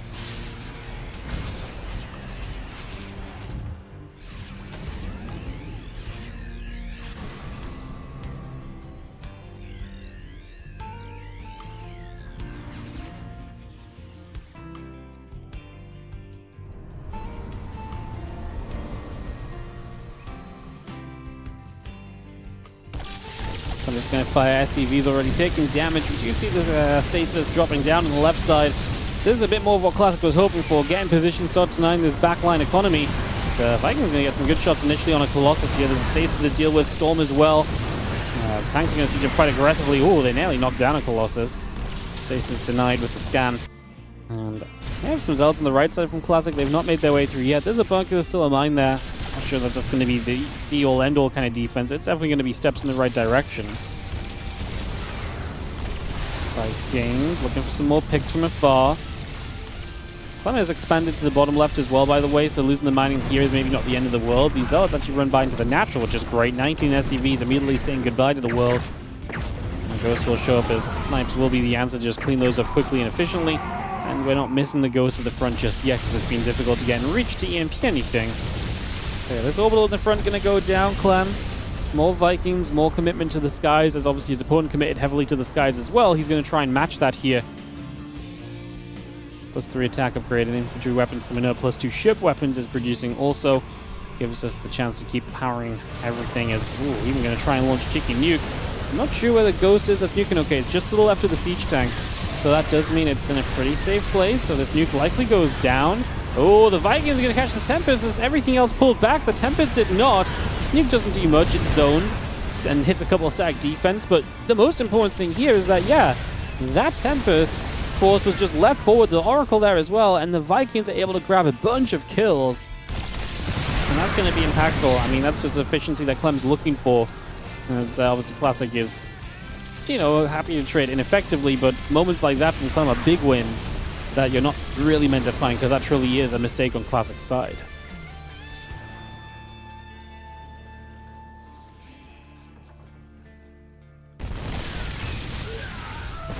This will shoot, and again +3 armor coming by. We do have the shield upgrade coming through too. 3-3 continue to produce up for the moment.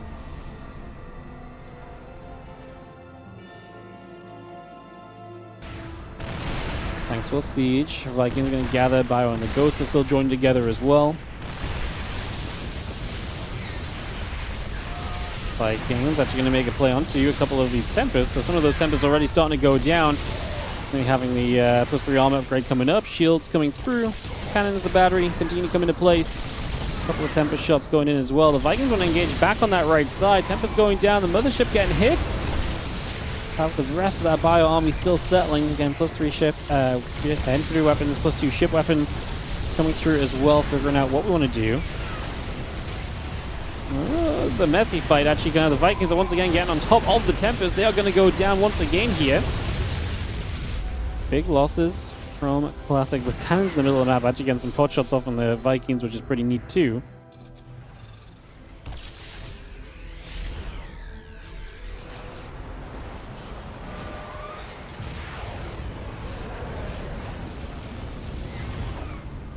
Launch a nuke up into the skies. As do you actually see the Storm on the left side. Nuke is just aiming for the stack defense here. It's not super exciting. It does land perfectly. It does everything it's meant to do.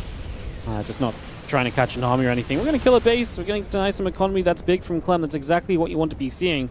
right? Denying the base, knocking that down, stopping Classic from mining the location that you eventually maybe want to try and mine yourself. Overall, I think as long as Classic doesn't fully mine both middle bases, you're going to be okay in terms of the resources lost in this game. Right now, the resource loss is not super crazy different, which means that Classic is a little bit less in need of outmining Clem. But we do expect the Terran army to continue to trade better over time. So in preparation for that, denying a base like that is, like I say, a pretty big deal.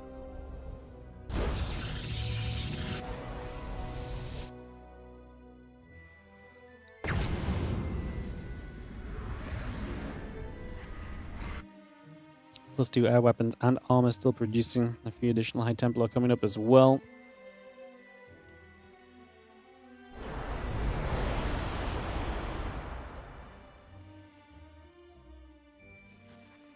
Trying to get back around to that left side. So I got the nuke coming up into place. The command center starting. Ghosts. There's 3 ship weapons coming through. The Stalker's blink underneath. The Bio going to stem forward. A couple of EMPs already going down. A couple of High Templar are going to be right there beneath and back behind this. A couple of SCVs begin to drop.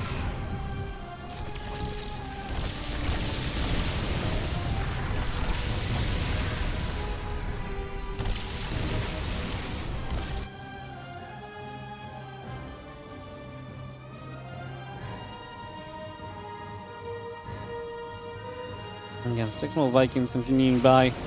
You see the advanced ballistics starting up, +3 ship weapons is already over halfway done. Plus still stepping through, Tempers are going to be there. Bioforce, the Vikings, going to continue to come around as well.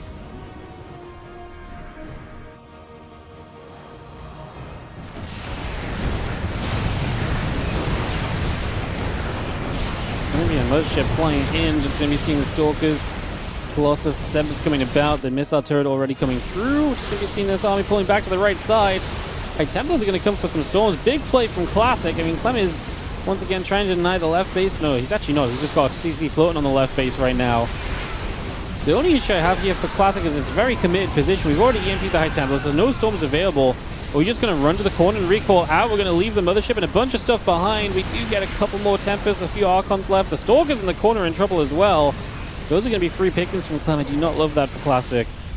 That said, resources lost is actually still... It's actually going to even out in total, so maybe that's actually fine.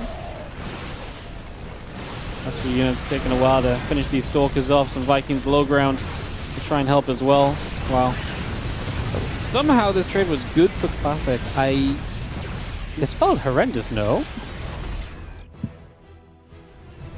This felt... it felt really bad, but it obviously was not. I guess Clem didn't kill too many of the important units. He got some EMPs off. I mean, like I say, the Stalkers getting stuck, but it took a while to clean them up as well. Clem obviously lost some production structures. I guess it is a thought process of like, okay, the resources lost is maybe going up, but like you didn't kill a lot of Clem's army. A lot of it was indeed, you know, production structures too. But I mean, it does reset a lot of Classic's tech army, which, you know, forces you to rebuild. Classic is once again trying to reestablish control over here, and that's not going to be easily done when the main army is not a threat to show up for a few more moments because you've had to go into rebuild mode. Good scan from Clem. Identifies the main army, sees exactly where it is and what it is, can respond to it. He's looking to come in from 2 sides. He's going to run through the storm on the left. He truly believes he can get through. The Vikings are going to be on top of everything. No recall available. It's on cooldown. So if this is not the fight for Classic, there's no way out of it. So he just has to try and stand his ground, bar the Stalkers that can blink away, but everything goes down. 100 supply for Classic for a moment. Didn't dip below 100, but man, that is going to be a brutal reset on this army. Medevac, Liberator, Marine Marauder still coming up. Advanced Ballistics on the way once again. Wow. That was a heck of a fight from Clem, like I say, just catching Classic in a horrible spot. And like I say, coming from both sides. And the Vikings just overwhelmed on the left. The Stalker stepped through to try and fight on the right side. Did not go very well. Was not able to do much. Was it good enough? Yeah, good question. Was it good enough? I think so. I mean, for now, resource loss is only a 3 to 4k difference, though. Yeah, it is an issue that Clem is not finding more efficiency overall, and Classic is obviously mining both the central bases, as we are going to see. Is this Mothership going to make the same play twice? Yes, we are. Just back into the main base, so wants to make Clem fight in awkward positions, and This time, less Tempest makes us feel a whole lot better. Hopefully we keep the High Templar back as well, so we actually keep some Stormers available. The Lib starts to show up. No, the High Templar all walk in at once. They get EMP'd. So once again, that's not going to be too cool, as we're going to see the Mothership going down again. A few Zealots are left behind. Again, a trade that is just not quite as good as Classic would have been hoping for, I imagine. Does it buy him some time even? It's not like Clem was, right on the front doorstep of a base and pressing, although it's not going to take Clem long to get to a front door of a base. Remember, Clem still has the right side expansion he can take. We've seen a lot of contest over the, the middle bases, which I think is right for Clem. While he's got the right side, bottom right base to take still, I do think he should be contesting the middle base a little bit, because like I say, I think if you mine both of those completely freely as Classic, it's a good time for you. And Clem's going to have to replace the command center here. Take that across for a couple moments as well.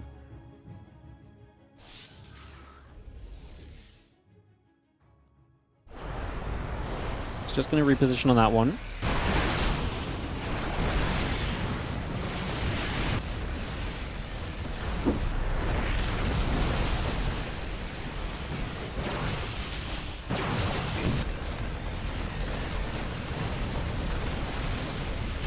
The next on the left going down. The ByuN still stimming over, chasing after those Stalkers.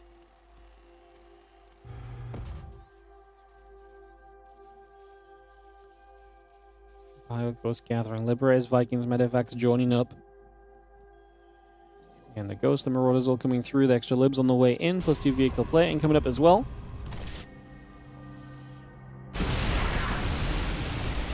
ByuN gonna buy a couple of those Zealots going down.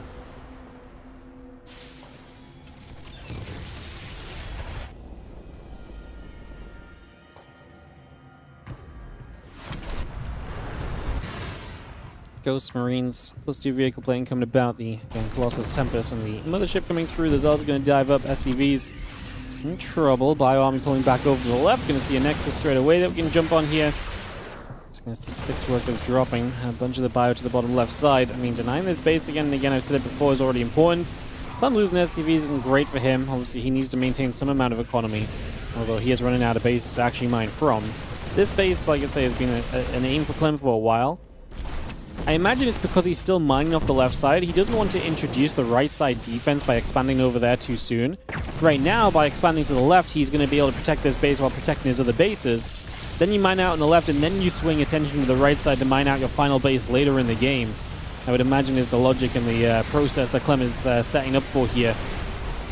Liberators get sieged. First Storm comes down, zones the Vikings away from the Tempest as the Stalkers took a step back already.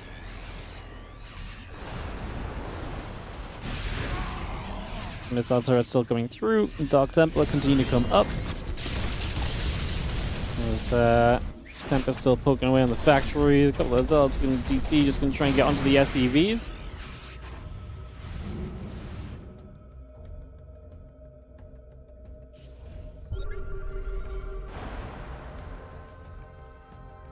Carriers are building. Mothership has been a big part of this game. We have one still available as well. We're going to nuke the right side, going to start chipping through some of that side defense. We have a massive round of DTs to harass with. Classic bringing those over to the right. This nuke is going to go off though, and that is going to land full. A few of those cannons. And Clem's scanning just to try and identify again the main location of the army. And he does find it more to the center, a bit to the left. This Ghost actually finds a good EMP on a bunch of Temple. That's the benefit of having scanned the army, knowing where it is at and knowing where the things you want to hit are, as well as the DTs blink into the main. That's actually a cool play from Classic. It's a very Classic kind of play, actually. Blink into this main late game. I mean, denying the starport and stuff late game is a pretty big deal. It's not a cheap thing to rebuild at any point here, right? DTs get chased away. A couple of DTs pulling over to that far side as well. Plus 3 vehicle plating coming up. The additional Ghosts are producing. Now the Liberator sieging again. Storm comes down. Bio Army still pushing through. Our Liberators up in the skies. We head straight into this. This Bio Force is going to get rid of the Mothership. Storm still in position. Clem just lost his fight though, and that's not going to be good enough. Classic is going to get it done. Clem was hanging on for a long time, but this army just melted. This was not the engagement he's looking for. It's kind of a sudden ending, but I do think Clem was kind of dying for a while. He just had a strong army still, but he's losing production and everything. Classic is going to bring us back to a Protoss advantage in this series. 2-1 for him as he looks to win his 10th Monday Cup. Can he get it done? He's never beaten Clem in a Monday Finals. He's 0-3 against him. in the Monday Cup Finals. Can he break that curse today? Can he get this win? And get himself, like I say, his 10th victory in the WardiTV Mondays overall.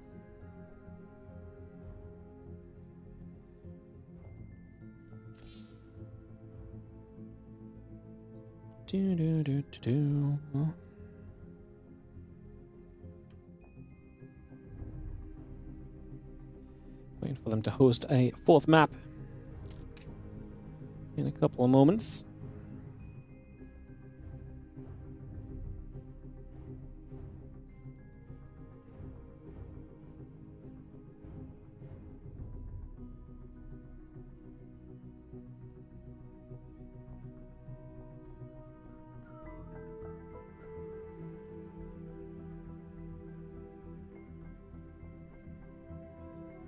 Old Republic, perfecto.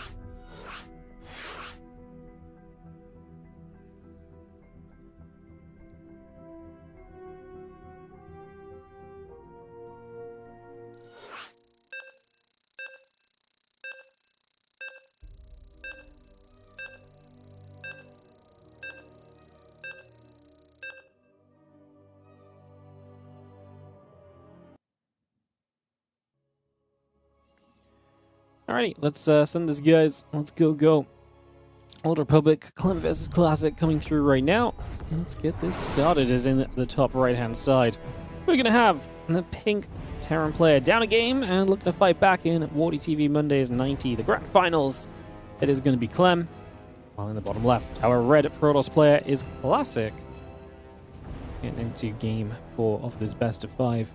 Thank you for joining us, guys. Again, appreciate you all being here today. Just a quick mention, if you're watching on the YouTube, we are on the countdown to 50,000 YouTube subscribers. If you want to help us out with that, take a second, scroll down below the stream, hit that subscribe button, hit the like button while you're there, and the stream helps out a bunch as well. Even if we're towards the end of the stream, the likes do help more people find the VOD after and get some extra views on it, so do check that out.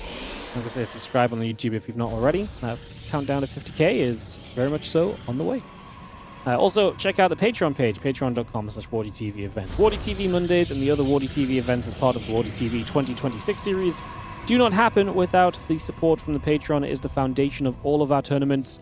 It gives us so much of the prize money that we work with, so do check that out, patreon.com/WardiTV. Of course, all your other usual ways of supporting go a long way too, whether that's subscribing, whether that's super chatting, donating, cheering. If you've got a Prime sub, you can use that as well on Twitch. Do not forget to give your Prime sub at home for the month, whether it's here or somewhere else. Do check all of that out. And yeah, we appreciate you guys watching, supporting, and all the rest. We appreciate that big time. As yo, the dog wearing shades. Thank you so much for the 100 bits. Tips out. Thank you so much for the 100 bits. Appreciate you. Thank you so much.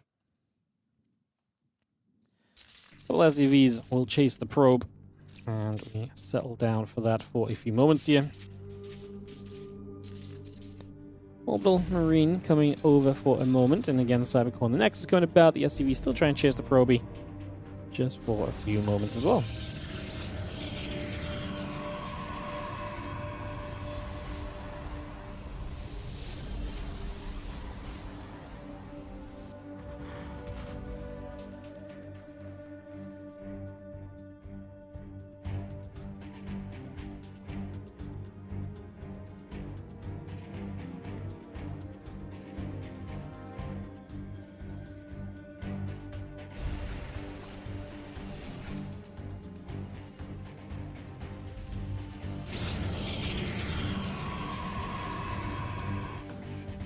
Well, a couple of CCs coming up, Clem playing that triple command center to get some big economy going early in this game. Down a map, looking to bring it back. It's not going to go into the kind of aggressive setup, which on Old Republic would be kind of tough.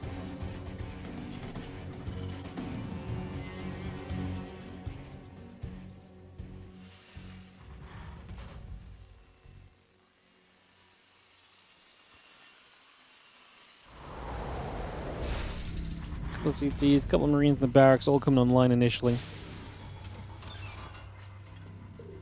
See the warp gate coming about as well. Just get that on the go.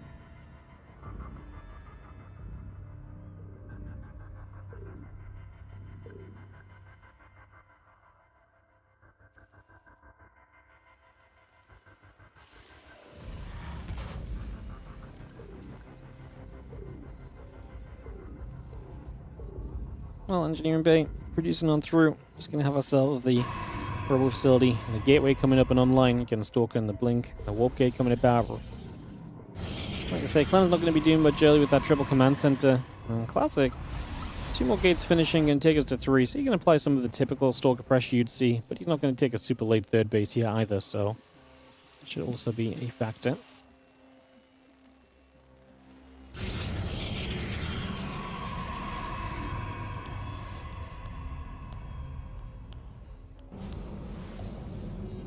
Two Stalkers will warp in. Rebel Facility, Gateway, and the Blink continue to come about for a moment.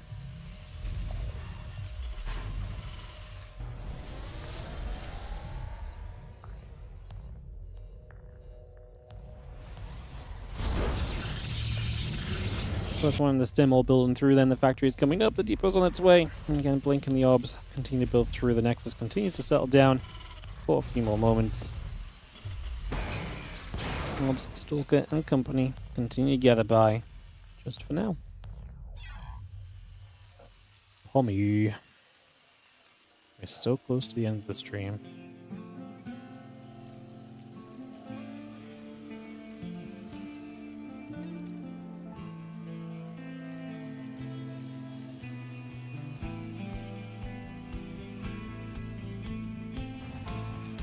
ByuN dropped. We'll get back into this.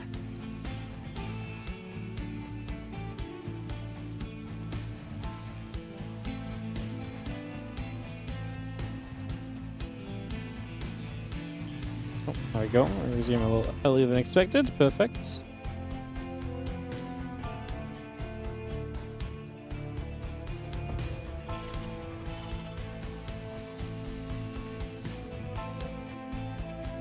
Charge. Nexus going through, a couple of pylons setting up. Stim and the +1 will come by. And we are going to see the Marauder still building through at the starport coming up as well.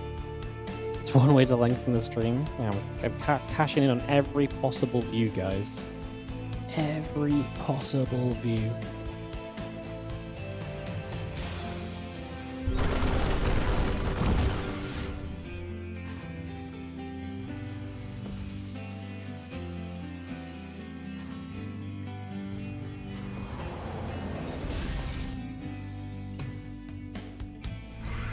Stalker's going to move towards the upper right side. Conquest Shells +1 coming over.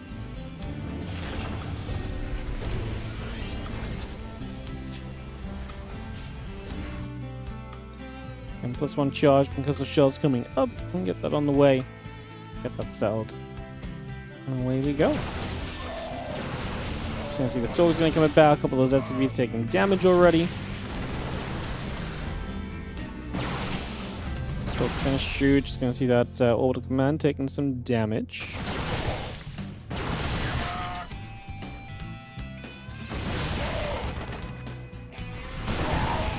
I'm gonna chase again, a few more Stalkers coming back around as well. Just for a few moments, and yeah, we go back and forth. Charge +1 coming through. Marines and Marauders are gonna fight for a little bit. Some opportunity. We've seen the Stalkers being chased down. Clem getting some good value, and this is going to be 775 to 550 resources lost. A little bit favorable for Classic still, and Clem is going to be dropping around it. He turned his medevac toward the prison on the minimap, but he didn't actually find it, so unfortunately not going to quite benefit from that. I thought maybe for a moment he was actually trying to chase and catch, but yeah, not quite able to.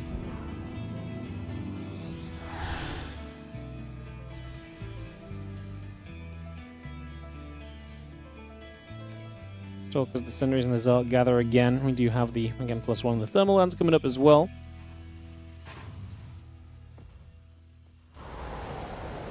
Wasn't going to move toward the main. Couple Wood of Mine set up. Wood of Mine at the front goes down. And this Colossus already poking Classic.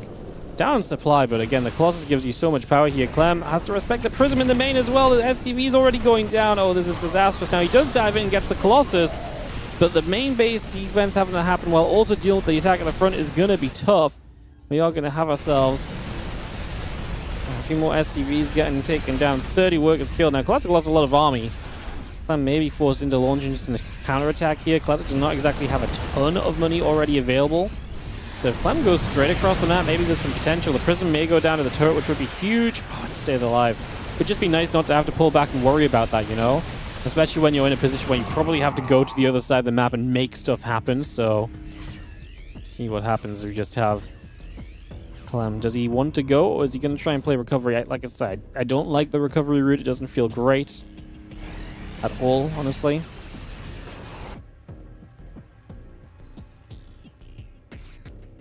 Two upgrades, combat shield, all building into place. We'll bring that around for a few moments.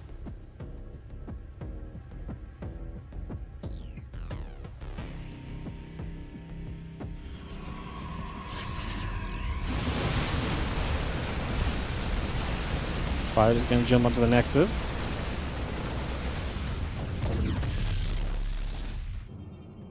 Nexus will go down.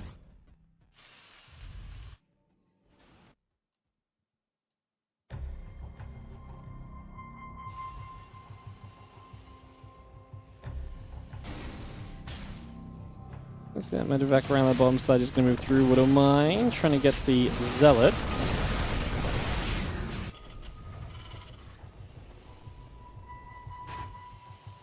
Yeah, the upgrade's still coming through. Marine Marauder Medevac coming about. The Ghost Academy coming up as well. Medevac tries to get back and away.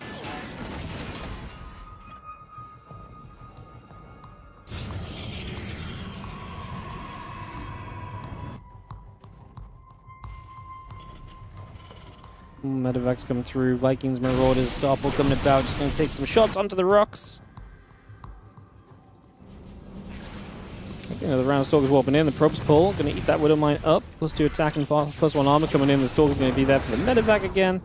Just going to grab that. And again, a couple of ghosts still producing. Vikings, Marines, Starport continue to build into play for a little bit. The Bio Army still coming around on the left side. A little bit of Bio elsewhere as well. Everything joining together where possible.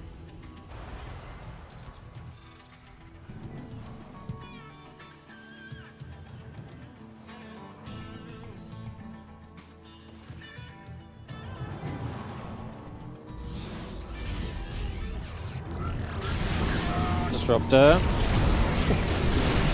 Clipping a Marauder. Actually going to see a big dive through. Oh my god, I think this is going to be a good fight for Clem. No, Prism. Doesn't go down as fast as I thought. I thought the Prism might die a little faster. Clem. Massive army supply going to win out on this fight. He's going to get every Disruptor too, so that's no tech unit left for Classic. Does he just die if Clem comes across the map?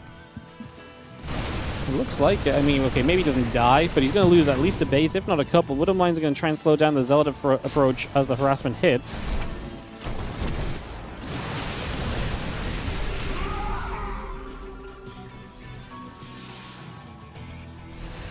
Bio Vikings coming through. Just have again Marine Marauder coming about. It's going to start stimming up this ramp. Disruptor shot trying to land. Not quite going to get that just yet. Ooh. A little bit more done. Just going to see the Zealots still coming through. It's going to be having the Force continue to push. I mean, Zealots are going to try and basically save this game for Heroes Classic. I mean, we are going to have a couple Disruptor shots firing with Clem staying pretty much out of reach of them. This Disruptor's on cooldown, right? There's that pylon. Okay, there's actually 2 pylons. I thought he was going to get the pylon to cancel the warp in. Probably doesn't matter. I don't think this round is Zealots is going to stop us. We are going to see Disruptors showing up, but they die before they really are impactful. GG's.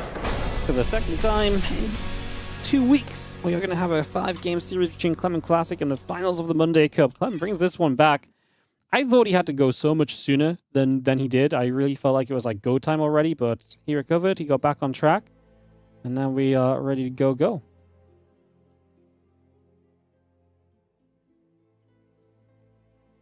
All right, we're going to go to Game 5, guys. We are getting the full series here for WardiTV Mondays 90. That was a hell of a catch on that army. Just jumps on it, gets that wrap around, and it is gone moments later. As Clem and Classic go the full distance. White Rabbit coming up. Thank you for joining us. We are approaching 2,000 viewers across our platforms. We're at, what, 18, 40 views. It's pretty crazy. That is pretty crazy.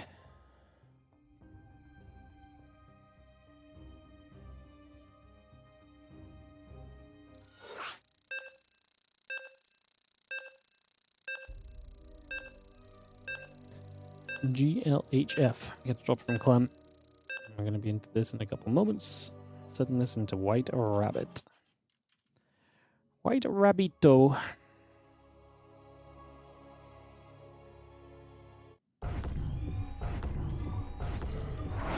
In the bottom left, how a pink Terran player is going to be Clem. Tying the series up for the second time. Can he swing things from continuing to lose and, you know, he's never led this series basically. Can he swing that around when it matters most in Game 5? As he takes on Classic in the top right, our blue Protoss.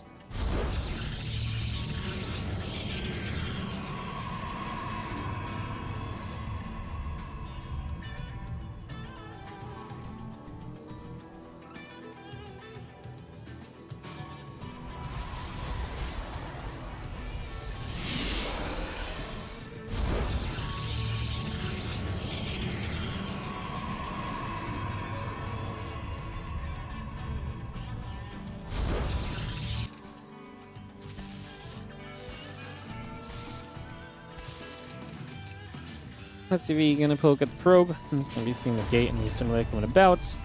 Mark's coming through. Gets settled for a little bit.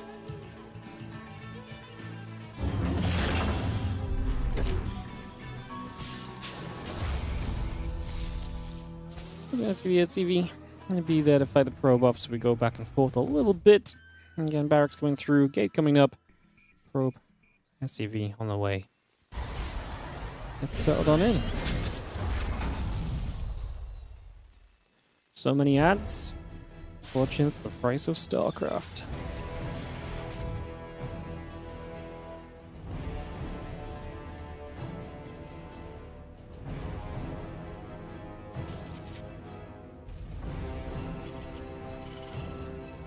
The price of StarCraft.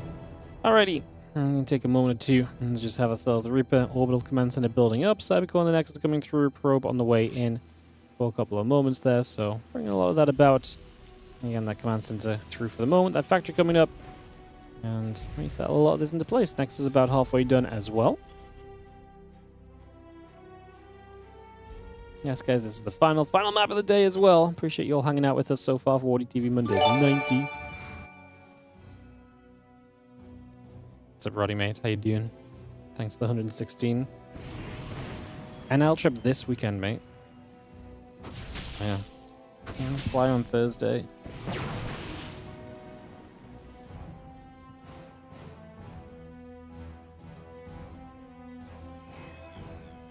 Everybody's gonna get chased back the other way. Probe is gonna take some shots. Gonna go down. Stalker is there to help with that Reaper and to push it about a little. So bullying it for a few moments.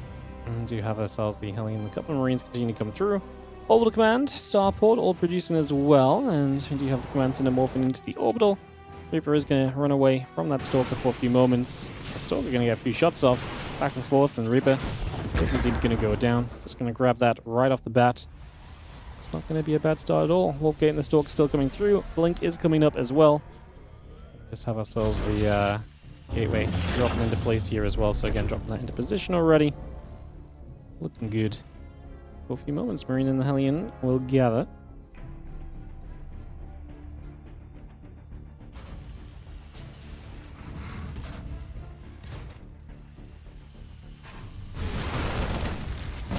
Hellion, the Marines is going to try and get across. Just pushing for a little bit. The couple Stalkers gather around.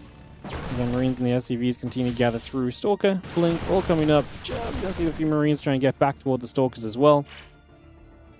And so we have a little bit more back and forth at the moment here. The few Marines still gather, still settle. Just bring this around for now.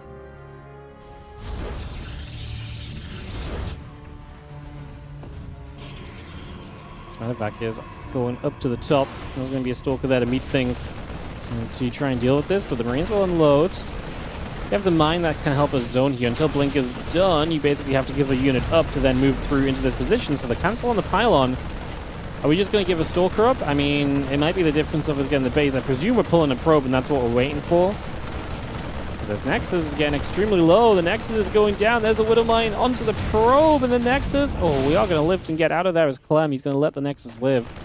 I don't think he gets it. Well, maybe he would have done. He gets in for a bit more damage and he leaves again. He's actually got himself the Hellion up into the main. Wow. The Nexus is going to be low, so that might actually be something for later on. Like, if if he pushes with Marine Tank Banshee, then he's going to be able to maybe hit that third, and if he hits that third and it's kind of low HP, you can maybe target that down and do very well, no? Right? So, yeah, this third's going to be low HP. Maybe you can actually still have a shot against it with a further push. It's not always about killing the third base, but it is a nice setup to have and a nice possibility to have open to you, essentially.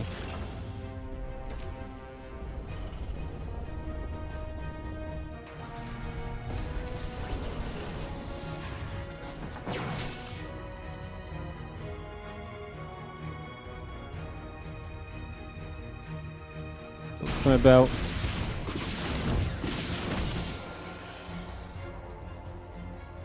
3 probes going down. I mean, 7 workers dropping.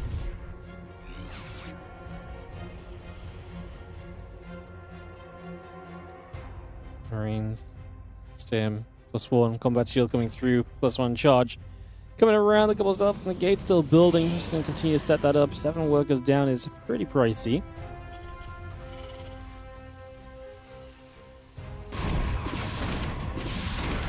It's going to be another couple probes as the observer, but I think the Banshee gets away, at least into the natural expansion now, where we force at least more Stalkers to show up. Had to warp in and step away, though.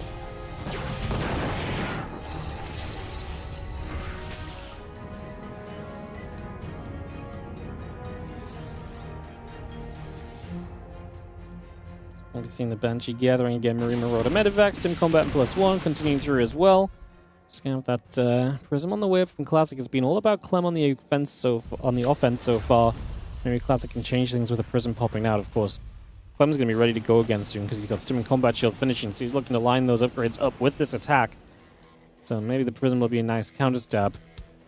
Classic's in a scary place, no? I mean, don't get me wrong, it is just meant to be Twilight units right now, but then it's 7 minutes. You'd like to see like the beginnings of some splash damage being available. This just being Zealot Stalker against a big bio army coming your way. I mean, I'm a little afraid. Stim is a few seconds out. As we see this army, Clem is going to start taking a bit of a fight into this. We blink. Did we just blink in? I don't know if he just thought because there was no immediate Stim that Stim wasn't ready. Now the Stalker's going to be dying as we are going to step through. We're going to see the Prism targeted down. One more Zealot got warped in though, but all the Zealots will drop and Clem takes a fantastic fight. We do take a few more Zealots with us.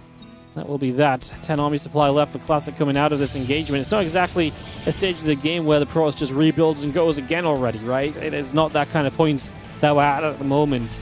As Clem, 3-0 in finals of Monday Cups against Classic, might be able to extend that to 4-0 as he looks to take another win in the WardiTV Mondays. It would be Clem's 25th victory, and most importantly, would put him back into the lead of all-time Monday Cups won, back ahead of MaxPax, who took that title away from him a few weeks ago for the first time ever.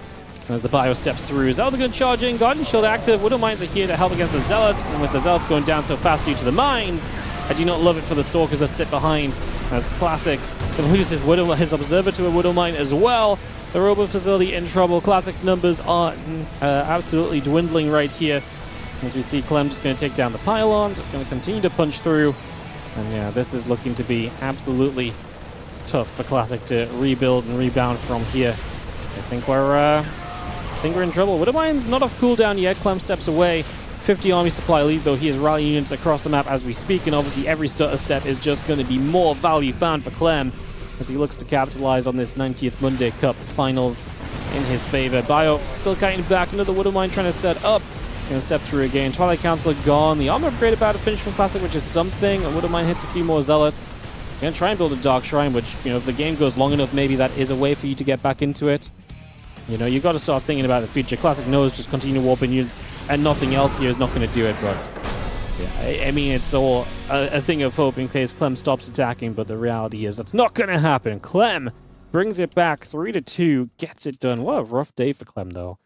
Like, this was not an easy run for him. I mean, he drops a map to Nicorect in the quarters. And he dropped that one kind of proxy map to Zaun in the semis, but like, he felt like in a lot of trouble in that game 3. And brought it back, and then against Classic, forced to go the whole distance as these two. As usual, placed great StarCraft 2 against one another. There's not really any surprises there. As we get that wrapped up, rounded out, and it's going to be Clem, the victor of the 90th Monday Cup. So Clem starts the 90s with a win. As, yeah, it was a rare non-Protoss victory. It's actually kind of crazy. The last long time has been just Clem, Max Packs Hero, and Classic winning. We have to go all the way back to Bunny winning in January to find a non-Hero Clem Classic or Clem Hero Classic or Max Packs winner. Had some finalists show up here and there, but yeah, it's been some dominant performances. Guys, thank you so much for watching. Again, the next couple of days, tomorrow will be Spring Championship. Wednesday is either going to be Spring Championship or Kung Fu Cup, depending on if I can reschedule some of the Spring Championship games. And then I'm gone Thursday, Friday, Saturday, Sunday. How can you watch the VOD? You can either go to our Twitch channel or you can go to YouTube under live. The full stream is on YouTube, so if you want to watch it on YouTube, it's available straight away.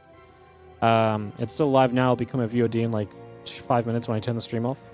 Do subscribe on YouTube, guys. Again, we're pushing the 50,000 YouTube subscriber count right now, so if you want to help us with that, please consider it. Yeah,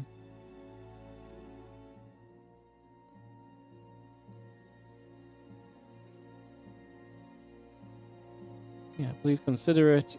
Just think in a couple moments. Just realized something was wrong with my YouTube. It's funny, yesterday's YouTube video didn't have a thumbnail on it. Love that for me. That's great. God, I'm good. So yes, check that out. And yeah. Can I update Liquid people from the Spring Championship split? Yeah, it may not be right for Group B, because like I said, I'm going to talk to the Group B players. Because I get the feeling they might want to play Kung Fu Cup, and if that's the case, I would rather reschedule, because I'd also rather cast Kung Fu Cup and cast Spring Championship when we have the time, basically. So I will message those guys and see what they say, and figure that out. And yeah, I appreciate you guys. Thank you so much for watching. And I will catch you guys tomorrow, Wednesday. I'm definitely here tomorrow and Wednesday. I'm not here Thursday, Friday, Saturday, Sunday. A few days off. Little trip for me. Gonna go play some cards. Try and win a tournament. Probably not, but have some fun. And then I'll be back on Monday next week. Unless for some reason I don't manage to get my flight home. I'll be back on Monday next week as well. So tomorrow, Wednesday, and then next week, Monday onwards, we're just basically like full streaming again. We've got Spring Championship playoffs next week and stuff. So yeah, basically just full streaming again next week. We're gonna have a load of streams in a row. Until Home Story Cup, pretty much. I'm only going to be taking like one day off between coming back next week and Home Story Cup. So, and then obviously I'm at Home Story Cup. So, cool. Awesome. You just got here. Curse me. Every time. I'm so good at timing out like that, aren't I? All right, guys. I'm going to serve ads on the outro. They help to support the channel. I appreciate you all. You guys have a great rest of your day. And I'll see you guys tomorrow for WardiTV Spring Championships.